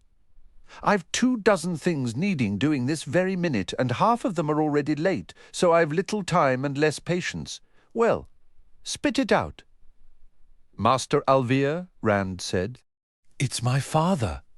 The mayor's head snapped up. "Rand, Tam!" He threw down the pen, his chair clattering to the floor as he surged to his feet. "Perhaps the light hasn't completely forsaken us. I feared you were both dead. Bella came galloping into the village an hour after the Trollocs left, lathered and heaving as if she'd run straight from the farm, and I thought—" He shook his head, cutting himself off. "No time for that now. We'll get him upstairs." He seized the rear of the litter, brusquely shouldering Tom aside. "You, Gleeman, go fetch the wisdom, and tell her I said to hurry, or I'll want to know why. Easy now, Tam. We'll have you in a soft bed shortly. Go on, man, go!" Tom Merrillin darted out the door before Rand could utter a word. "Nynaeve wouldn't help," Rand said, the words tumbling out. "She said she couldn't. I knew I hoped you'd think of something." Master al'Vere looked down at Tam with a more critical eye, then gave a slow, uncertain shake of his head. "We shall see, boy, we shall see." But the confidence had drained from his voice. "Let's just get him into a bed. He can rest comfortably at least." Rand allowed himself to be guided toward the staircase at the rear of the common room. He clung fiercely to the belief that Tam would recover, yet that conviction, he now understood, had been fragile from the start. The unexpected tremor of uncertainty in the mayor's voice sent a chill through his resolve. On the inn's second floor, facing the green, were several cosy, well-furnished rooms with windows overlooking the village square. They were typically reserved for peddlers or visitors from Watch Hill or Devon Ride, though travelling merchants were often pleasantly surprised by their comfort. 3 were already occupied, and Mayor Alver hurried Rand into an empty one. They quickly pulled back the down comforter and wool blankets on the wide bed, transferring Tam to the thick feather mattress and propping his head with soft goose-down pillows. Tam uttered no sound during the move, only that ragged, hoarse breathing, but the mayor waved off Rand's worried look, instructing him to build a fire and chase the chill from the air. As Rand fetched wood and kindling from the box beside the hearth, Bran drew back the curtains, flooding the room with morning light, and began to gently bathe Tam's face. By the time the gleeman returned, flames were crackling warmly on the fireplace stones. "She refuses to come," Tom Merrilin declared, striding into the room. He fixed Rand with a sharp glare, his bushy white eyebrows knitting together. "You neglected to mention she had already examined him. The woman nearly took my head off for my trouble. I thought, I don't know, maybe the mayor could reason with her, could make her understand." Rand's hands were clenched into anxious fists. He turned from the fireplace toward Bran. "Master Alvier, what can I do?" The portly man could only shake his head helplessly. After laying a freshly dampened cloth on Tam's brow, he avoided meeting Rand's desperate gaze. "I can't just stand here and watch him die. I have to do something." The gleeman shifted his weight, and Rand spun toward him, a spark of hope flaring. "Do you have an idea?" "I'll try anything. I was merely pondering," Tom said, methodically tamping the tobacco in his long-stemmed pipe with his thumb. Whether the mayor was aware of who marked his door with a dragon's fang. He peered into the bowl, then glanced at Tam's still form, and with a sigh returned the unlit pipe to his teeth. "It appears someone's affection for him has cooled. Or perhaps it's his current guests who have drawn their displeasure." Rand shot him a look of pure disgust and turned back to stare into the fire. His thoughts leapt and twisted like the flames, yet all of them, like the fire itself, were fixed on a single unwavering point. He would not surrender. He could not simply stand by and let Tam die. My father, he thought with a fierce, defiant heat. Once the fever broke, the other complications could be addressed. But the fever came first.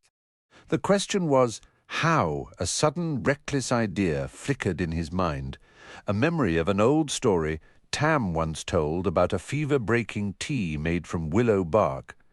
But where would he find any now, with the village in ruins?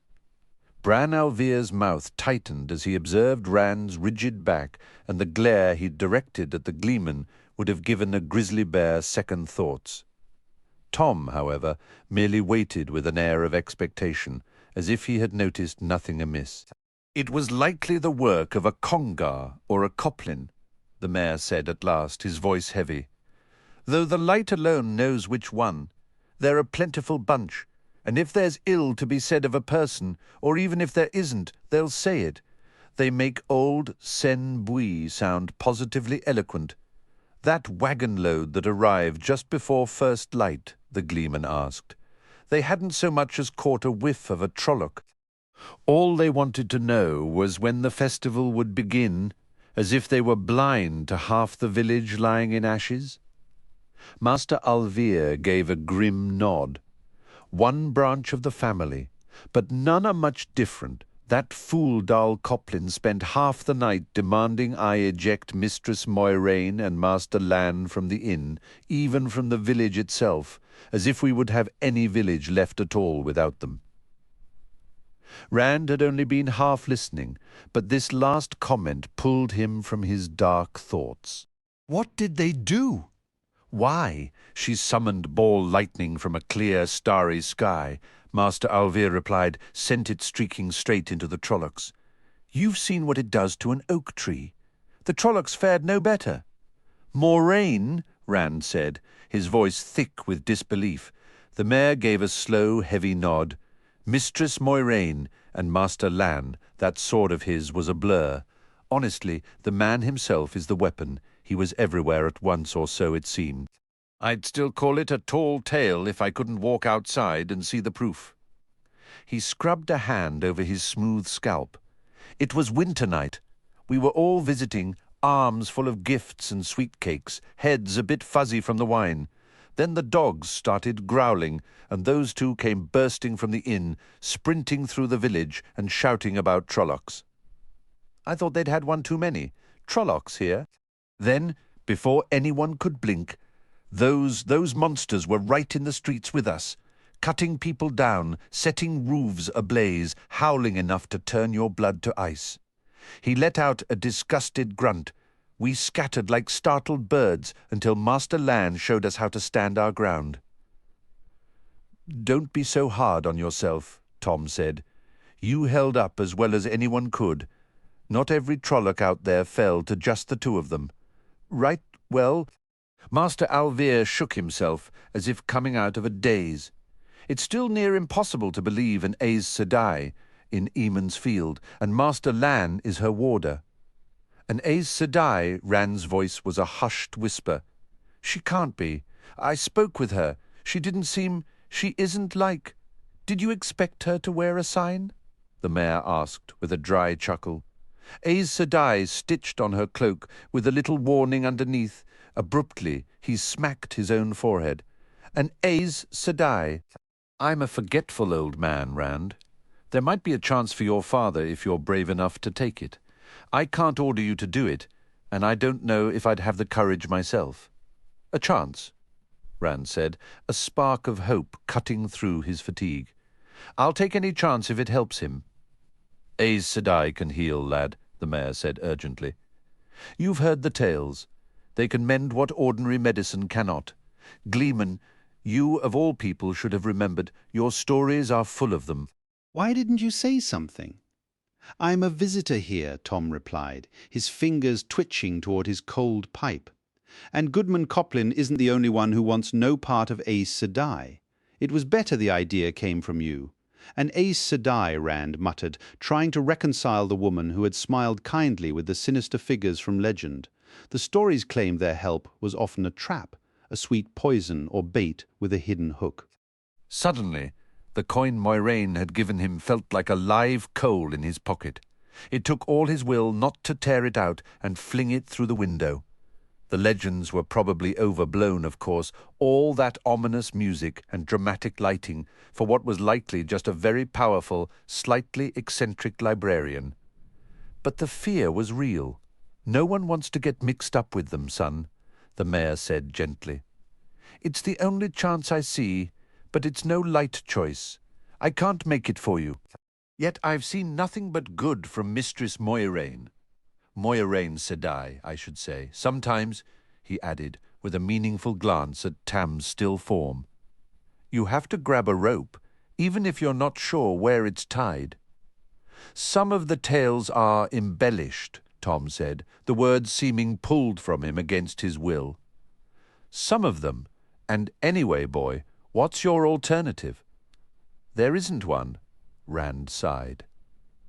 Tam hadn't stirred. His face was gaunt as if from a long illness. I'll go find her past the bridges," the Gleeman said, "where they're dealing with the dead Trollocs. But tread carefully. An Aes Sedai's reasons are her own, and they rarely match what you assume." Tom's final warning chased Rand out the door. He ran, one hand clutching the sword hilt to keep the scabbard from tripping him, unwilling to waste a second removing it. He thundered down the stairs and burst from the inn into the cool air. His weariness momentarily burned away by a desperate, driving hope. A chance for Tam, however slim, was enough to outrun a night without sleep. At least for now, the opportunity had come from an Aes Sedai, and he refused to dwell on what that might cost. The very idea of confronting one directly made his stomach tighten. He drew a sharp breath and pushed himself to move quicker. North of the village, beyond the final homes on the westward side of the Watch Hill Road, the bonfires burned. The wind still carried the thick, oily smoke away from Eamon's Field, yet a cloying, sickly sweet odour hung in the air, like meat forgotten on a spit until it charred. Rand choked, then swallowed hard as he understood what produced the smell, a fine use for Beltane fires. The men tending the pyres had cloths tied over their faces, vinegar soaking the fabric, but their grim expressions said it wasn't enough.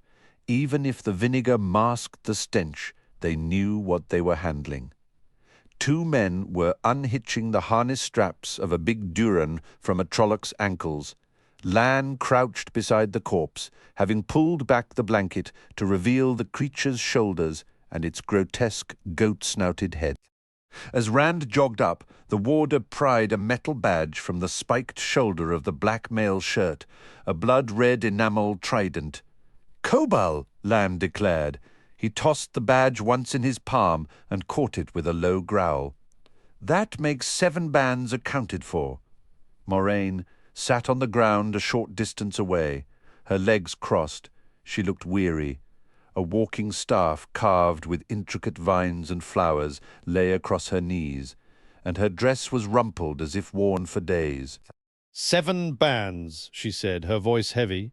7. Not since the Trolloc Wars have so many acted together. Ill tidings mount upon ill tidings. I believed we had gained ground, Lan, but I fear we may have fallen further behind than ever. Rand stared at her, words failing him.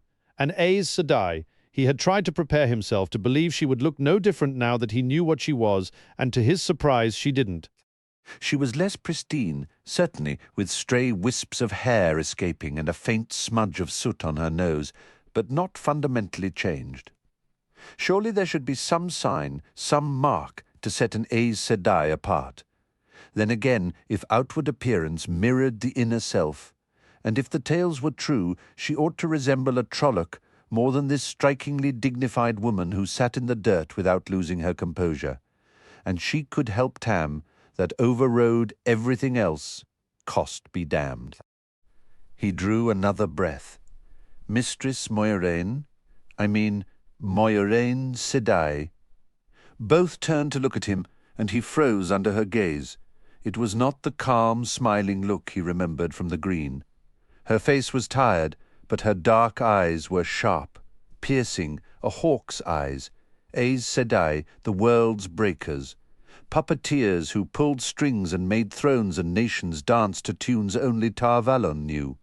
A little more light in the darkness, the Aes Sedai murmured, almost to herself. Then her voice strengthened. "How are your dreams, Rand al'Thor?" He blinked. "My dreams? A night such as this can breed dark dreams, Rand. If nightmares trouble you, you must tell me. Sometimes I can help with bad dreams." "It's not my dreams," he faltered, then forced the words out. "It's my father. He's wounded. It looks like just a scratch, but the fever is raging. The wisdom says she cannot help him. But the stories—" She raised a single eyebrow, and he stopped, swallowing hard. "Light. Is there any story where an Aes Sedai isn't the villain?" He glanced at Lan, but the warder seemed more interested in examining the dead Trolloc than in anything Rand might say. Stumbling under the weight of her attention, he pressed on. The stories say Aes Sedai can heal. If you can help him, do anything for him, whatever is required." He took a final deep breath and rushed the rest. "I will pay any price within my power if you aid him." "Anything," Rand insisted, his voice tight with desperation. "Any price," Moiraine repeated softly, almost to herself. "We can discuss costs later, Rand, if we must. I offer no guarantees. Your wisdom understands her craft.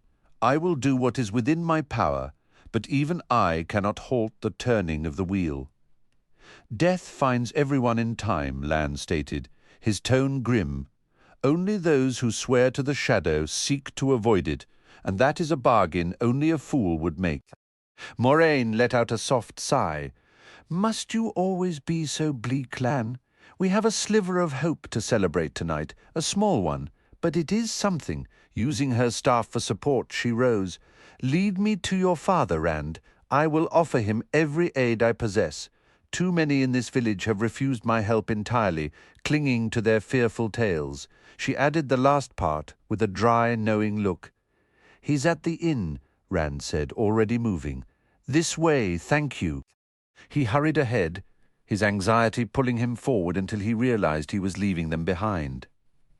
He forced himself to slow, only to surge ahead again a moment later, caught in a cycle of urgency and forced patience. "Please, you must hurry," he urged, too focused on securing help for Tam to consider the boldness of pressing an Aes Sedai. "The fever is consuming him." Lan fixed him with a hard stare. "Do you not see her exhaustion?" What she accomplished last night, even with an angriel, was like running a marathon while carrying a full pack. "I sometimes doubt you are worth the effort, sheepherder, regardless of what she claims." Rand bit back a reply, swallowing his words. "Peace, Lan," Moraine said, never breaking her stride as she reached up to touch her warder's arm. He loomed beside her, a protective presence offering silent strength. "You think only of my well-being?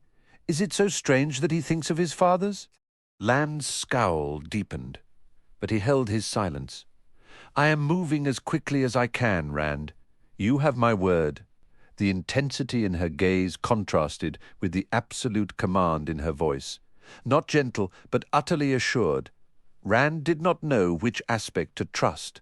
Perhaps for an Aes Sedai, they were one and the same. He was committed now, matching his pace to theirs. He pushed down the gnawing worry about what price might be demanded later. The moment Rand crossed the threshold, his eyes flew to Tam, his father, regardless of any whispered doubts. Tam lay motionless, eyes closed, his breathing a harsh, ragged struggle. The white-haired gleeman, Tom, broke off a conversation with Mayor Alver, who was bent over the bedside and shot Moiraine a wary glance. The Aes Sedai paid him no mind, her focused attention reserved solely for the man on the bed, whom she studied with a deep, considering frown. Tom jammed his unlit pipe between his teeth, then pulled it free with a scowl. "A man cannot even enjoy a smoke in peace," he grumbled. "I should go ensure some enterprising farmer doesn't borrow my cloak for his livestock. At least outside I can hold my pipe." He strode from the room without a backward look. Lan watched him go, his face as unreadable as stone. "I distrust that man. There is a secretiveness to him. I never caught sight of him during the entire conflict last night." "He was here," Bran Alver said, watching Moiraine with clear unease. "He must have been. That cloak of his wasn't scorched by sitting near a hearth." Rand cared nothing for the gleeman's whereabouts. "My father?" he said, his plea directed at Moiraine. Bran began to speak, but Moiraine was first. "Leave us with him, Master Alver. There is nothing more you can do here now, except stand in the way." For a long moment, Bran hesitated, caught between irritation at being ordered about in his own inn and a powerful reluctance to disobey an Aes Sedai. Finally, he straightened and gave Rand's shoulder a firm clap. "Come along, lad. Let us leave Moiraine Sedai to her work. There's plenty needing a hand downstairs. Can I stay?" Rand's plea was directed at Moiraine, though her focus remained entirely on Tam. Bran's grip tightened on his shoulder, but Rand paid it no mind. "Please." "I'll be quiet. You won't even notice me. He's my father," he finished, the intensity in his own voice surprising him and causing the mayor's eyes to widen. Rand hoped they'd attribute his sharp tone to exhaustion or the stress of having an Aes Sedai in the house. "Yes, yes," Moiraine replied distractedly. Her cloak and staff lay draped over the room's lone chair, and she was pushing up the sleeves of her dress, baring her forearms. Her gaze never truly left Tam, even as she spoke. "Sit over there. You as well, Lan?" She made a vague gesture toward a wooden bench against the wall. Her eyes moved slowly from Tam's feet to his head. Yet Rand had the unsettling sensation she was seeing something beyond the physical man. "You may speak if you must," she continued absently, "but keep your voices low now, Master Alver. You may go. This is a sick room, not a tavern hall. Ensure I am not disturbed." The mayor muttered under his breath, though not loudly enough to draw her attention, gave Rand's shoulder a final squeeze, and then closed the door behind him with obvious reluctance. Kneeling beside the bed, the Aes Sedai placed her hands lightly on Tam's chest and closed her eyes. She became so still and silent, she might have been a statue. The tales always described Aes Sedai workings with flashes of light or rumbles of thunder, clear signs of the one power being woven from the true source. That was the force that turned the wheel of time itself. Rand didn't want to think about that power being involved with Tam, or about being in the same room where it might be used. Just having it in the same village was troubling enough. Yet, for all he could tell, Moiraine might have simply fallen asleep. But he was almost certain Tam's breathing had eased. She had to be doing something. He was so focused that he flinched when Lan's quiet voice broke the silence. "That is a well-made blade you're wearing. Might there be a heron etched on it by chance?"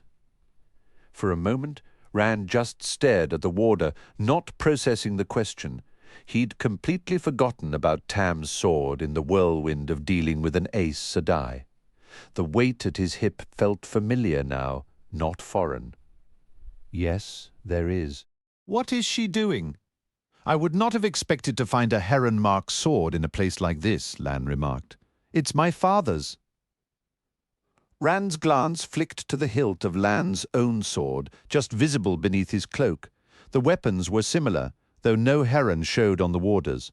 He looked back at the bed. Tam's breathing definitely sounded smoother.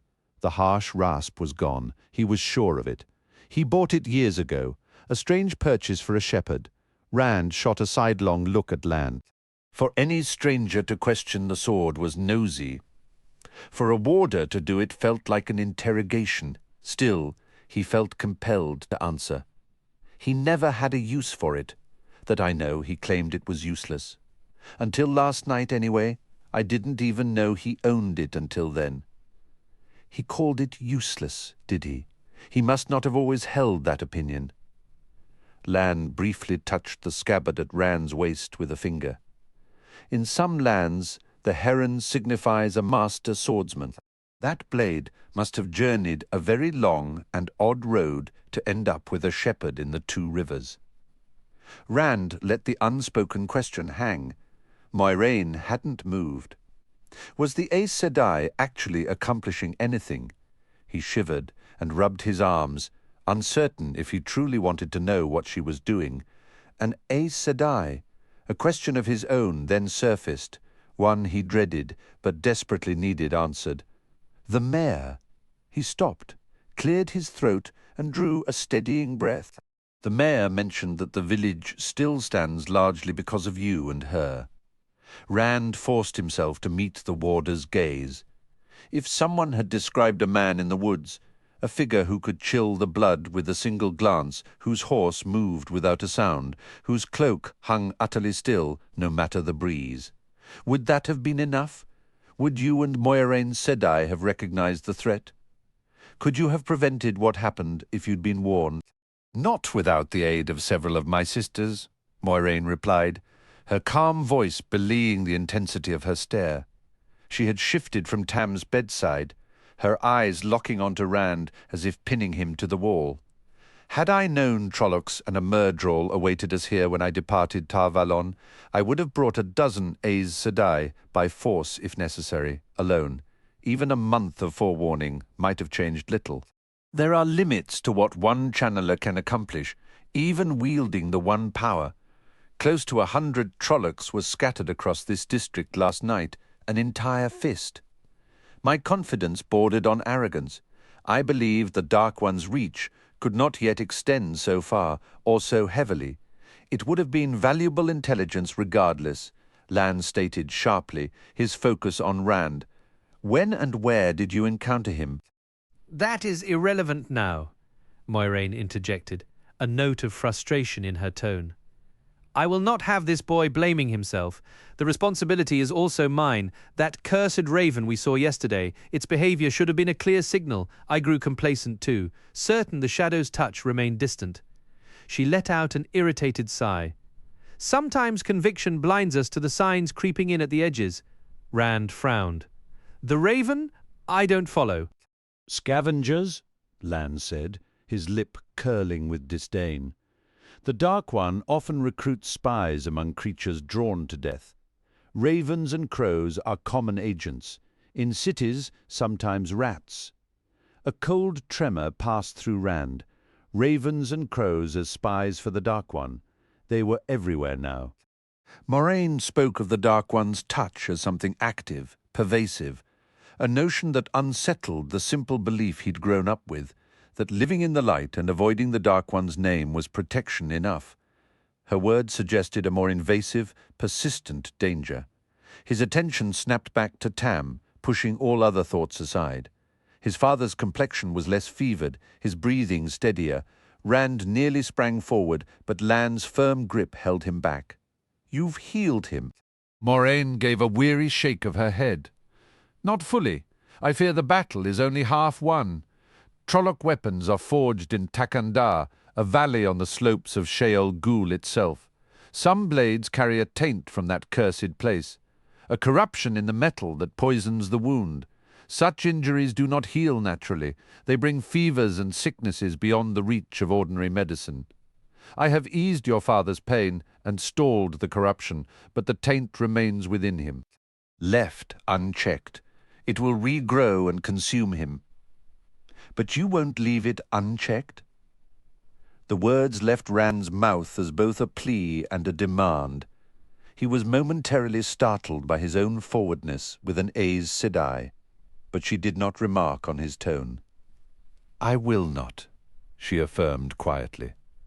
"I am weary, Rand, and have had no chance to rest since last night.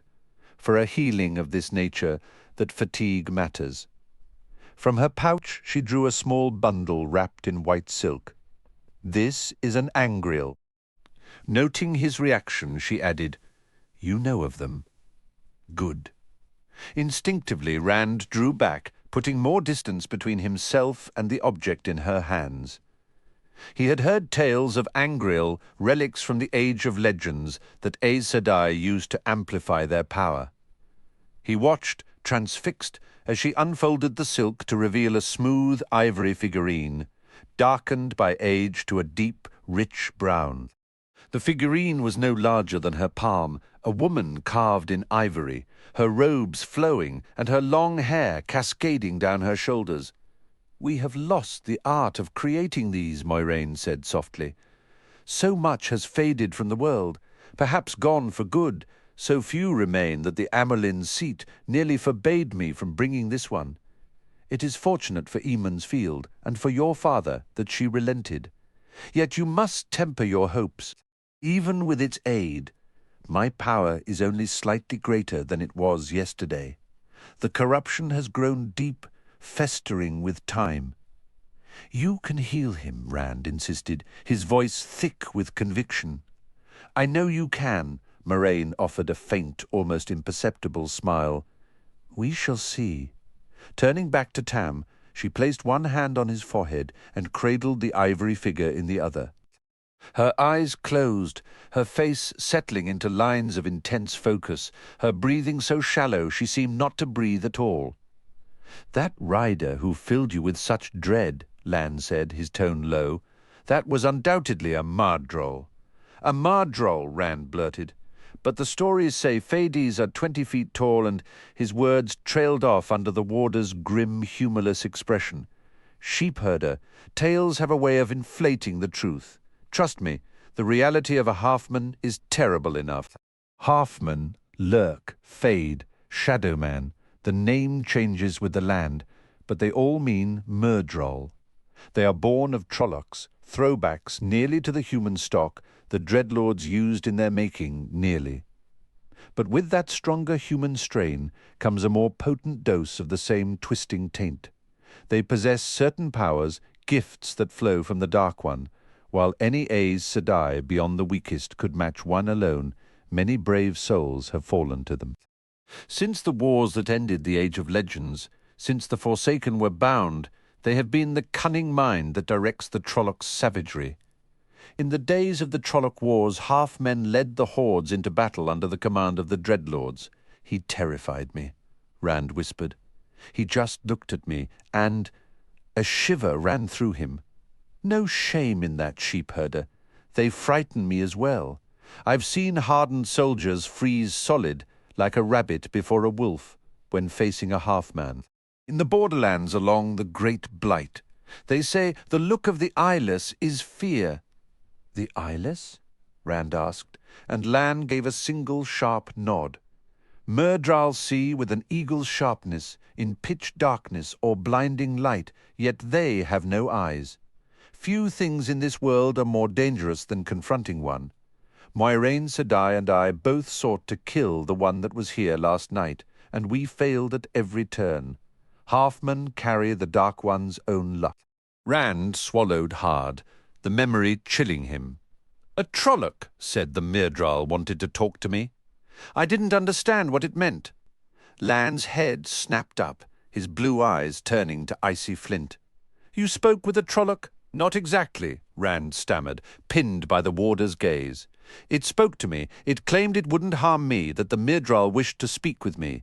Then it tried to kill me. He licked his dry lips, his hand gripping the leather-wrapped hilt of the sword. In rushed, broken sentences, he explained his return to the farmhouse. I killed it instead, he finished. By accident, mostly. It leaped, and the sword was just there in my hand. Lan's stony expression eased, if only a fraction. Even so, that is a deed worth mentioning, sheepherder. Until last night, few men south of the borderlands could claim to have even seen a Trolloc, let alone killed one. And fewer still, Moiraine added, her voice weary as she leaned back, have slain a Trolloc alone and unaided. It is finished, Rand. Lan, assist me. The warder moved swiftly to her side, but Rand was just as quick, darting to the bedside. Tam's skin was cool under his touch, though his face held a pallid, drained appearance, as if he'd been kept from the sun for seasons. His eyes remained shut, but his chest rose and fell with the deep, steady rhythm of natural sleep. He'll recover now? Rand asked, anxiety tightening his throat. With rest, yes, Moiraine confirmed, a note of finality in her tired voice. After a few weeks of rest, he'll be back to his old self. She moved with an unsteady gait, even with Lan's support. He cleared her cloak and staff from the chair so she could sit, and she lowered herself with a weary sigh. With deliberate care, she rewrapped the angreal and tucked it back into her pouch. Rand felt a tremor run through him. He pressed his lips together to stifle a laugh, even as he brushed a hand across his eyes to wipe away tears. "Thank you," he managed. "In the age of legends," Moiraine continued, her voice carrying the weight of lost history, there were Aes Sedai who could coax life and health from the barest ember. Those times are gone, perhaps for good. So much knowledge vanished, not only the crafting of angreal. Marvels we can scarcely imagine if we remember them at all. Our numbers are fewer now. Some abilities have faded entirely, and many that remain feel diminished. Today, healing requires both the will and the inherent strength of the body to work upon. It was fortunate your father is a robust man, in both flesh and spirit. Even so, he expended much of his vitality in that struggle. Now the corruption is cleansed, and all that remains is for him to recover. That will take time. "I can never repay you," Rand said, his eyes never leaving Tam. "But anything within my power to do for you, I will. Anything." He recalled then the earlier talk of prices and his own promise. Kneeling beside his father, he meant it more than ever, though meeting her gaze was still difficult. Anything provided. It brings no harm to the village or my friends. Moiraine gave a dismissive wave. "If you feel it necessary, I would speak with you regardless. You will likely depart when we do, and we can talk at length then." "Depart!" he exclaimed, scrambling to his feet. "Is it that dire? Everyone seemed ready to start rebuilding. We're settled people here in the Two Rivers. Nobody leaves Rand. And where would we even go? Paden Fane claimed the foul weather is everywhere. He was the peddler, the Trollocs. Rand swallowed hard, uncomfortably aware of what Tom Merrillin had told him about Trolloc appetites. The best course is to stay right here, where we belong, and put our home back together. The crops are in the ground, and shearing season will come once it warms.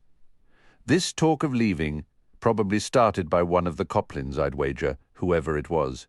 Sheepherder, Lan interjected, his voice a low rumble.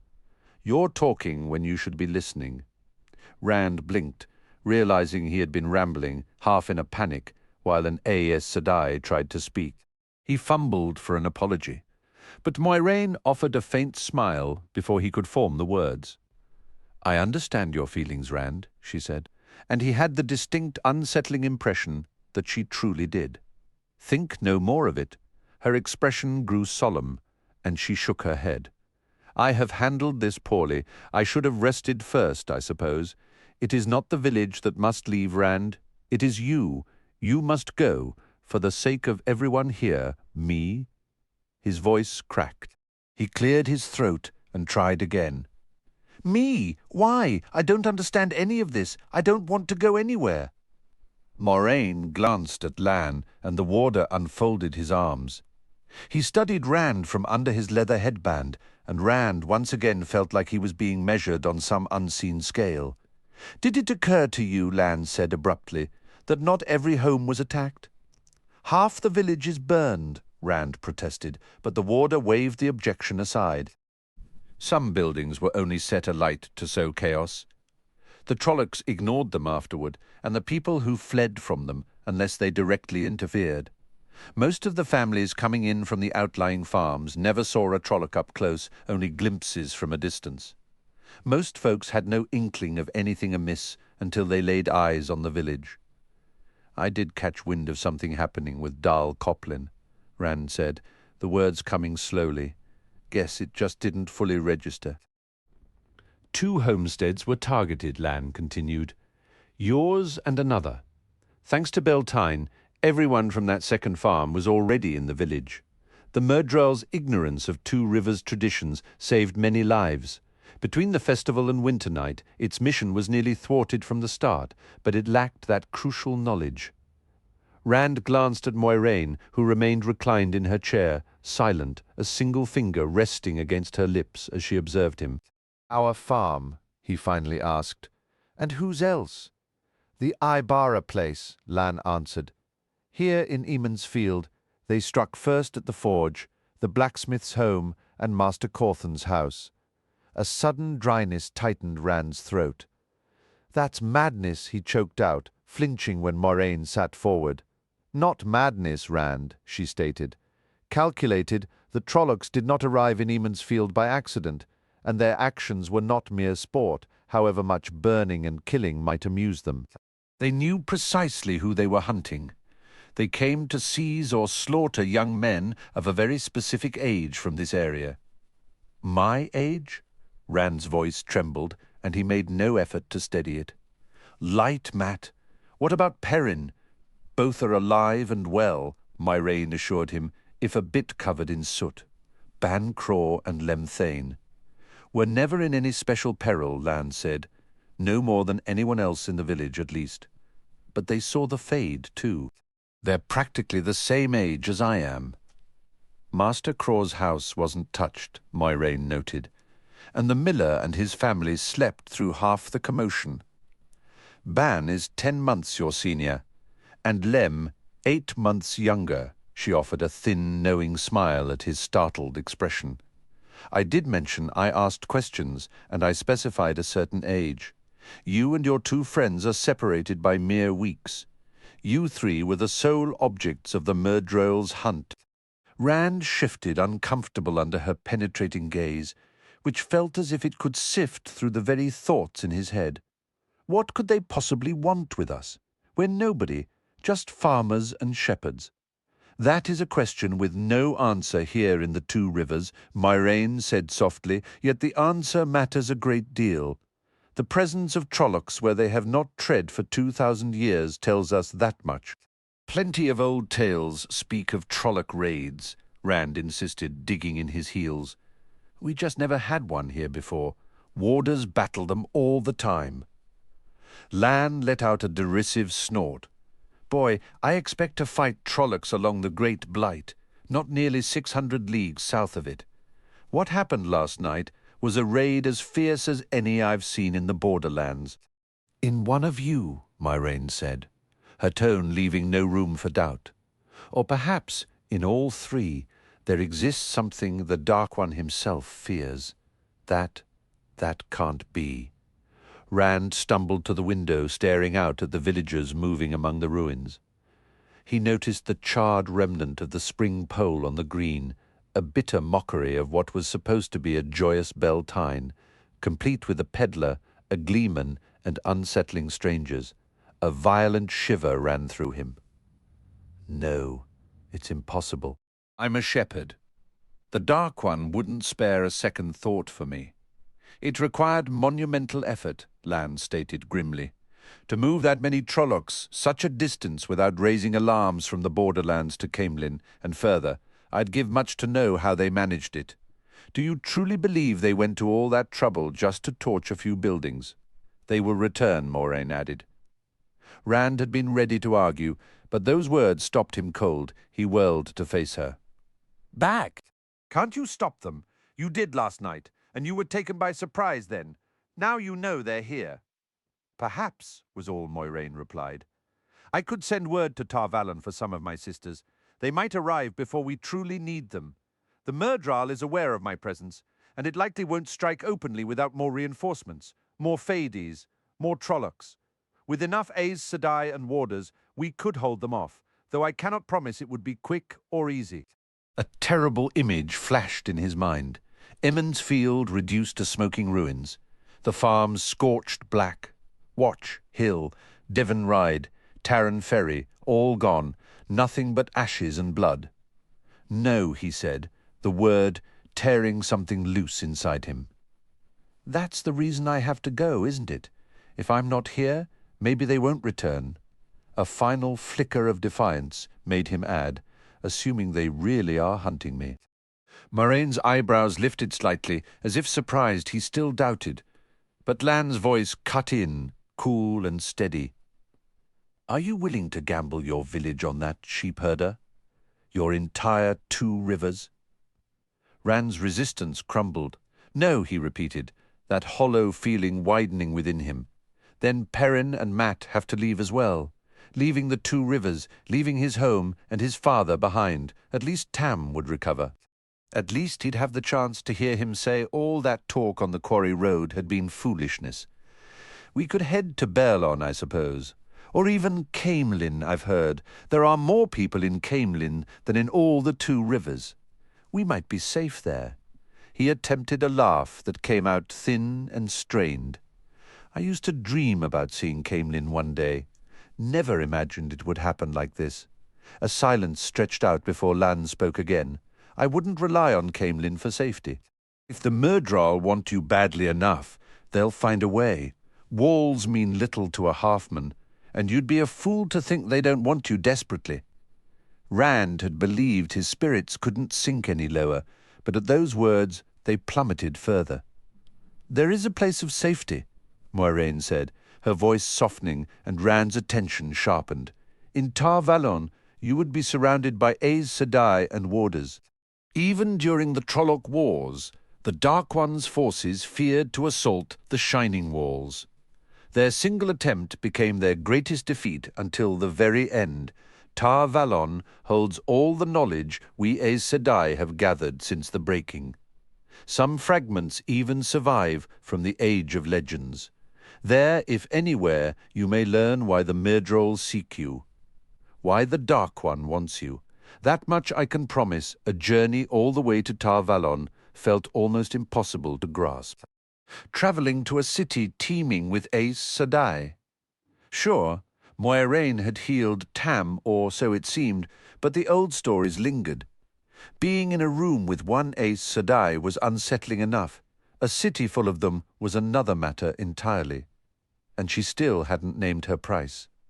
There was always a price, according to the tales. "How long will my father sleep?" he asked, finally. I need to tell him. He shouldn't just wake and find me gone." He thought he heard Lan release a quiet breath, as if relieved. When he glanced over, the warder's face was an unreadable mask. "It is unlikely he will wake before we leave," Moiraine replied. "I intend to depart soon after full dark. Even a single day's delay could be fatal. It would be best if you wrote him a note." "In the night?" Rand said uncertainly, and Lan gave a firm nod. "The halfman will realize we're gone soon enough.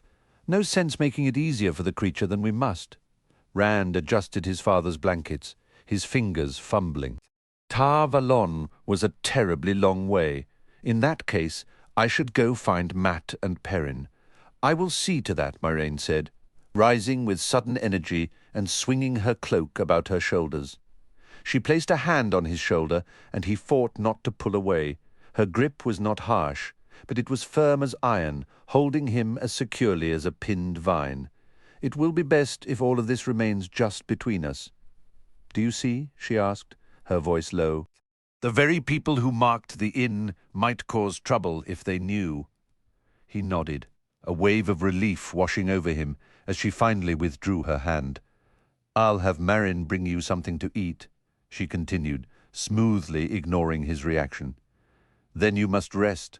The journey tonight will be difficult even with sleep." After the door shut, Rand was left alone, his eyes fixed on Tam, yet seeing nothing. It was in that quiet moment he understood. Eamon's field was woven into his soul as deeply as he was part of it. That tearing sensation he'd felt was the village being ripped away from him. He was separate now, marked by the shepherd of the night. The idea was absurd. He was just a farmer. Yet the Trollocs had come, and Lan's warning echoed in his mind. He couldn't gamble the safety of the village on the slim chance Moiraine was mistaken. He couldn't even confide in anyone. The Coplins would surely seize on such a story to stir up panic. His only choice was to trust an Aes Sedai, a thought that left a bitter taste in his mouth. "Don't you wake him," Marin Alver said as she entered, her husband Bran following. She carried a tray draped with a cloth from which warm, savoury smells drifted. Placing it on a chest, she gently guided Rand back from the bedside. "Moiraine explained what he needs," she whispered, "and that doesn't include you collapsing on him from sheer weariness. I've brought you some supper. Eat it before it gets cold." "I wish you wouldn't call her that," Bran muttered, a note of irritation in his voice. "It's Moiraine Sedai. She might take offence." Marin gave his cheek a light, dismissive pat. "Let me worry about that. We had a good, long talk. Now keep your voice down. If you disturb Tam, you'll have to answer to both me and Moiraine Sedai." She stressed the title in a way that made Bran's concern seem almost silly. "The pair of you stay out from underfoot." With an affectionate glance at her husband, she turned her attention back to Tam. Bran shot Rand a look of pure frustration. "She's an Aes Sedai. Half the women in the village treat her like she's on the women's circle, and the other half act as if she's a Trolloc in a dress. Not one of them seems to grasp you must be cautious around Aes Sedai. The men might eye her warily, but at least they aren't doing anything foolish enough to provoke her." Careful, Rand thought. It wasn't too late to start being careful now. "Master Alver," he began hesitantly, "do you know how many farms were attacked?" "Only 2 that I've heard tell of so far, yours included," the mayor replied, then frowned and shrugged. "It doesn't seem like enough, given what happened here." "I should be thankful, but, well, we'll likely hear of more before nightfall," Rand sighed. He didn't need to ask which other farm. Here in the village, did they? Was there any sign of what they were looking for? "Looking for, lad? I don't believe they were looking for anything except bloodshed. It happened just as I said. The dogs started barking, then Moiraine Sedai and that warder came running through the streets." Next thing we knew, someone shouted that the Luhan's house and the forge were ablaze. Then Abel Cawthon's place went up. Strange that it's right in the middle of the village. In the chaos, the Trollocs were suddenly among us. No, I don't think they were after anything in particular. He let out a short, sharp laugh, then cut it off with a wary glance at his wife, who remained focused on Tam. Truth be told, he continued more quietly, they seemed almost as bewildered as we were. I doubt they expected to find an Aes Sedai and her warder waiting for them here. I suppose not, Rand said, his expression grim. If Moiraine had been truthful about that, she was likely telling the truth about everything else. For a fleeting moment, he considered asking the mayor for counsel, but Bran clearly knew little more about Aes Sedai than anyone else. Besides, Rand was deeply reluctant to share Moiraine's claims, the terrifying reality of what she said was happening, with anyone at all. Rand wasn't sure which was worse, the fear of being mocked or the fear of being taken seriously. His thumb traced the familiar shape of his father's sword hilt. Tam had seen the wider world. Surely he knew more about Aes Sedai than the mayor did. But if that were true, then what his father had said in the Westwood might carry a heavier weight. He raked his fingers through his hair, forcefully dismissing the troubling thought. "You need rest, son," the mayor urged. "He's right," Mistress Alver agreed, her voice softening. "You're swaying on your feet." Rand blinked, startled to find her standing beside him. He hadn't noticed her move from his father's bedside. The mere suggestion of sleep triggered an uncontrollable yawn. "There's a bed ready in the next room," the mayor offered. "The fire's already lit." Rand's gaze drifted back to Tam, whose deep, steady breathing seemed to pull him towards sleep as well. "I'd prefer to stay here if it's all right. I want to be here when he wakes." As the authority on sick-room care, Mistress Alver considered this. After a brief pause, she nodded. "Very well. But you must let him wake naturally. If you disturb his rest," Rand tried to assure her, but another yawn swallowed his words. She smiled, shaking her head. "You'll be asleep yourself in minutes. If you insist on staying, make yourself a pallet by the hearth, and drink some of that broth before you nod off." I will, Rand promised, willing to agree to almost anything to remain. "I won't wake him." "See that you don't," she said firmly, though not unkindly. "I'll fetch you a pillow and blankets." Once the door shut, Rand pulled the room's only chair next to the bed and sank into it. It was easy for Mistress Alver to talk about sleep. His jaw ached from stifling another yawn, but he couldn't afford to drift off. Tam might wake at any moment, and his moments of clarity could be brief. Rand had to be there, ready. He shifted uncomfortably in the chair, absently adjusting the sword so it no longer dug into his side. He still felt a knot of reluctance about sharing Moiraine's words, but this was Tam. This was his father. The realization settled over him with a quiet certainty. My father. "I can tell my father anything." He leaned his head back against the chair. No one could dictate what he said to his own father. He just had to stay awake. He just had to keep his eyes open until Tam stirred. Rand's heart hammered against his ribs as he fled, his boots crunching over frigid, lifeless soil. This was a land untouched by spring, a place where growth had been forgotten and warmth was a foreign concept. He dodged between massive, dust-shrouded boulders, the air so still it felt like a held breath. Above, a swollen crimson sun glared from a churning sky of lead and charcoal, its light a searing mockery of heat. The cold bit deep, a winter's chill that clung to the bones. He cast frantic glances over his shoulder, but saw no sign of his pursuers.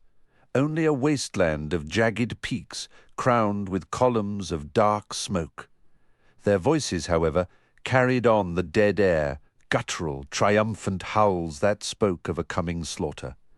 Trollocs, they were closing in, and his own strength was nearly spent. In a final, desperate scramble, He hauled himself up a sharp, ridge-like crest, then collapsed to his knees with a gasp of exhaustion. Below him, the world fell away into a sheer 1,000-foot drop, a cliff face plunging into a vast and churning abyss. The floor of the canyon was hidden beneath a sea of steamy grey mists that rolled in slow, grim swells, breaking against the rock with a lethargy no ocean wave could ever mimic. Within that fog, patches would flare a sudden, violent red, as if enormous fires briefly roared to life deep below, only to vanish just as quickly. From the depths came the constant rumble of thunder, and jagged bolts of lightning crackled through the gloom, sometimes lashing upward toward the sky itself. Yet it wasn't the valley that drained his strength and filled him with a hollow helplessness. From the very heart of those furious vapors, a mountain stabbed upward, a spire blacker than midnight, taller than any peak in the misty mountains he had ever known.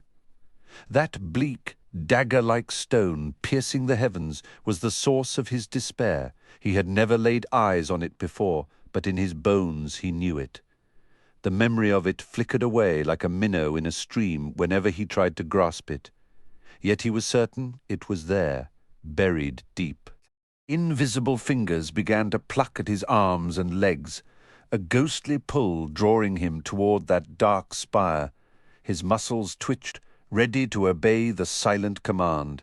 He stiffened, digging his fingers and toes into the stone, as if he could anchor himself by sheer force. Ethereal cords seemed to wrap around his very heart, tugging him, calling him home to that mountain.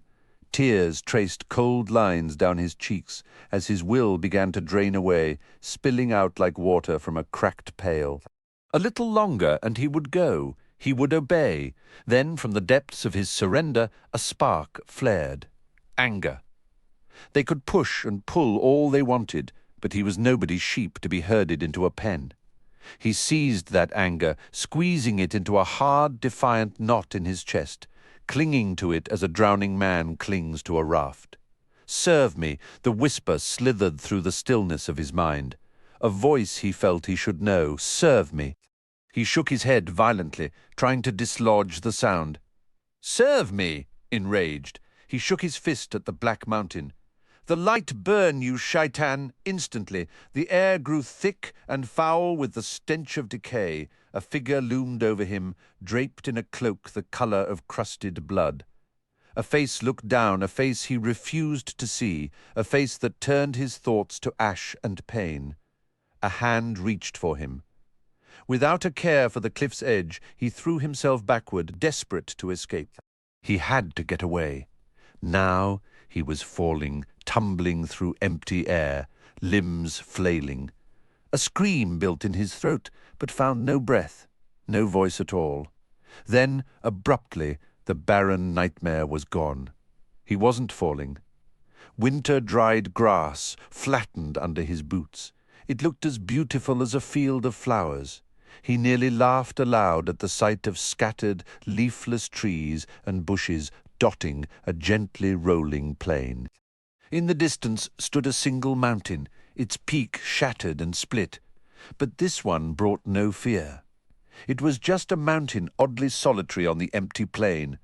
A broad, swift river curved around the mountain's base, and on an island at its heart stood a city from a gleeman's most wondrous tale.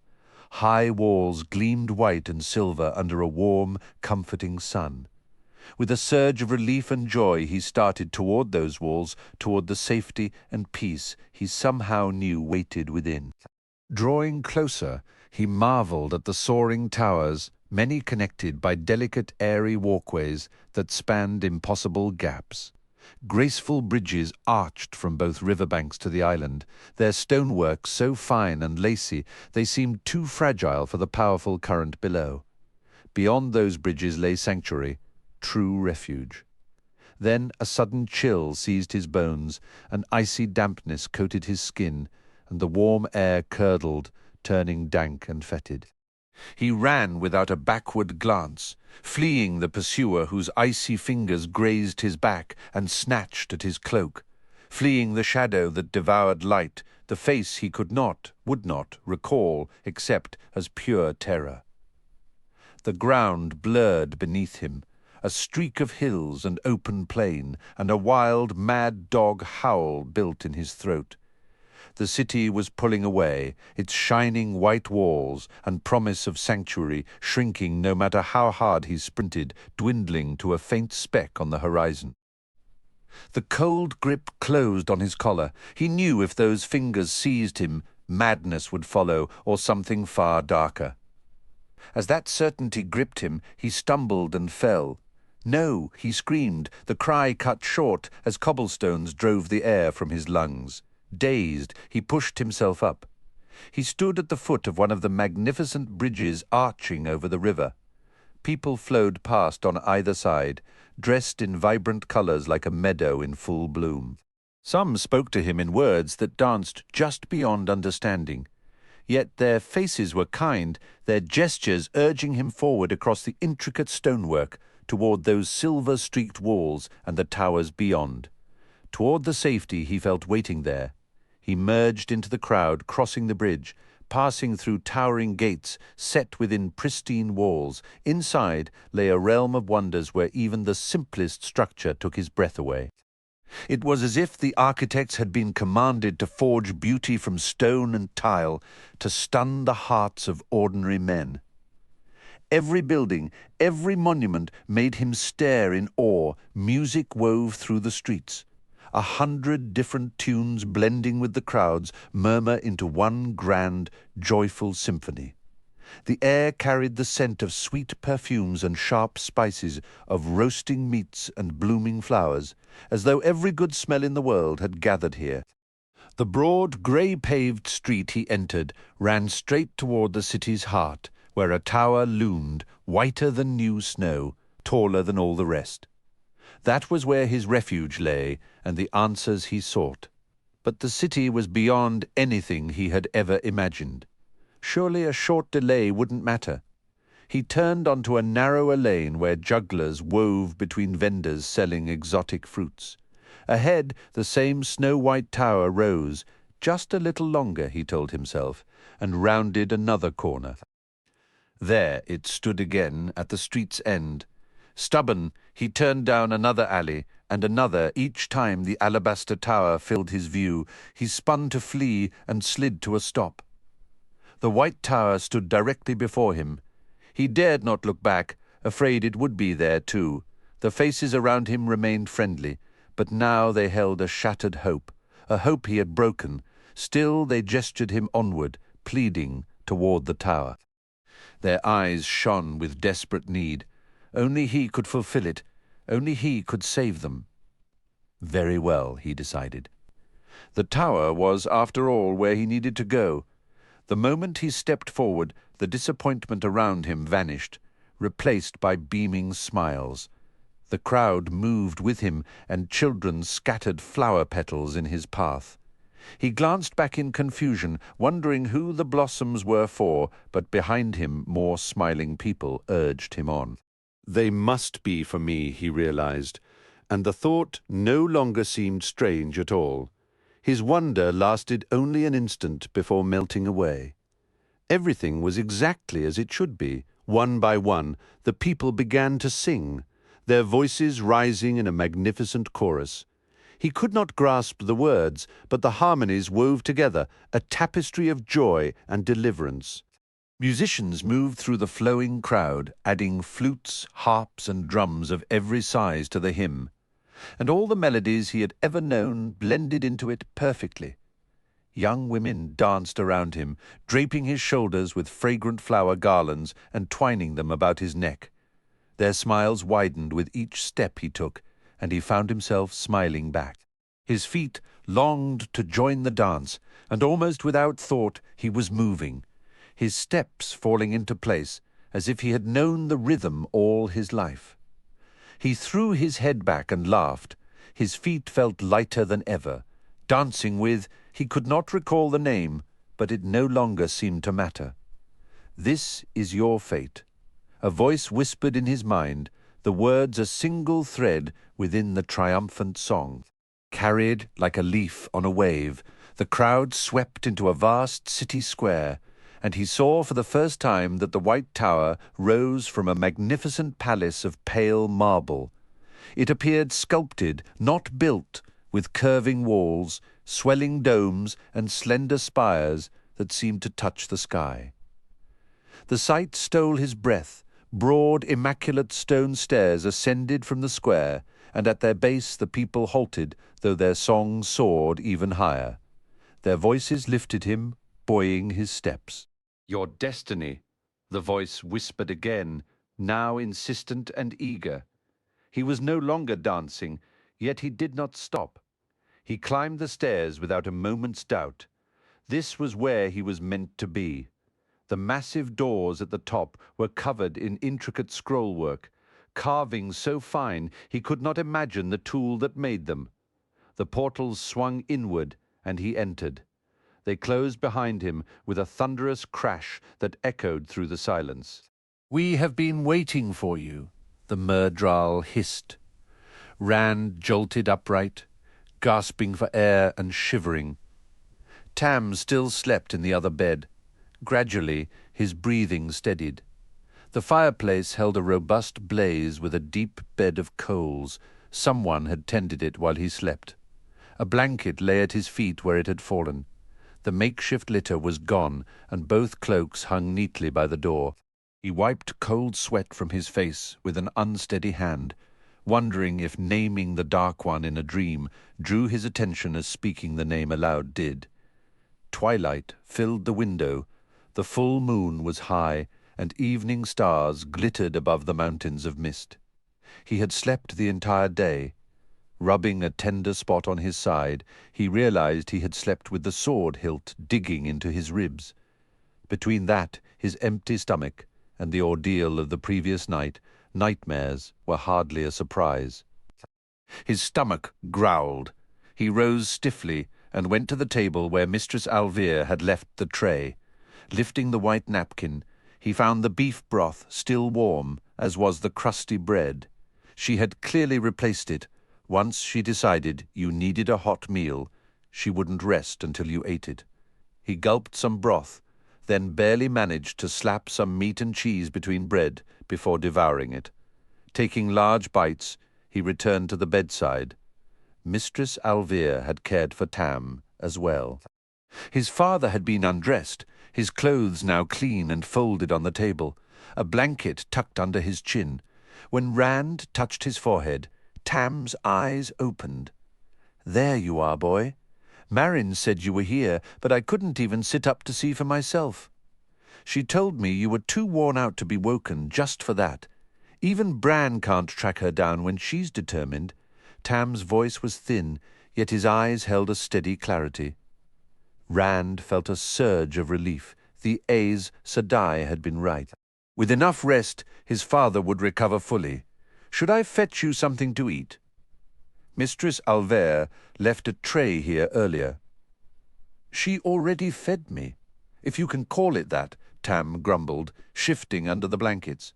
"Nothing but broth. How's a man supposed to keep nightmares away with only broth in his belly?" His hand emerged from the covers, fingers brushing the sword at Rand's waist. "So it wasn't just a fever dream. When Marin told me I'd been ill, I wondered if I'd imagined." "But you're safe. That's what matters. What about the farm?" Rand drew a slow breath. "The Trollocs killed the sheep. I believe they took the cow as well, and the house will need a thorough cleaning."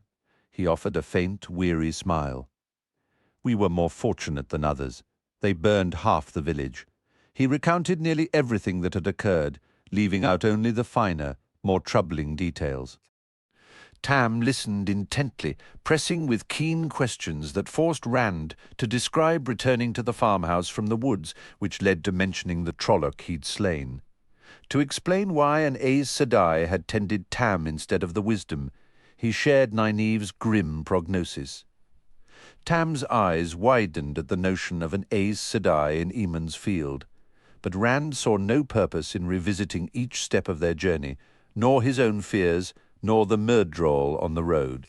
He certainly wouldn't mention the nightmares that had plagued him as he slept beside the bed, and for now Tam's fevered ramblings would remain unspoken. Moiraine's story, however, was unavoidable. "Now that's a tale fit for a gleeman's telling," Tam murmured, once Rand finished. "What would Trollocs want with you boys? Or the Dark One, Light preserve us? You think she wasn't being truthful? Master Alvere said she was honest about only 2 farms being attacked. And about Master Luhan's house and Master Cawthon's." Tam lay quiet for a long moment. "Tell me what she said. Her exact words, lad, as close as you can recall." Rand frowned, racking his memory. Who ever remembered every word they'd heard? He chewed his lip, ran a hand through his hair, and gradually pieced it together as best he could. "That's all I can remember," he finished. "Some of it might not be word for word, but it's close enough." "It'll have to do," Tam said quietly.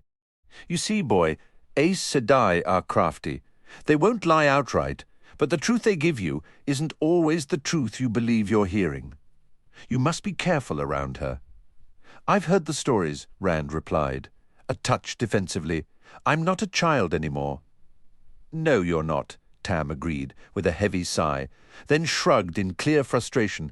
"I ought to be going with you. All the same, the world beyond the 2 rivers is nothing like Eamon's Field." That was an opening to ask about Tam's own travels and all the rest. But Rand didn't take it. Instead, his jaw went slack. "Just like that. I thought you'd argue against it. I expected you to have 100 reasons why I shouldn't go." He realized, with a sinking feeling, that part of him had been hoping for exactly those reasons, and that they'd be good ones. "Maybe not 100, Tam snorted, "but a few did cross my mind, only they don't carry much weight now. If Trollocs are hunting you, you'll be safer in Tar Valon than you could ever be here. Just remember to stay wary. Aes Sedai act for their own reasons, and those aren't always the reasons you assume." The Gleeman said something similar. Rand said slowly, "Then he knows what he's talking about. Listen closely. Think carefully and mind your words. That's sound advice for any dealings outside the 2 rivers, but most especially with Aes Sedai and with warders. Tell Lan something, and you've practically told Moiraine. If Lan was truly a warder, then his bond to Moiraine was as certain as the sunrise, and he would hold few secrets back from her, if any at all. Rand understood very little about the connection between an Aes Sedai and her warder, though it featured prominently in every tale he'd ever heard. It involved the one power somehow, a kind of gift to the warder, or perhaps a deeper exchange. The stories spoke of many advantages for the warders. They recovered from injuries faster than ordinary men and could endure greater hardships without food, water, or rest. It was even said they could sense Trollocs and other creatures of the Dark One when they drew near, which explained how Lan and Moiraine had attempted to warn the village before the attack.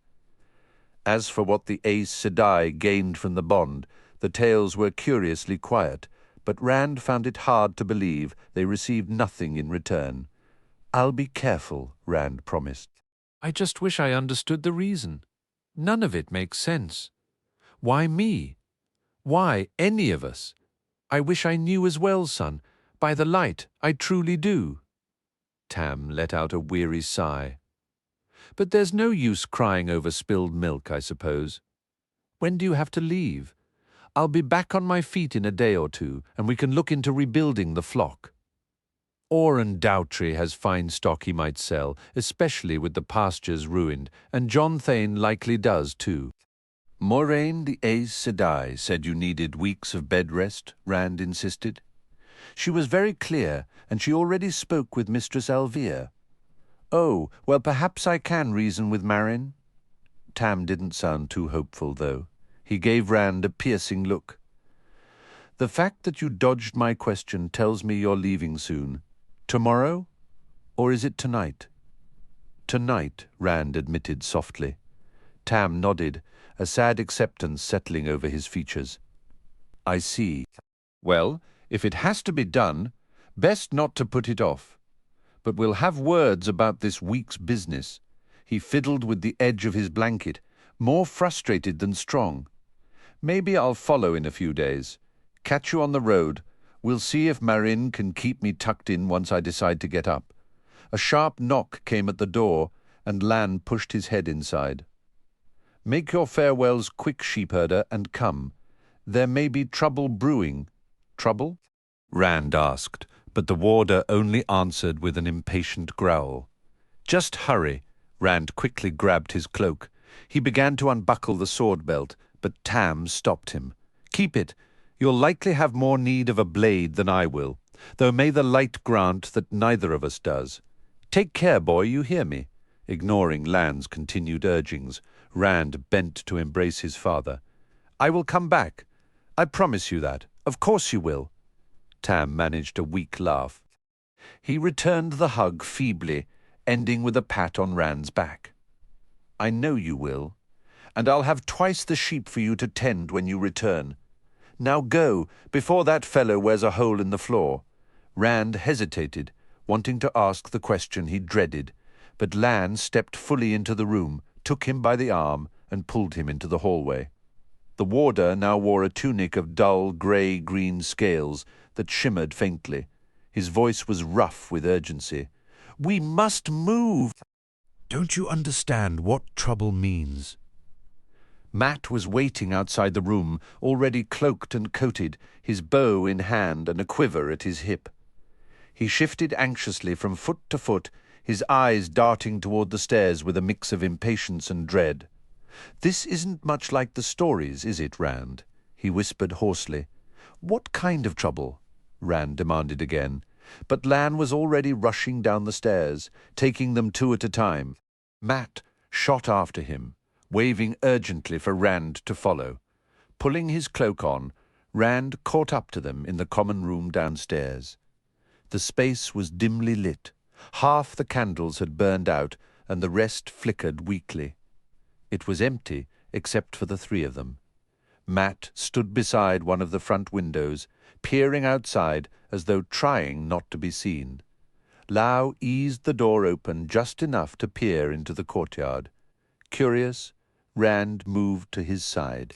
The warder grumbled a warning, but shifted to allow Rand a view.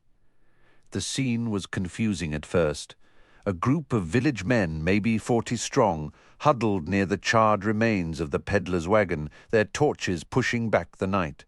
Myrain stood before them, her back to the inn, leaning with deceptive ease on her staff. In the front row, Hari Coplin stood with his brother Dal and Billy Congar. Chen Bui was there too, shifting his weight uncomfortably. Rand was shocked to see Hari shake a clenched fist toward the Aes Sedai. "Get out of Eamon's field!" the bitter farmer yelled. A handful of voices from the crowd took up the cry, but they sounded uncertain, and no one stepped forward. They were brave enough to challenge an Aes Sedai from within the safety of a mob, but no one wanted to be the first to face her alone. Not an Aes Sedai with a perfect right to be furious. You brought those creatures here. Dal bellowed, waving his torch overhead. Shouts of, "It's your fault!" and "You led them here," rose, led by his cousin Billy. Hari nudged Senbui. The old thatcher pressed his lips together and shot him a sideways glare. "Those things, those Trollocs, they weren't here before you came," Sen muttered, his voice so low it was hard to catch. He swung his head gloomily from side to side, as if searching for an escape route. "You're Aes Sedai. We don't want your kind in the Two Rivers. Aes Sedai carry trouble with them. If you stay, you'll just bring more of it." His words got no reaction from the crowd, and Hari scowled in frustration. Suddenly he grabbed Dal's torch and brandished it toward Moiraine. "Leave," he shouted, "or we'll burn you out." A heavy silence fell, broken only by the sound of feet shuffling backward as men edged away. Violence was rare in the Two Rivers. Folks defended themselves if attacked, but outright threats were almost unheard of. Ten Bui and the Coplins were left isolated at the front. Billy looked like he wanted to vanish into the crowd. Hari flinched at the sudden lack of support, but quickly rallied. "Get out!" he shouted again, echoed weakly by Dahl and Billy. He glared at the others, but most of the men refused to meet his eye. Then, from the shadows, Bran Alver and Harald Luhan stepped forward, positioning themselves apart from both Moiraine and the mob. The mayor held the large wooden maul he used for tapping casks, as if it were a walking stick. "Did I just hear someone mention burning my inn?" he asked, his voice dangerously quiet. The two Coplin brothers took a step back. Sen Bui subtly shifted away from them. Billy Congar melted into the crowd. "We never said that," Dahl said hastily. "Not that, Bran, I mean Mayor." Bran gave a slow nod. "Then perhaps I heard you threatening harm to guests under my roof." "She's an Aes Sedai." Hari began hotly, but his words died as Harald Luhan moved.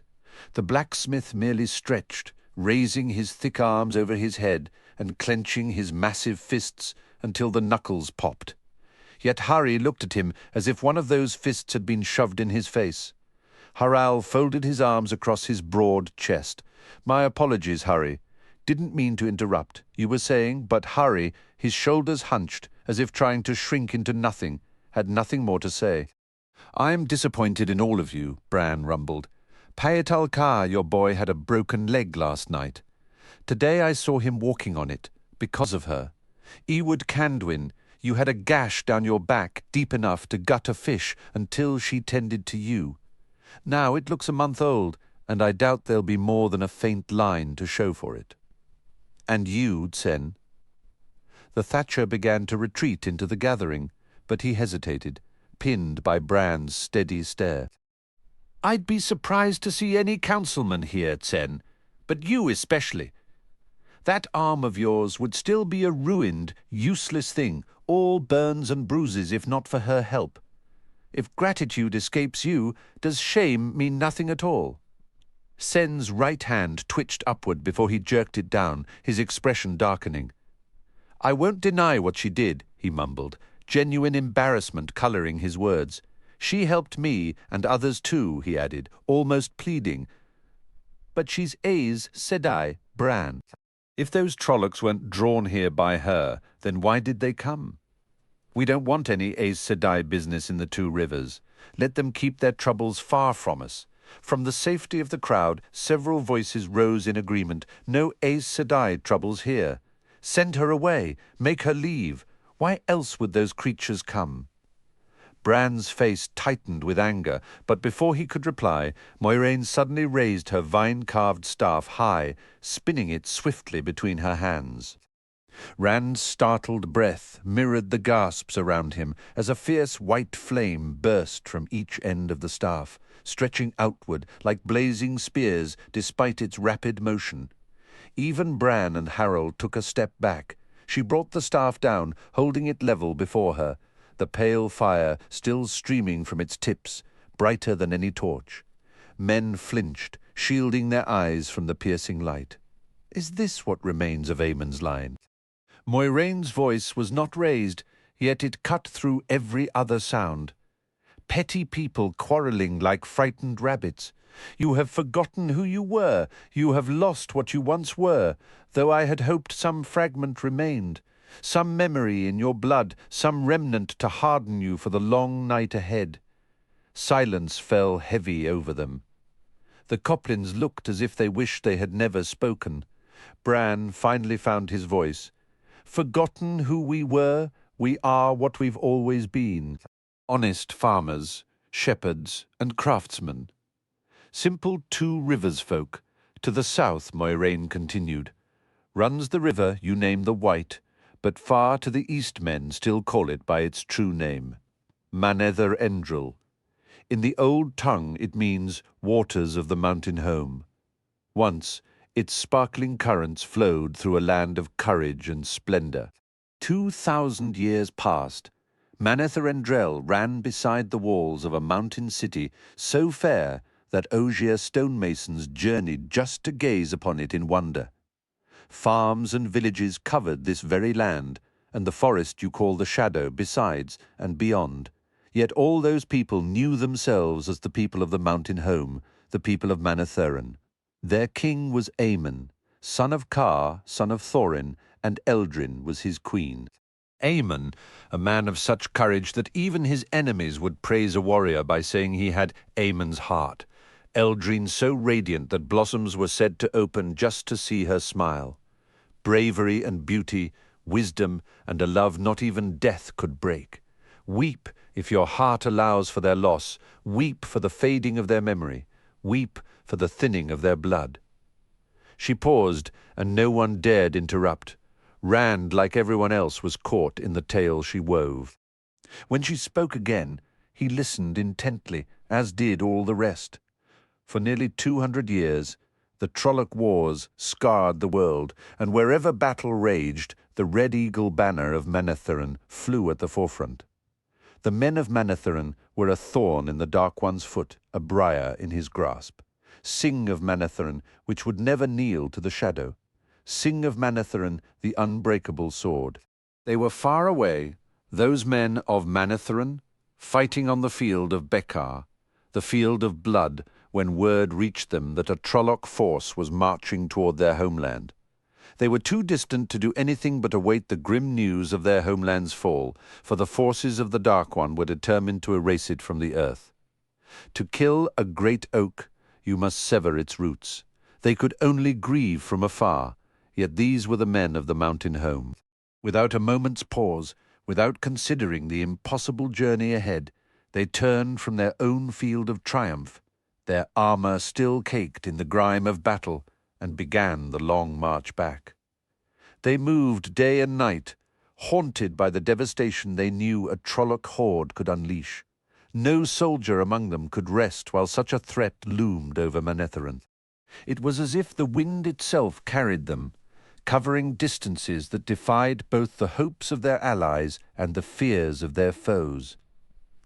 Under any other circumstances, that forced march would have become the stuff of legend.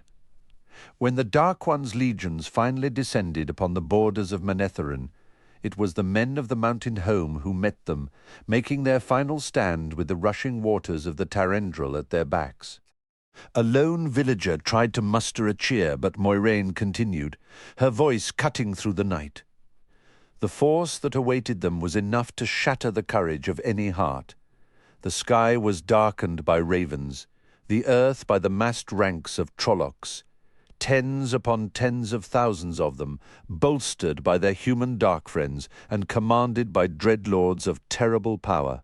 At night, their campfires outshone the stars, and come morning, the dread banner of Baalzamon flew above them, an ancient name for the father of lies himself. The Dark One was not free from his prison at Sheol Ghul, for had he been, all the armies of humankind would have been swept aside, but a palpable evil was present. The dreadlords wielded a power that made that light-devouring banner seem a fitting symbol, casting a deep chill into the souls of the defenders. They understood their duty perfectly. Their homeland lay just across the river. They had to stop that horde and the terrible power guiding it from reaching the mountain home. Aemon had dispatched riders for aid, and promises had been made. If they could hold the river crossings for just 3 days, help would arrive. Hold for 3 days against a force that should have overrun them in the first hour. Yet, through relentless assault and tenacious defense, they held for an hour, then another and another. For 3 days they fought, and the land around the fords became a charnel ground. But they yielded not a single inch of the crossing. By the 3rd night no aid had come, and no messengers returned. Still they fought on alone. 6 days passed, then 9. On the 10th day, Aemon tasted the bitter poison of betrayal. No help was coming. They could hold the river no longer. "What did they do then?" Hari cried out. The torch flames danced in the cold breeze, but no one stirred to pull their cloaks tighter. Aemon led his forces back across the Tarendrel, Moiraine said, and he burned the bridges behind him. He sent riders throughout the land with orders for the people to flee, for he knew the powers with the Trolloc horde would find a way to force a crossing. Even as the word spread, the enemy began to cross, and the soldiers of Manetheren took up the fight once more, selling their lives hour by precious hour to buy time for their people's escape. From the capital, Queen Eldrine coordinated the exodus, directing her people into the deep woods and the high mountain fastnesses. But not everyone fled. It began as a trickle, then a stream, then a flood, not toward safety, but toward the army making its last stand. Shepherds came with their hunting bows, farmers with scythes and pitchforks, woodsmen with their broad axes. Women came too, bearing whatever weapons they could find, marching shoulder to shoulder with the men. Not a single soul who made that journey believed they would ever return. But it was their land, it had been their fathers', and they intended it for their children's children. They went to pay its price in blood. They yielded not a foot of ground until it was drenched and sodden. But in the end the army of Manetheren was driven back to this very place you now call Eamon's Field. And here the encircling Trolloc hordes finally closed around them. Moiraine's voice was steady, but it carried the weight of 1,000 unshed tears. The ground was thick with the fallen, a grim harvest of Trollocs and the traitors who fought beside them. Yet still they came, clambering over mounds of their own dead in an endless, screaming tide. By nightfall, not a single soul who had raised the Red Eagle banner at dawn still drew breath. The legendary sword that could not be broken was finally shattered. Alone in the silent, echoing city of Manetheren, high in the mountains of mist, Eldrin felt the moment Aemon's life was extinguished. Her own heart seemed to turn to ash within her, leaving behind a cold, hollow craving for retribution, for her love, for her people, for her ravaged land. Grief became a weapon. She reached into the true source and seized the one power with a fury that defied all caution, hurling its raw force at the invading horde. In that instant the dreadlords perished, whether they stood in hidden council or shouted orders on the field. They erupted into searing columns of flame, their bodies consumed in a flash. The terror that followed broke the enemy's triumphant army completely. What had been an army became a stampede of panicked beasts, fleeing north and south with no thought but survival. Thousands drowned in the churning waters of the Tarandrel River, their magical supports gone. At the Manetheren they destroyed the very bridges they needed in their blind fear of what pursued them. They left slaughter and fire in the villages they passed, but the driving need was always to escape. Not one remained within the borders of Manetheren. They were scattered like leaves in a gale. Their ultimate end came later, hunted by other nations and other armies across the world. Not a single one who had shed blood at Aemon's Field was spared, but the cost to Manetheren was absolute. In her rage, Eldrine had drawn upon more of the one power than any mortal was meant to hold. As the enemy generals died, so did she, and the fires that took her devoured the empty city, utterly stone, timber, and memory down to the bare mountain rock. Her people, at least, had been saved. Nothing remained. No farmstead, no village, no soaring tower. Some might have argued there was nothing left to hold, that they should seek a new life in distant lands. They did not see it that way. The price they had paid in blood and shattered hope was unparalleled, binding them to that scorched earth with chains stronger than any metal. Other conflicts would trouble them in the years ahead, until their corner of the world faded from history, and they themselves forgot the arts of war. Manetheren never rose again. Its glories became a half-remembered dream, its fountains and spires fading from memory. Yet they held the land. Their children and their children's children held it long after the reason why was lost to time. They held it until this very day, until you weep for Manetheren. Weep for what can never be reclaimed. The flames atop Moiraine's staff vanished abruptly, and she lowered the wood as if it were made of lead. For a heavy moment, Only the wind's lonely cry filled the silence. Then Paet al-Kar shoved past the Coplins. The farmer's long face was set in hard lines. "I can't speak to your tale," he said, his voice rough. "I'm no thorn in the Dark One's foot, nor ever likely to be, but my boy Will is walking on his own 2 legs because of you. For doubting you, I'm ashamed to stand here. I don't expect your forgiveness, but I'll be leaving now. For my part, you're welcome in Immen's Field for as long as you please." He gave a quick, awkward nod, then turned and shouldered his way back through the gathered villagers. A low murmur of remorse rippled through the crowd. Then others offering mumbled apologies before slipping away into the night one by one. The Coplins, their expressions once more sour and suspicious, glanced at the hostile faces around them and retreated without a word. Bill Congar had already disappeared. Finally, Lan reached past Rand and firmly closed the door. "Let's go, boy." The warder turned toward the rear of the inn. "Both of you now move." Rand paused, sharing a look of uncertainty with Matt. While Myrain had been speaking, not even Master Alver's strongest Duran could have pulled him away, yet now a different weight seemed to root his boots to the floor. This was it, the true start, stepping out of the inn and trailing the warder into the dark. He gave himself a shake, attempting to steel his will. He had to go, but he swore to himself that he would return to Emond's Field, no matter how distant or lengthy this path became. What's the delay? Lan's voice came from the doorway leading out the back. Matt jumped slightly and scurried over, trying to persuade himself that this was the start of something magnificent. Rand trailed them through the unlit kitchen and into the stable yard. A lone lantern, its panels partly closed, dangled from a post, throwing a weak, flickering glow. Thick shadows cloaked most of the stalls. As Rand entered from the stable yard, right behind Matt and the warder, Perrin scrambled up from where he'd been seated against a stall door, straw rustling around him. He was wrapped in a thick, dark cloak. Lan hardly stopped. "Did you check the perimeter as I instructed, blacksmith?" "I checked," Perrin answered. "We're alone. Why would anyone even be hiding? Caution makes for a long life, blacksmith." The warder's gaze swept the shadowy stable and the even darker hayloft above. Then he shook his head.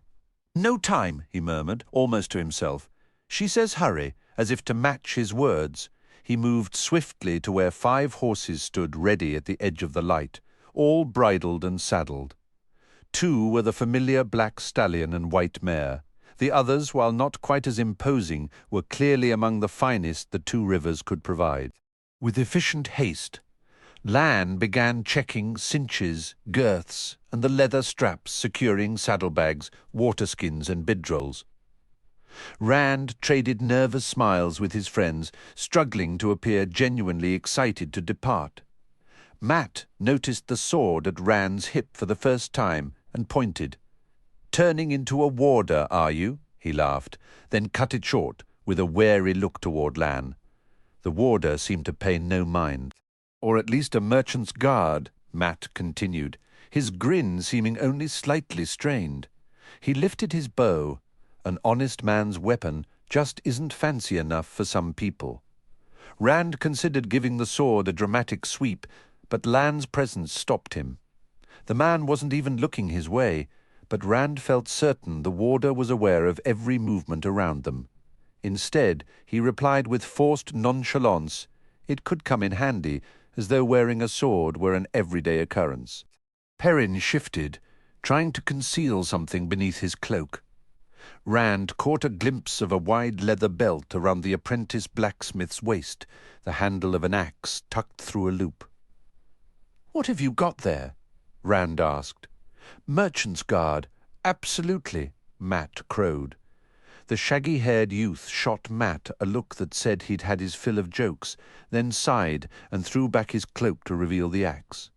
It was no ordinary woodsman's tool. With a broad half-moon blade on one side and a curved spike on the other, it looked as out of place in the 2 rivers as Rand's sword. Yet Perrin's hand rested on it with a practiced ease. Master Luhan forged it maybe 2 years back, for a wool buyer's hired man, Perrin explained. But when it was finished, the fellow refused to pay the price he'd promised, and Master Luhan wouldn't take a penny less. He gave it to me when he cleared his throat, then fixed Rand with the same warning look he'd given Matt, when he caught me practicing with it out behind the smithy. He told me I could have it, since he couldn't find a use for it himself. Practicing, Matt chuckled, raising his hands in a placating gesture as Perrin looked up. Fair enough. It's good that at least one of us knows how to handle a proper weapon. That bow is a proper weapon, Lan stated abruptly. He rested an arm across his tall black horse's saddle and studied them with a serious expression. So are the slings I've seen you village boys carry. Just because you've only used them for hunting rabbits or scaring off a wolf from the sheep doesn't change what they are. Anything can become a weapon if the person holding it has the courage and the will to make it so. Trollocs aside, you need to understand that clearly before we depart the 2 rivers, before we even leave Eamon's Field, if you hope to survive the journey to Tar Valon. His voice, as cold and unyielding as a winter-chiselled headstone, wiped the smiles from their faces and stilled their tongues. Perrin frowned and drew his cloak back over the axe. Matt stared at the ground, towing the straw scattered across the stable floor. The warder gave a short grunt and returned to his inspection, and the quiet stretched between them. "It's not much like the stories we heard," Matt said at last. "I don't know," Perrin replied, his tone bitter. "Trollocs, a warder, an Aes Sedai. What more could you possibly want?" "Aes Sedai," Matt whispered, the words leaving him as if a chill had just settled in the air. "Do you believe her, Rand?" Perrin asked. "I mean, why would Trollocs be after us?" As one, their eyes flicked toward the warder. Lan seemed entirely focused on adjusting the white mare's saddle girth, but the 3 of them instinctively edged back toward the stable door, putting more distance between themselves and him. Even then, they kept their voices low, leaning in close together. Rand shook his head. "I don't know, but she was right about our farms being the only ones targeted, and in the village they went for Master Luhan's house and the forge first. I checked with the mayor. Believing they're after us makes as much sense as anything else I can imagine." He suddenly noticed both of them staring at him. "You asked the mayor," Matt said, disbelief thick in his voice. "She told us not to tell anyone." "I didn't tell him why I was asking," Rand insisted. "Don't tell me you 2 didn't speak to anybody at all. You didn't let anyone know you were leaving." Perrin shrugged, defensive. Moiraine Sedai said not to tell anybody. "We left notes," Matt said, "for our families. They'll find them in the morning." "Rand, my mother thinks Tar Valon is 1 step removed from Sheol Ghul." He attempted a laugh to show he didn't agree, but it fell flat.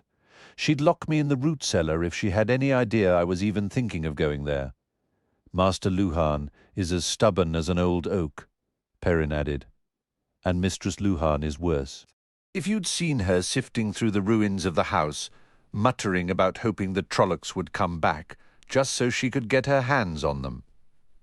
"Honestly, Rand," Matt said, "I know she's an Aes Sedai and all, but the Trollocs were really here? She said not to tell anybody. If an Aes Sedai doesn't know how to handle something like this, then who does?" "I don't know." Rand rubbed his forehead. A dull ache was building there. He couldn't shake the memory of that dream. "My father believes her. At least he agreed we had to go. Suddenly, Moiraine was standing in the doorway. You spoke to your father about this journey. She was dressed entirely in dark grey. Her skirt split for riding, and the golden serpent ring was her only ornament now." Rand's gaze drifted to her walking staff. Despite the flames he had witnessed, there was no trace of scorching or soot upon it. "I couldn't just leave without him knowing." She studied him for a moment, her lips pressed together thoughtfully before turning to the others. And did the two of you also decide a note was insufficient? Matt and Perrin began talking over each other, hastily assuring her they had only left notes, exactly as she had instructed. With a nod, she motioned for them to be silent, then fixed Rand with a piercing look. "What is done is already woven into the pattern, Lan." "The horses are ready," the warder replied, his voice low and steady. "We have supplies enough to reach Baerlon and a little beyond. We can depart immediately. My advice is to go now, not without me."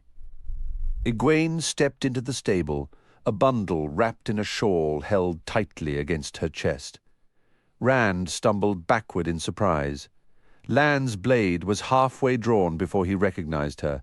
He slammed it back into the scabbard, his expression turning unreadable. Perrin and Matt both started talking over each other, hastily assuring Moiraine they hadn't breathed a word to Egwene about their plans. The Aes Sedai paid their protests no mind. She merely studied Egwene, one finger resting thoughtfully against her lips.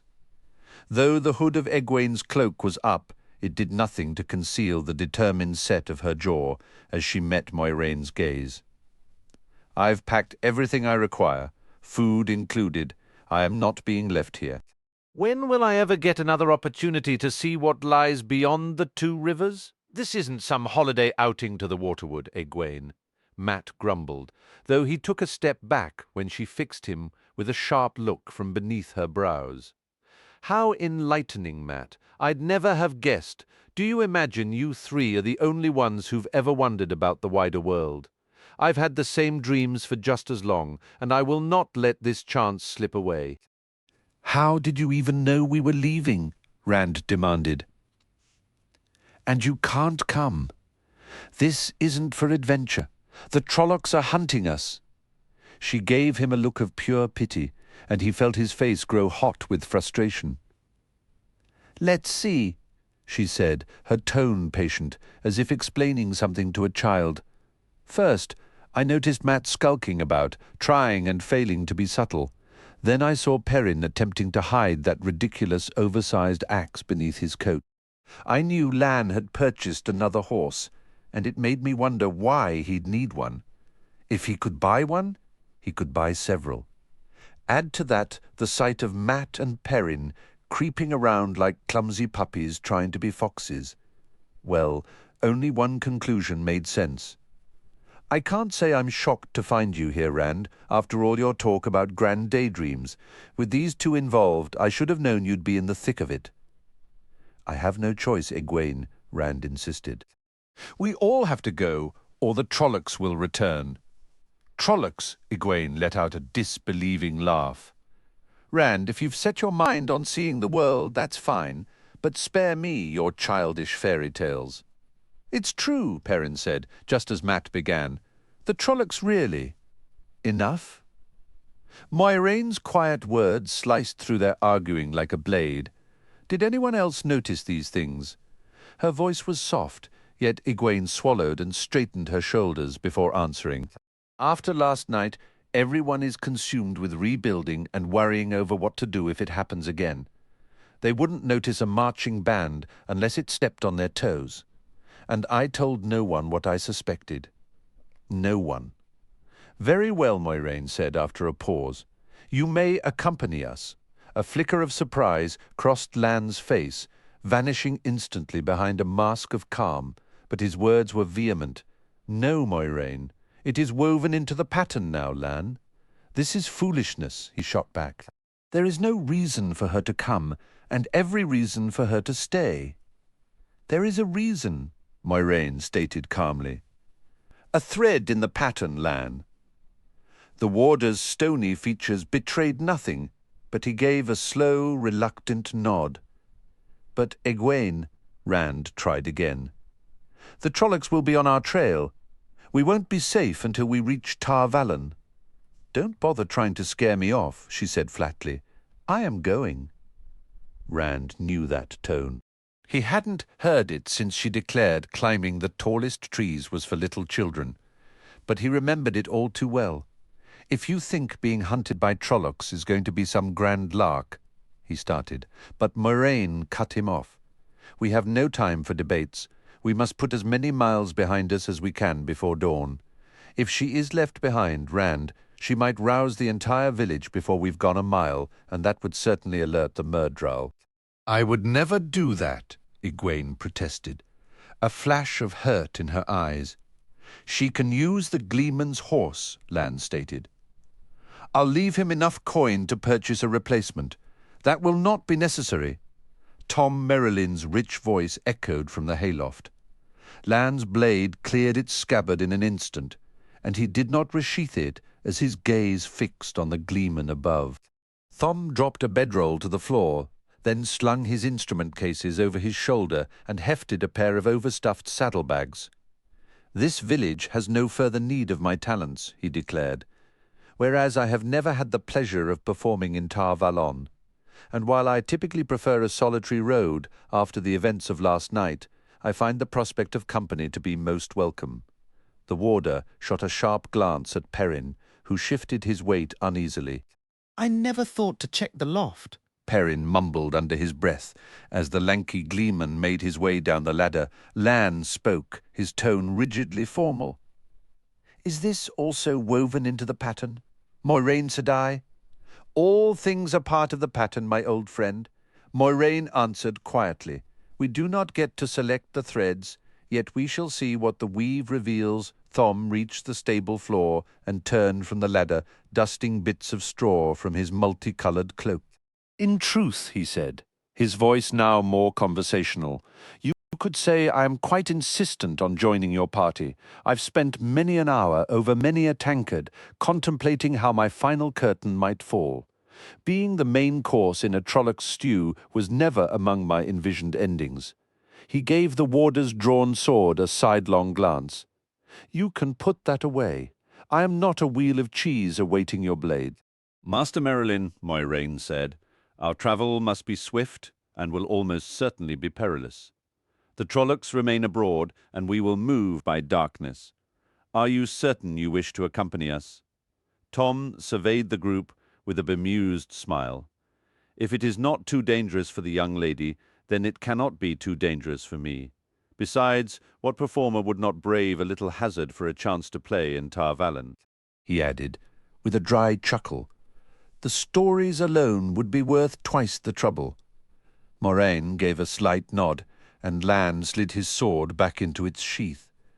Rand found himself suddenly wondering what would have occurred if Tom had refused, or if Moraine had withheld her approval. The Gleeman set about saddling his horse as if such notions had never entered his mind, though Rand observed his eyes flick more than once toward the hilt of Lan's weapon. "Now then," Moraine said, "what of a horse for Egwene?"